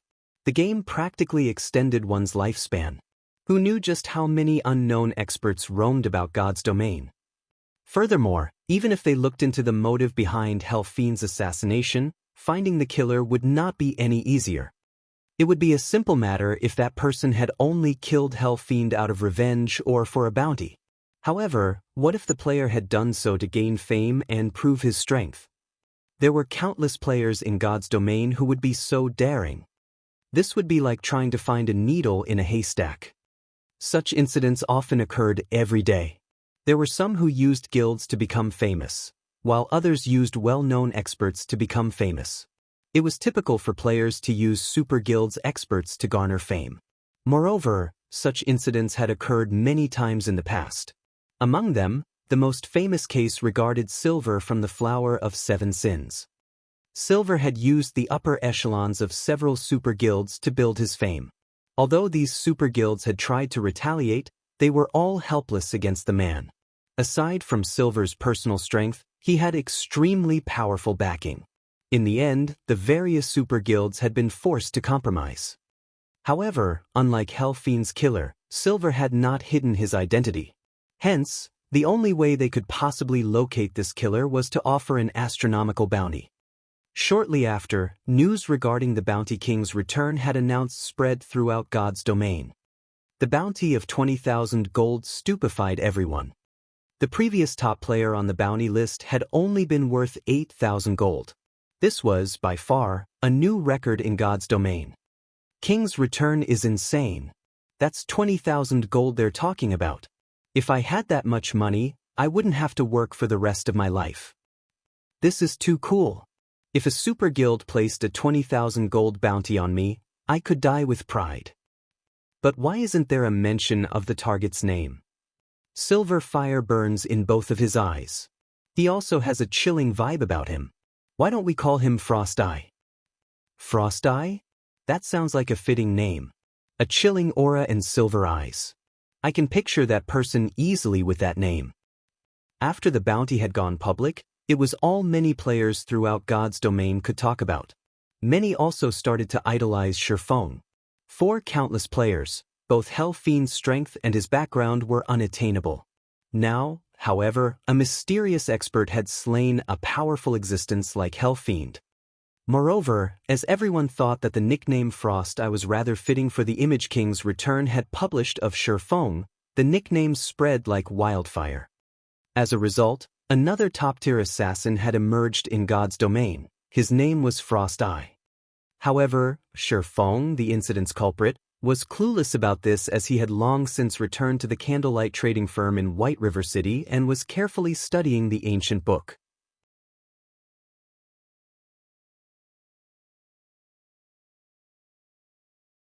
Chapter 867, Ancient Abyssal Book. Inside the quiet advanced forging room, Shurfeng was in an ecstatic mood. He had never imagined that combining the Abyssal Blade and the Soul Fire's effects would be this powerful. Initially, he had prepared a trump card to finish Hell Fiend off. He had never realized that he could defeat the Elementalist so easily by relying on the Abyssal Blade's hidden effect. With this power, he would even be able to contend with old monsters like Sirius without activating twofold Berserk. Twofold Berserk was his final trump card. He would not use it unless he ran out of options completely due to the severe side effects. If he had to endure a weakened state for a long time, he could easily fall prey to his enemies. However, the Abyssal Blade's mental oppression was not significantly limited. He could utilize it at any time. The only drawback was that the Abyssal Blade's mental oppression also affected Shifeng, but fortunately, the Soul Fire allowed him to remain calm and in control. Unfortunately, now that he had used the Abyssal Blade's effect on Fiend, he would have to be more careful when using the magic weapon in the future. While he was not afraid of King's Return's retaliation, he was afraid of others realizing that he possessed the ancient book. Hence, he had hidden his identity when he killed Fiend. The ancient book's power was no trifling matter. It could also enable him to make a massive fortune. Although current players still knew nothing of the ancient book's treasure, various quests would appear along with the Abyssal Monsters invasion. This would, in turn, lead to players gradually learning about the ancient book and the book's true value. While he was not afraid of anyone attempting to steal it from him due to his confidence of defending the book, he was afraid that, if others learned that he had the ancient book, someone would report him to the War God's Temple. Now that the Abyss Passage had opened, the War God's Temple would need the ancient book's power to reseal the passage. If someone provided evidence to the War God's Temple proving that the ancient book was in his hands, the temple's NPCs would hunt him down. If that happened, he would be a wanted man throughout the continent of God's domain. At that time, his life would be over, not to mention losing the book. The punishment for possessing the ancient book would not be as simple as dying 1 or 2 times. In the past, players who had been caught using the ancient book had all their attributes permanently decreased by 500 points, lost 10 levels, and had their reputation in all human cities decreased by 500 points. Players had found it difficult to enter the cities in which they had not earned any reputation points as their relationship with the city's NPCs had been hostile. If players wanted to enter the city, they had to make up for the negative 500 reputation points first. When Shifeng took out the forbidden, ancient book, a black mist instantly enveloped the room. Such powerful demonic energy. Shifeng frowned. Previously, he had not experienced any such phenomenon when he had picked up the book. Now, however, just taking the book out had filled the room with demonic energy. Even after he returned the book to his bag space, demonic energy leaked from his bag. Although demonic energy was mana, it was an extremely violent mana. Players who remained inside demonic energy would find it difficult to stay calm. Moreover, players' reactions would become sluggish inside demonic energy. To abyssal monsters, however, being surrounded in demonic energy felt like heaven. After all, not only would demonic energy allow them to grow stronger, but it would also increase their reaction speeds. However, the worst part about demonic energy was that it would attract abyssal monsters. Now that abyssal monsters had invaded the Twin Towers Kingdom, it was inevitable that Star Moon Kingdom would be affected. At that time, the demonic energy seeping from his bag would act as a beacon in the darkness when Shifeng ventured out to grind. Swarms of abyssal monsters would hunt him down. Moreover, the ancient book could only be stored inside a player's bag space after it had been activated. He could not store it anywhere else. However, while Shifeng's headache grew while he tried to find a solution to deal with the demonic energy leaking from his bag, the sound of a system notification reached his ears. System, congratulations. You have obtained the ancient abyssal book. Do you wish to wield the book? System, after becoming the wielder, you can gain initial control over the ancient abyssal book's power. However, an abyss imprint will be placed on your body. If the War God's Temple discovers you, you will receive a severe punishment. So, this is the issue. Shifeng could not help but release a sigh of relief. Immediately, he clicked agree. Currently, he was in sore need of money. Aside from the money he needed to provide mounts for his guild members as they reached level 40 and the funds he had promised to Immortal Light, his head ached over the money he still needed to build his city. Although the strengthening device netted him quite a profit, the money earned was simply not enough to build a city in a short period. After all, they could only produce so many strengthening devices each day. It would also become cheaper as time passed. As for the bronze engineering locomotive, it required a large number of advanced lifestyle players to manufacture. Nurturing these advanced lifestyle players alone would require a hefty investment. It would still be a long time before he could profit from the engineering locomotives. Hence, after all was said and done, the ancient Abyssal book was the fastest way to earn money. Due to the Abyssal monster's appearance, many players were attempting to kill these monsters to earn merits. However, killing these monsters was not easy as those on the front lines were generally high-level creatures.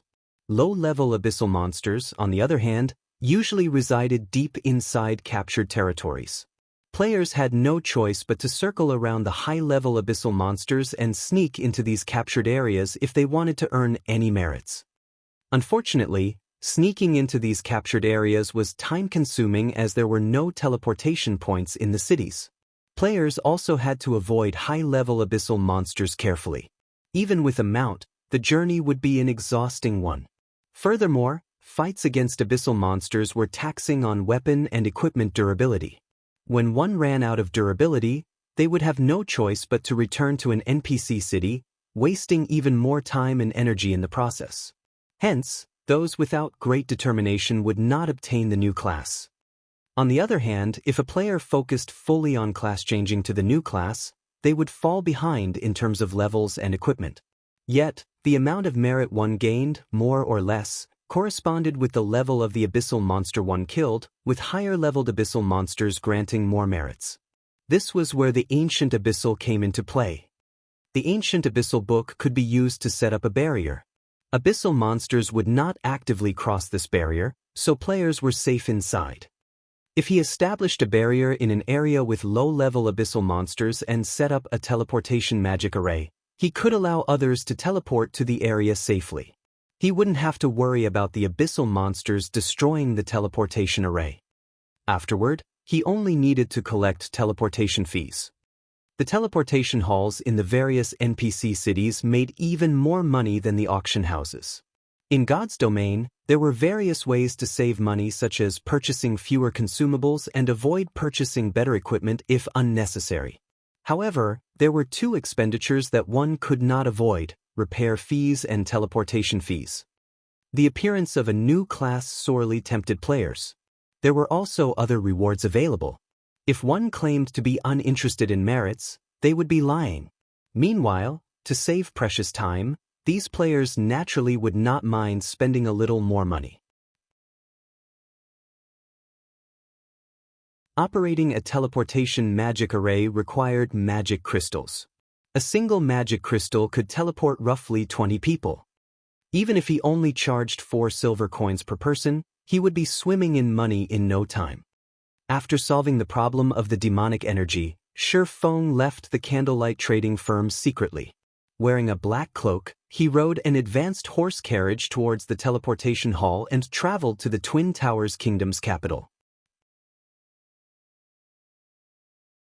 Now that the Twin Towers Kingdom had fallen, the originally lively atmosphere in the capital had cooled completely.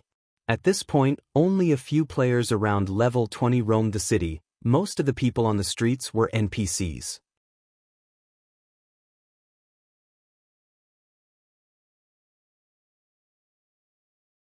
Chapter 868, Abyss Town. This place is certainly deserted. Aside from noticing a few players in the teleportation hall, Feng rarely came across any other players, even as he walked the trade area streets. It was hard to imagine that there were once millions of players living in this city. Now that the Abyss Passage had appeared, the kingdom's other cities had long since fallen. Only the Twin Towers Kingdom's capital had withstood the invasion. The Abyssal monsters had transformed the various cities into nests. Players couldn't level up safely in the fields anymore. Hence, the majority of the players in the Twin Towers Kingdom had migrated to neighboring kingdoms and empires. Moreover, due to the Abyss invasion, teleporting from the Twin Towers Kingdom to other kingdoms and empires was now free of charge. Players did not need to worry about being buried with the Twin Towers Kingdom. Although the Twin Towers Kingdom was the Abyssal invasion's main target, the surrounding countries had also been significantly affected. As a result, the Black Dragon Empire experienced a flood of refugee players, causing the Empire's player population to soar. The capital's shops were completely void of players. However, although there were only a few players left in the city, none of the guilds who owned the lands here had any intentions of selling them. None of them were fools. The Abyss Passage's activation was simply an expansion pack. The kingdom would soon revert to its original state. They wouldn't sell their lands rashly and hurt their opportunities in the future. However, Shifeng had not come here to purchase land. Immediately, he searched for a deserted area and used space movement, traveling towards Snowfield City. After abyssal monsters had invaded the Twin Towers Kingdom, every other city's teleportation hall had been rendered unusable, aside from the capital cities. If one wanted to travel to these cities, they had to do so on foot. Although Shifeng had a mount, it would take over a week to reach Snowfield City from the capital. Hence, space movement was the fastest method. If players wanted to earn merits by killing abyssal monsters, Snowfield City was the best location to do so. This was because the most dangerous location was also the safest.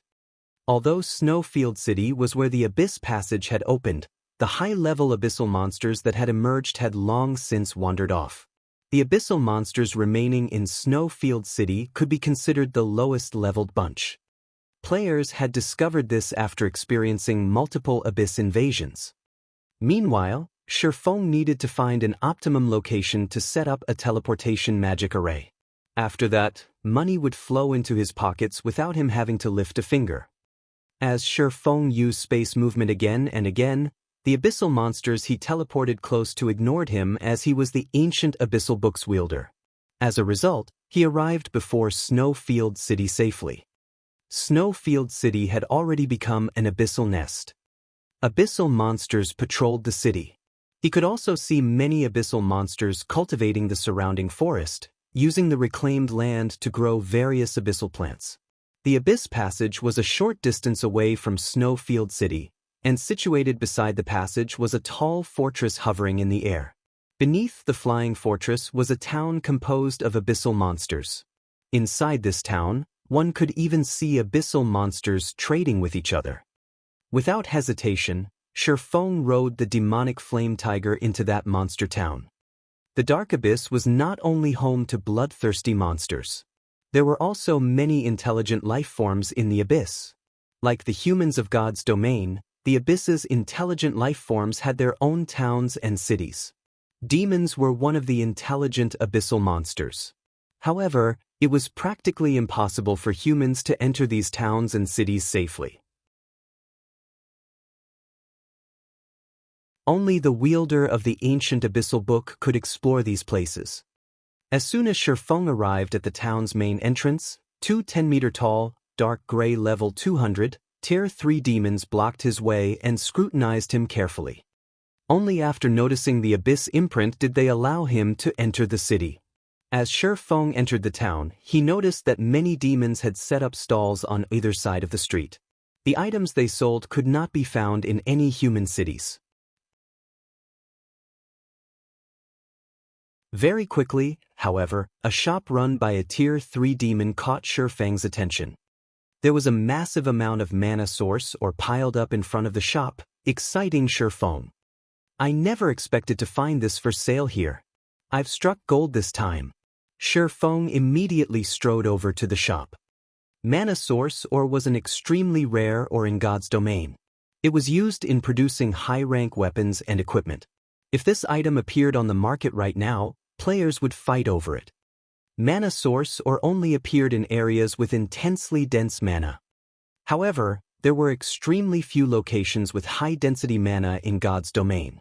The Dark Abyss, on the other hand, was filled with violent demonic energy. Hence, mana source could be purchased cheaply in the Dark Abyss. Mana source's main purpose was to improve the power of the crafting flames, allowing forgers to better refine materials. Not only could stronger flames improve one's refining speed, but it could also increase the success rate. Hence, the various large guilds were desperate to obtain mysterious flames. However, mysterious flames were simply too rare. The only other option was Mana Source Oregon. When the shopkeeper noticed Shi Feng enter his shop, a gentle expression appeared on his sinister face as he said, "My shop has the best prices around these parts. May I know if anything has caught your interest? How much are you selling the Mana Source or for?" Shi Feng casually inquired. The basic Mana Source or costs 3 silver per ingot, while the intermediate or is 10 silver per ingot. The shopkeeper smiled as he glanced at the pile of Mana Source or outside of his shop. "Oh, you have intermediate Mana Source or too?" Shi Feng asked curiously. Mana Source or fell into 4 ranks: basic, intermediate, advanced, and special. On the continent of God's domain, even basic Mana Source or was quite rare. Basic Mana Source or could upgrade a flame's power to tier 2. Of course, see those blue ingots inside the glass cabinet? That is the intermediate Mana Source Oregon. When burned, it can upgrade the flame to the tier 3 standard. At that standard, producing epic weapons and equipment won't be a problem, the shopkeeper explained as he pointed at the deep blue ingots. "Excellent. I want all of the Mana Source or you have." Shi Feng nodded. "Sir, this is your lucky day. We just recently restocked. We have 30,000 ingots of basic Mana Source or and 2,000 ingots of intermediate Mana Source Oregon. That will cost a total of 1,100 gold, the shopkeeper excitedly reported. What a profit! Shi Feng was instantly ecstatic when he heard this price. It was no wonder why the ancient Abyssal Book's wielders in his previous life had all been extremely rich. Back then, a 1 basic Mana Source or ingot could sell for anywhere from 50 to 60 silver, while the intermediate version could sell for around 3 gold. Even so, very few players had been willing to sell their ingots as forgers had treated the Mana Source or like a priceless treasure.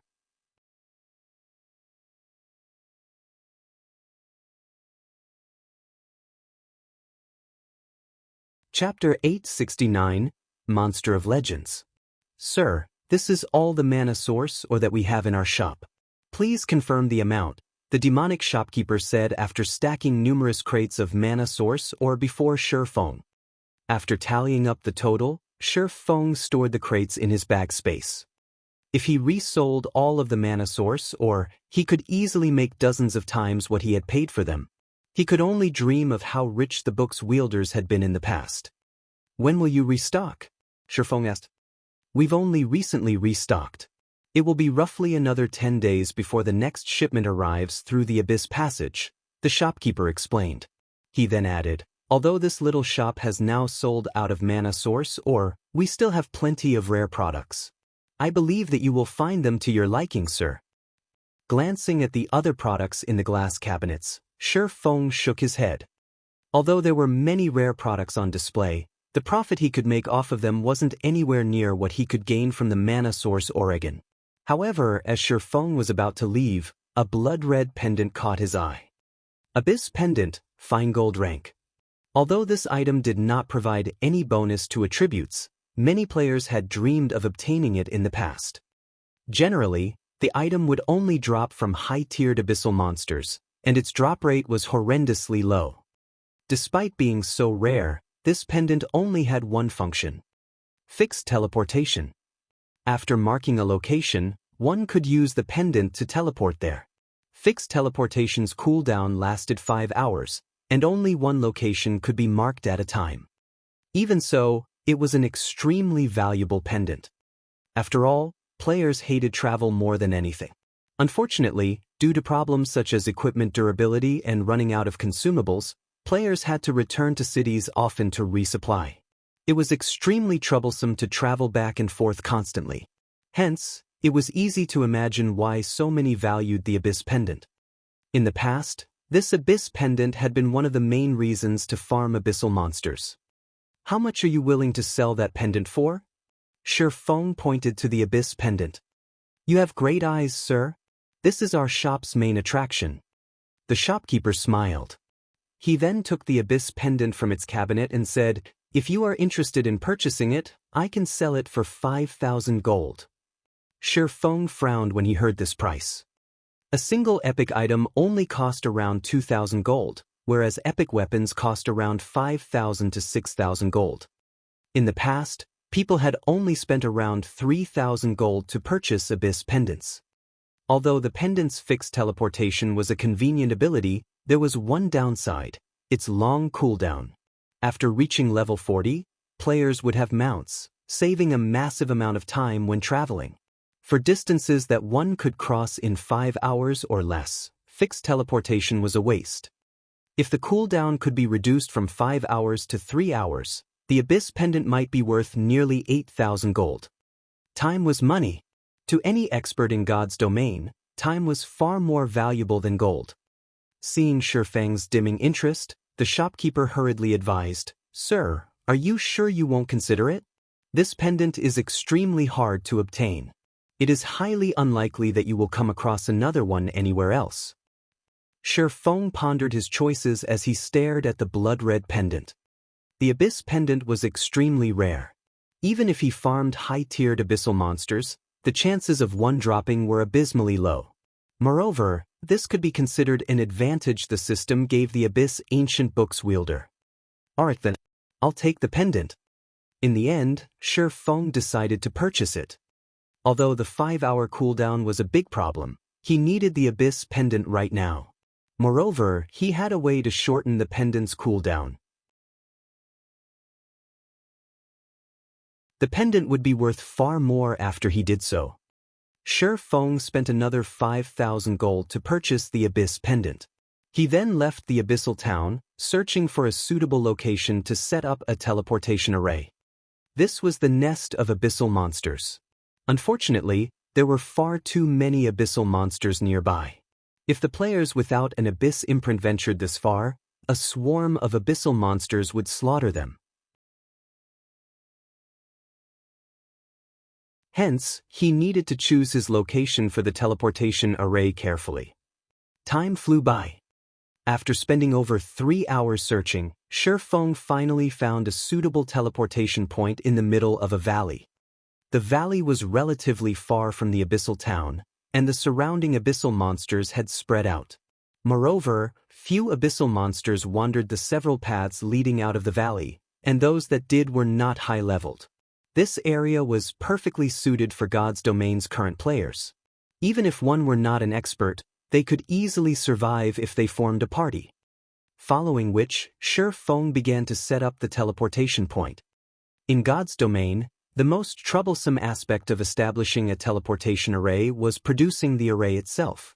Fortunately, if one had already produced the required components, setting it up was much easier. Just as Shifeng was about to use the ancient abyssal book's power to establish a barrier, a sudden commotion shook the valley. A pillar of black fire had emerged in the valley's center. Even from the valley's entrance, Shifeng could see the pillar of fire quite clearly. Soul fire. Shifeng recognized the black flames with a glance, and he could not help his shock. What is going on over there? Soul fire was not a trivial matter. Its appearance signified that an intensely powerful monster lurked in the area. At the very least, the monster had reached the Tier 4 standard. To current players, a Tier 4 monster was practically invincible. It was not something that should be provoked. However, before Shifeng could investigate, several explosions shook the valley, the center's ground caving in and forming a gigantic pit. Following which, a dragon's roar echoed throughout the valley. Shifeng even unconsciously trembled. A dragon? Shifeng wanted to flee the area immediately. Dragons were symbols of strength and violence in God's domain. They were the natural-born rulers over the game. Even higher beings like demons and angels feared dragons. The appearance of a dragon was cataclysmic. Just as Shifeng considered leaving, he suddenly noticed several dozens of players floating up from the forest's floor. These players had formed a gigantic, golden magic array that covered an extensive area. How are their players here? Shifeng was astonished. Snowfield City had already fallen to the abyssal monsters, becoming a nest. Theoretically, players should have long since fled this place.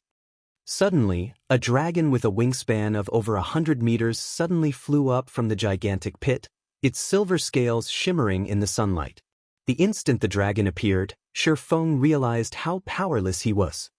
Although this silver dragon was smaller than the frost bone dragon, in terms of power, the two were on entirely different levels. The pressure the silver dragon radiated was many times stronger than Shifeng's abyssal blade when he used a skill. If not for the distance between Shifeng and the dragon, he would even struggle to stay standing.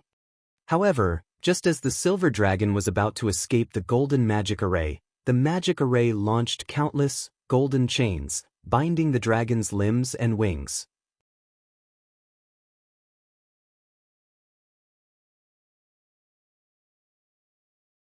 Chapter 870, Legendary Figure.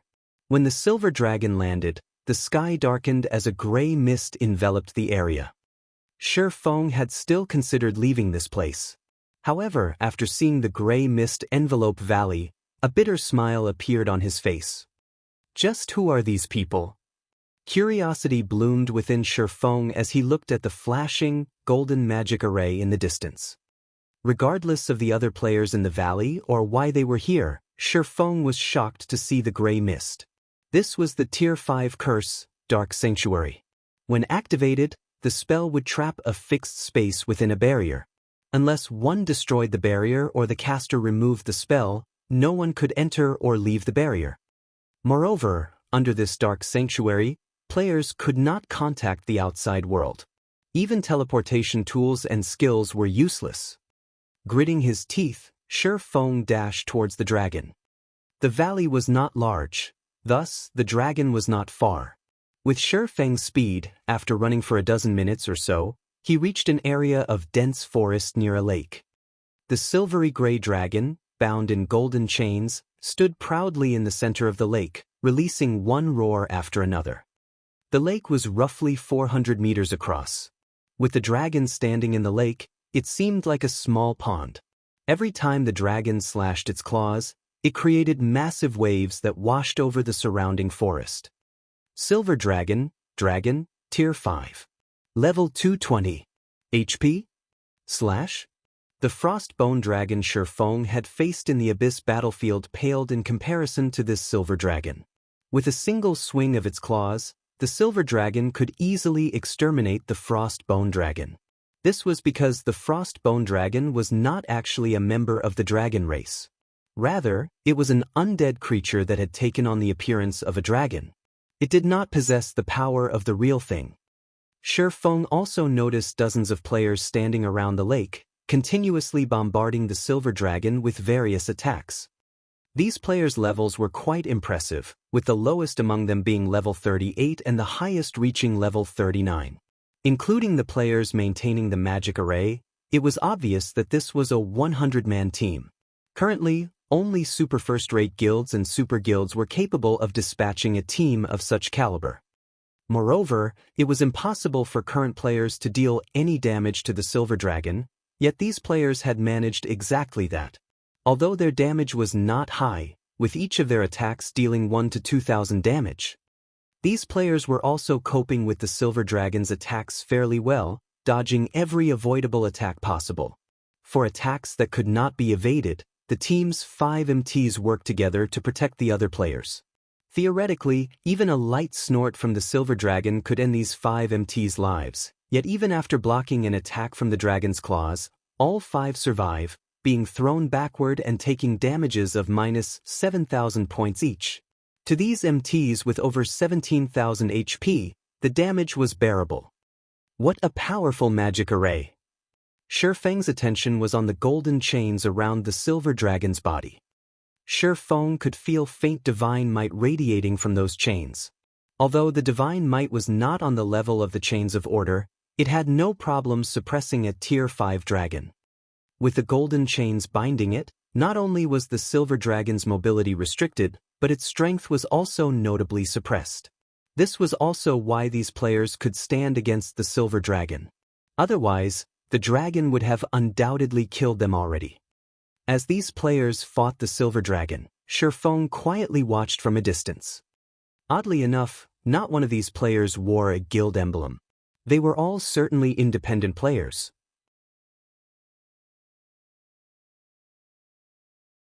Feng found it hard to believe that such a large group of independent players could achieve such a high levels and possess the strength to contend with the Silver Dragon.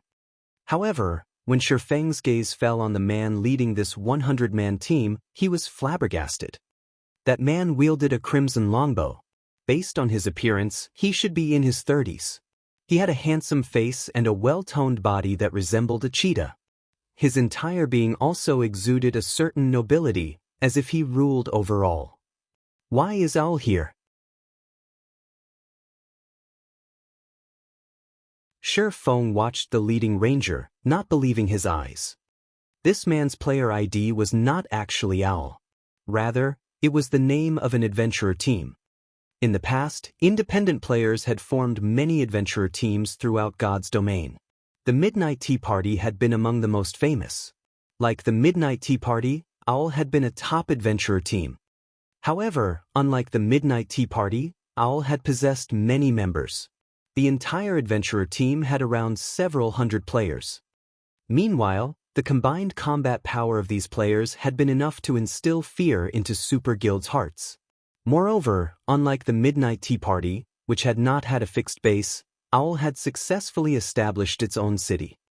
A Super Guild had even attempted to raid Owl's city. However, after sending hundreds of thousands of players, the Super Guild returned without success. After the war, Owl had garnered fame throughout God's domain and ranked as one of the game's top adventurer teams. Owl's creator had been none other than the man before Feng, White Knight. During his peak, White Knight had been capable of defeating 2 Tier 6 God-ranked experts from Super Guilds in a 1-on-2 fight. Tier 6 God-ranked players had long since reached the very peak of God's domain in terms of weapons, equipment, and combat techniques. Beating one of these players in a 1-on-1 battle was already immensely difficult, not to mention winning a 1-on-2 fight. It's no wonder why Owl had been so impressive. Feng was at a loss for words as he watched the Silver Dragon's HP decrease, bit by bit.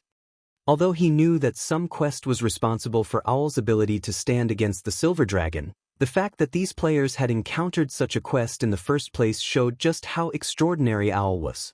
Moreover, the longbow, chest armor, and shoes that White Knight wore radiated the special effects of epic-ranked items. It was likely that one could only find such an array of items on an old monster from one of the super guilds. However, those old monsters had the support of countless players.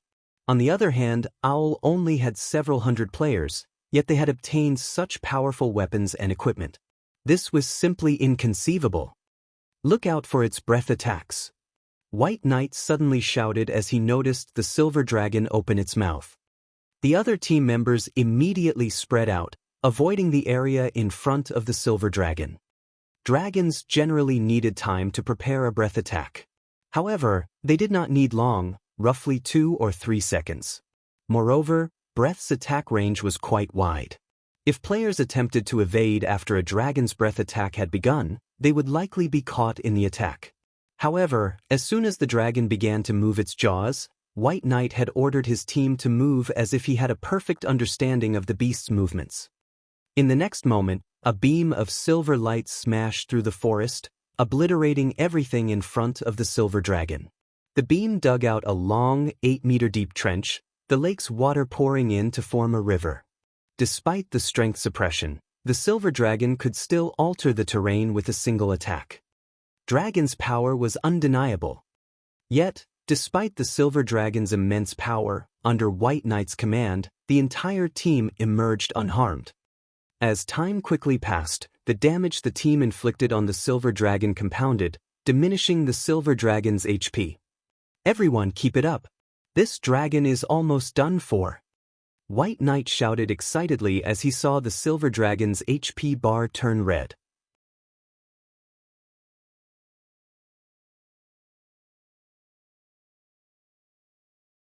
Chapter 871, The Ring of Legends Restlessness. As the Silver Dragon's HP reached a critical low, Feng turned and fled from the dragon. Feng even activated Windwalk, transforming into a blur as he dashed through the thick forest. Dragons should not be provoked. Even with the suppression from an extremely powerful magic array, They were still terrifying creatures when they went berserk. Feng understood that, with the golden magic array's suppression, the silver dragon was as powerful as a level 50, tier 3 Great Lord. However, dragons were not normal monsters. Dragons were even higher on the food chain than fallen angels. Based on Feng's estimations, the silver dragon would reach at least tier 4 after going berserk. A level 50, tier 4 monster was not something current players could contend with. Owl's 100-man team would, at the very least, have to consist fully of tier 2 players to stand any chance against the monster. Although Feng had stood roughly 400 yards away from the silver dragon, he had felt the danger he was in. Hence, he fled desperately, distancing himself from the dragon. When Feng was over 500 yards away, the silver dragon bellowed angrily. "Damnable ants! You dare to ruin my plans!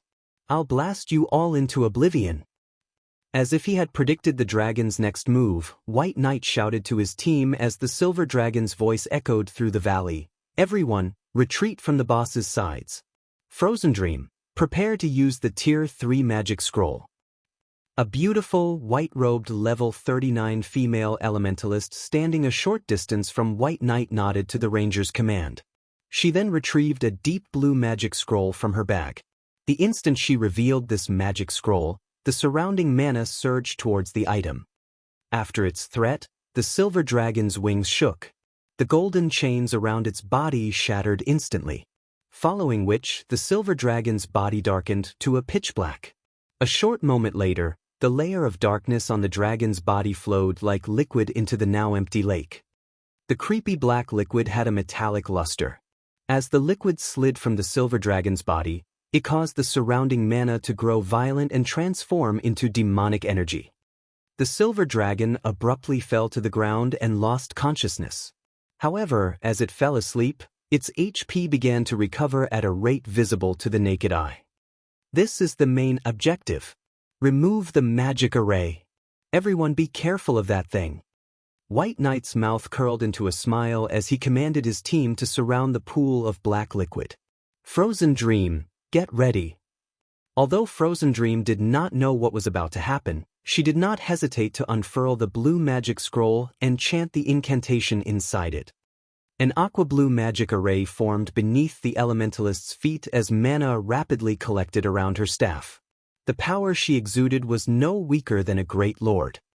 In the next moment, the black liquid formed into 101 black-armored, human warriors. These warriors' height and weapons varied, with some wielding swords and others wielding spears. There were also some who wielded crossbows, short bows, and longbows. Their tiers were also different. Some were common monsters, while some were elites.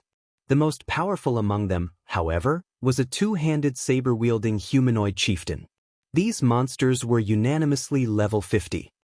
In addition, the human warriors shared one special characteristic. Their system interfaces listed them as mutants. When Feng saw this, he couldn't believe his eyes. Mutants were enemies of all life. Moreover, they were not bound by the system's restrictions in terms of level or region. They could grow independently and roam through God's domain as they wished.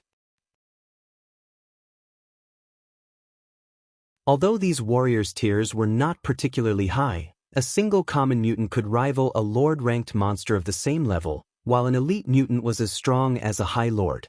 A chieftain mutant's strength approached that of a grand lord. However, this was only the tip of the iceberg. As time passed and these mutants devoured and killed more monsters than players, their strengths would rapidly increase. In Feng's previous life, a single level 80 common monster that had become a mutant had been enough to torment an entire country. Meanwhile, a total of 101 mutants had just appeared.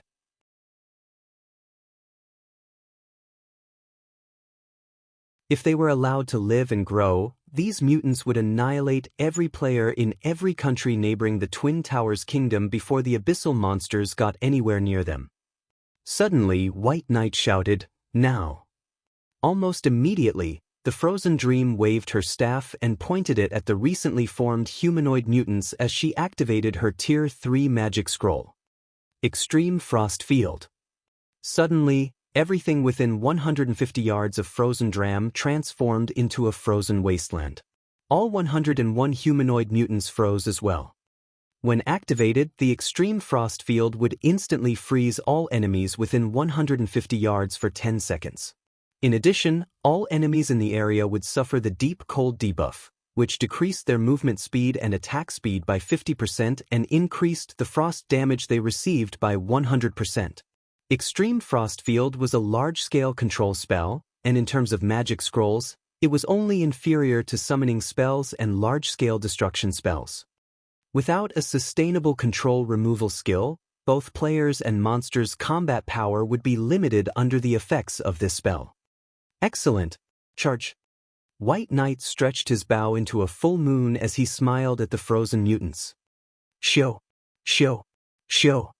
Instantly, 5 arrows carrying the power of Frost 5 common mutants' vital points. -715. -697. -1424. -708. -1417. When the 5 damages appeared, everyone gasped. My God! Are those really common monsters? Their defense is higher than a level 50 Great Lords. Every team member was shocked. Even White Knight frowned when he saw the minimal damage, his expression turning grim as if he had not expected this development. Everyone knew how powerful White Knight's equipment was. He had a total of 3 epic items, one of which was his weapon. In addition, his epic rank chest armor could reduce the level requirement of all items by 5 levels. Hence, aside from his epic items, White Knight's equipment was all level 40 Dark Gold equipment. Yet, even with such a high-end weapon and equipment, his frost arrows had only dealt around -700 damage. This was even after the deep cold debuff had increased the frost damage the mutants received by 100%. Meanwhile, the common mutants had 1,500,000 HP each, while the elite mutants had 4,800,000 HP. As for the largest humanoid mutant, it had 15 million HP. Even if these mutants stood there and did nothing, it would take a long time for their team to kill all 101 of these mutants. Don't panic. We knew that this quest wouldn't be an easy one. Kite the elites and chieftain first.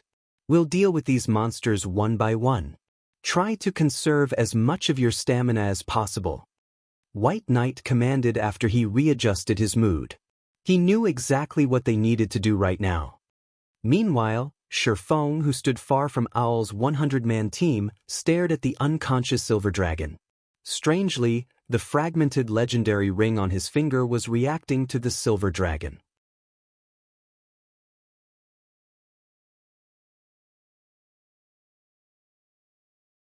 Chapter 872, Repairing the Heavenly Dragon's Breath. Under White Knight's encouragement, his team overcame their worries and started moving to separate the mutants from each other. However, just as a shield warrior was about to a still-frozen common mutant's aggro, the frozen effect, which should have lasted 10 seconds, disappeared. As if it had been planned, 6 common mutants quickly and seamlessly surrounded the level 38 shield warrior, flanking him from all sides. They then launched extremely precise, vicious attacks. Although the shield warrior tried to dodge, the mutant's attack speed was frighteningly high. It took the shield warrior all he had to dodge 2 mutants, much less 6x6. Even after using his shield to defend himself, 2 mutants broke past his shield and struck. The shield warrior lost nearly 10,000 HP from both attacks. Over half of his HP had vanished in an instant. As the shield warrior considered retreating, 4 mutants charged forward and grabbed at him, restraining him. He could not even execute a skill to shake the mutants off. As for the remaining 2 common mutants, they laughed sinisterly as they thrust their weapons into the shield warrior again and again, causing the shield warrior to scream with agony. As if they were performing for the players, the mutants took their time in killing the shield warrior. Although the other Owl members tried to save the shield warrior, the other mutants had coordinated to keep them at bay. The mutants' damage was also quite high. Even with a constant stream of healing, the shield warrior could only watch as his enemy hacked him to death. His eyes contained an endless fear as he passed away. Everyone's hearts grew cold as they watched, consumed by fear. Were these monsters really monsters? This thought penetrated the players' minds. They had never seen monsters coordinate so perfectly before. Aside from having a large variety of skills, the greatest advantage players possessed was their ability to cooperate, using their strengths to make up for their companions' weaknesses. This allowed players to challenge bosses of higher levels and tiers. If monsters grasped this ability, players would lose over half of their advantages. Everyone, maintain your distance from these monsters. Don't let them surround you. White Knight hurriedly shouted. Although he was also shocked, he reacted quickly. He finally understood just how difficult this quest was. However, the mutants had no intention of giving White Knight and the others any time to recover from their stupor. Splitting into multiple, smaller groups, they charged at the magical classes in the back of the group, not bothering to waste time with the MTs and melee classes. These mutants behaved like players, rather than monsters.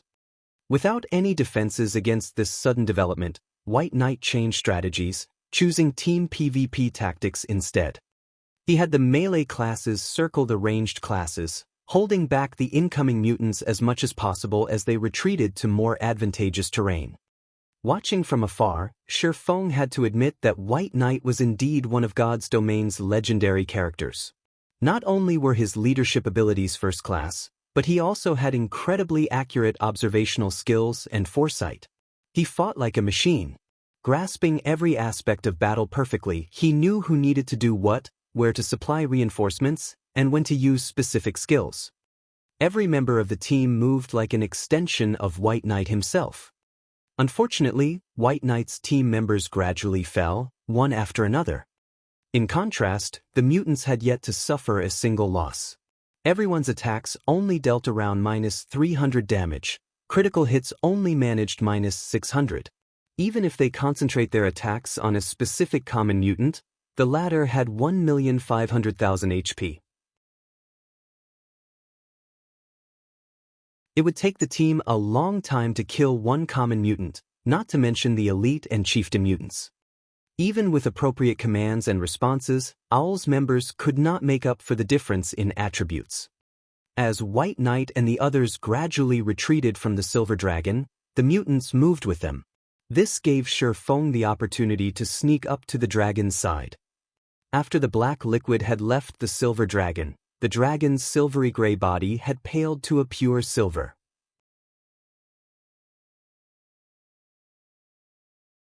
Despite being unconscious, the dragon's aura was intensely frightening. Even Shifeng found it difficult to move once he stood 30 yards from the creature. If an ordinary player stood in Shifeng's shoes, they'd likely be paralyzed.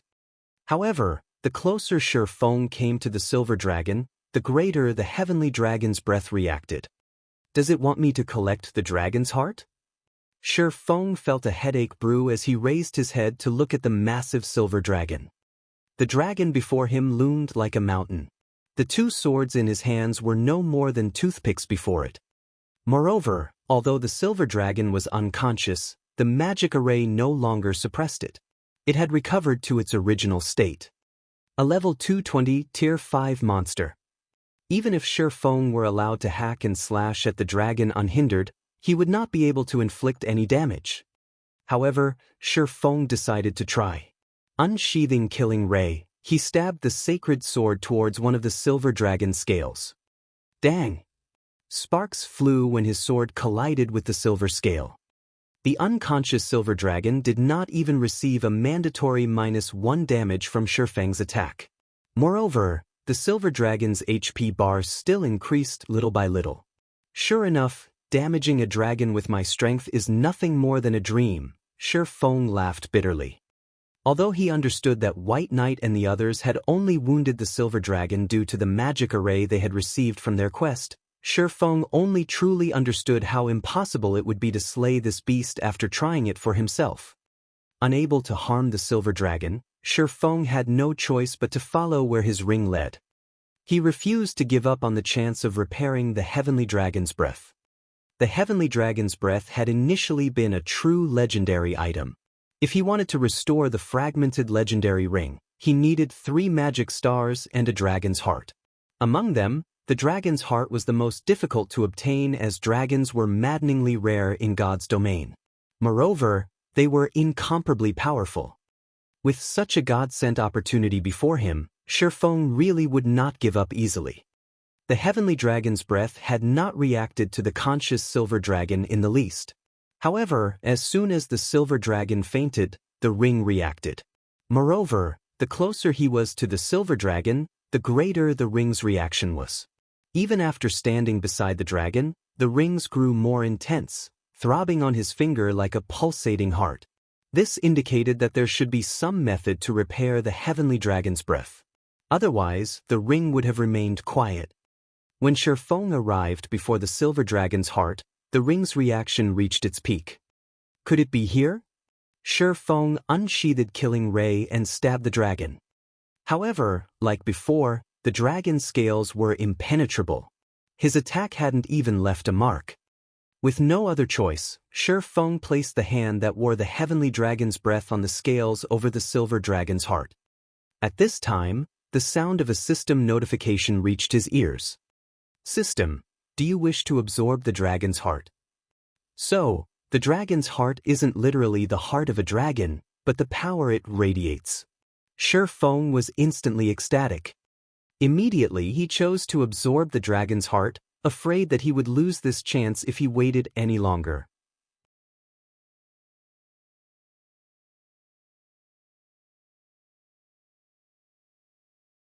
Chapter 873, Ring of Legends Awakens.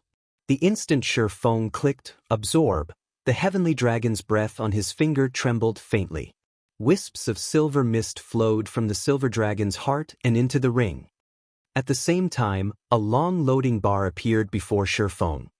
As the loading bar began to fill, a golden magic array appeared beneath Shifeng's feet. Numerous small, purple magic arrays also began to appear beside his hand, becoming more intricate as the loading bar filled. Line after line of divine runes automatically appeared and melded with these magic arrays, continuously perfecting them. If another player saw Shifeng's eyes, they would also discover a silver magic array in each, the array's complexity surpassing even that of a 3-fold magic array. Shifeng's elation grew when he saw the restoration work for the heavenly dragon's breath begin. Fragmented legendary items were exceedingly rare throughout God's domain. Each item could easily incite an all-out war between large guilds. No epic item could compare to its value. In the past, despite Shadow being a second-rate guild and having established 10 city-states, the guild had not possessed a single fragmented legendary item. If Shifeng had owned a fragmented legendary item back then, the item would have helped him become a Tier 4 Sword Emperor, even if his body were weak. Previously, in the Dark Arena, the Heavenly Dragon's Breath had played a massive role in his victory against Sirius from the Battle Wolves. It was also why he had been able to defeat one Apex expert after another in this life. If he could upgrade the Heavenly Dragon's Breath, with the strength of the Abyssal Blade's hidden effect, he wouldn't need to utilize the double-edged sword of his 2-fold Berserk to contend with monster-like experts. After all, fragmented legendary items were insanely rare. Even now, he had not heard of anyone, aside from himself and Fire Dance with her 1,000 transformations, owning one. At most, he had seen others wielding epic weapons and equipment. After quite some, the loading bar finally reached 1%. This pulled a frown from Shifeng. The ring's restoration required too much time. Meanwhile, the Silver Dragon's HP was still recovering. When the Silver Dragon's HP was full once again, it would definitely wake. At that time, he would lose his opportunity to absorb the dragon's heart's power. Hurry, please. Shifeng panicked as he watched the Silver Dragon's HP reach 30%, whereas his absorption progress had only climbed to 4%. Moreover, Shifeng still had to worry about those mutants. Currently, he couldn't move.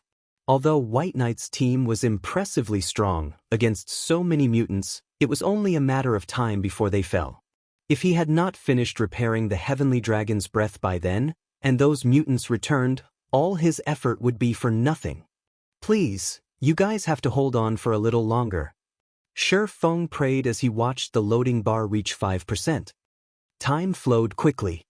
When the silver dragon's HP recovered to 50%, Shi Feng's restoration progress had only reached 32%. Although his restoration speed was slightly faster than the dragon's recovery speed, the latter's HP was nearly full. Meanwhile, White Knight's team also faced an intense situation. From the start of the battle to now, White Knight's team of 100 had fallen to around 70 players. In contrast, only 3 common mutants had died so far. If a team of ordinary, even elite, players stood against these mutants, the monsters would have long since annihilated them without losing a single mutant. The fact that Owl had persisted until now and had performed so stunningly proved that there had been a reason for their legendary reputations in the past. Don't hold back. Use all of the magic scrolls we have. White Knight ordered when the team reached the top of a steep hill. In God's domain, the terrain was an important factor in determining the outcome of a battle. White Knight's main goal behind the retreat was to move to favorable terrain. In a battle between players, steep highlands were easily defensible. Now that the team was on higher ground, they only needed to repel the incoming enemies. They could prevent the mutants from surrounding them.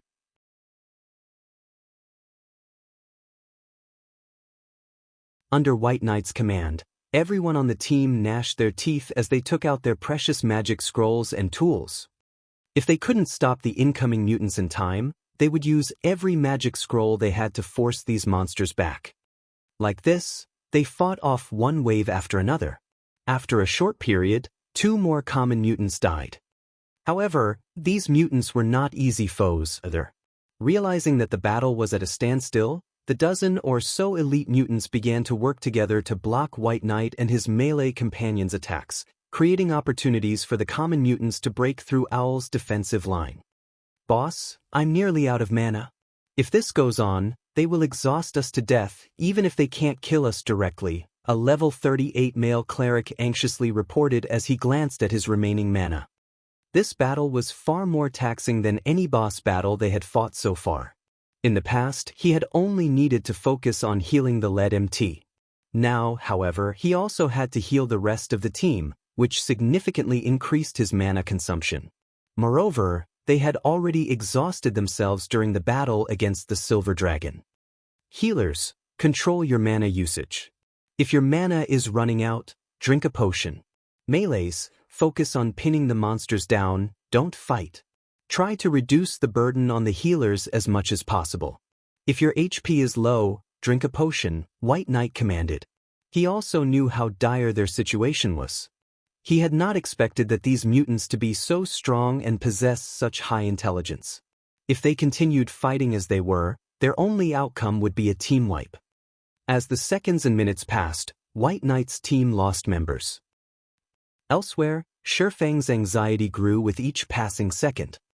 The Silver Dragon's HP had already reached 97%, while the Heavenly Dragon's Breath's restoration had only reached 93%. It was likely that the dragon would wake before the ring's restoration completed. Faster! Faster! Just a little more! Shi Feng inwardly yelled. He had never been this nervous after re-entering God's domain in this life. 95%. 96%. 97%. 98%. When the Heavenly Dragon's Breath's restoration reached 99%, the Silver Dragon's HP bar finished filling. The dragon's massive eyelids slowly opened. The Silver Dragon noticed Shi Feng immediately, and flames of rage filled its gaze. Despicable human! You dare try to steal my power! The Silver Dragon bellowed. Widening its jaws, it used Dragon Breath on Shi Feng. Without hesitation, Shi Feng initiated Absolute Defense, the aura of Earth's activatable skill, which he had long since prepared. Boom! The powerful Dragon Breath created a massive crater around Shi Feng. Even White Knight and the others, who were fighting quite a distance away, felt the ground tremble. After the Dragon Breath ended and the smoke cleared, Shi Feng held onto one of the Silver Dragon's scales with one hand, while his other hand pressed against the dragon's side over its heart, absorbing the power of the dragon's heart. Although Shifeng had not received any damage, he was dazed. Unfortunately, absolute defense, which should have lasted 5 seconds, had been destroyed. However, the Heavenly Dragon's Breath's restoration finally reached 100%. The magic arrays that surrounded him then began to merge with the ring, one after another. As if the ring had awoken from its slumber, it radiated an astounding aura. The ring no longer felt like an inanimate object. You're tuning in to the Passion Pages YouTube channel.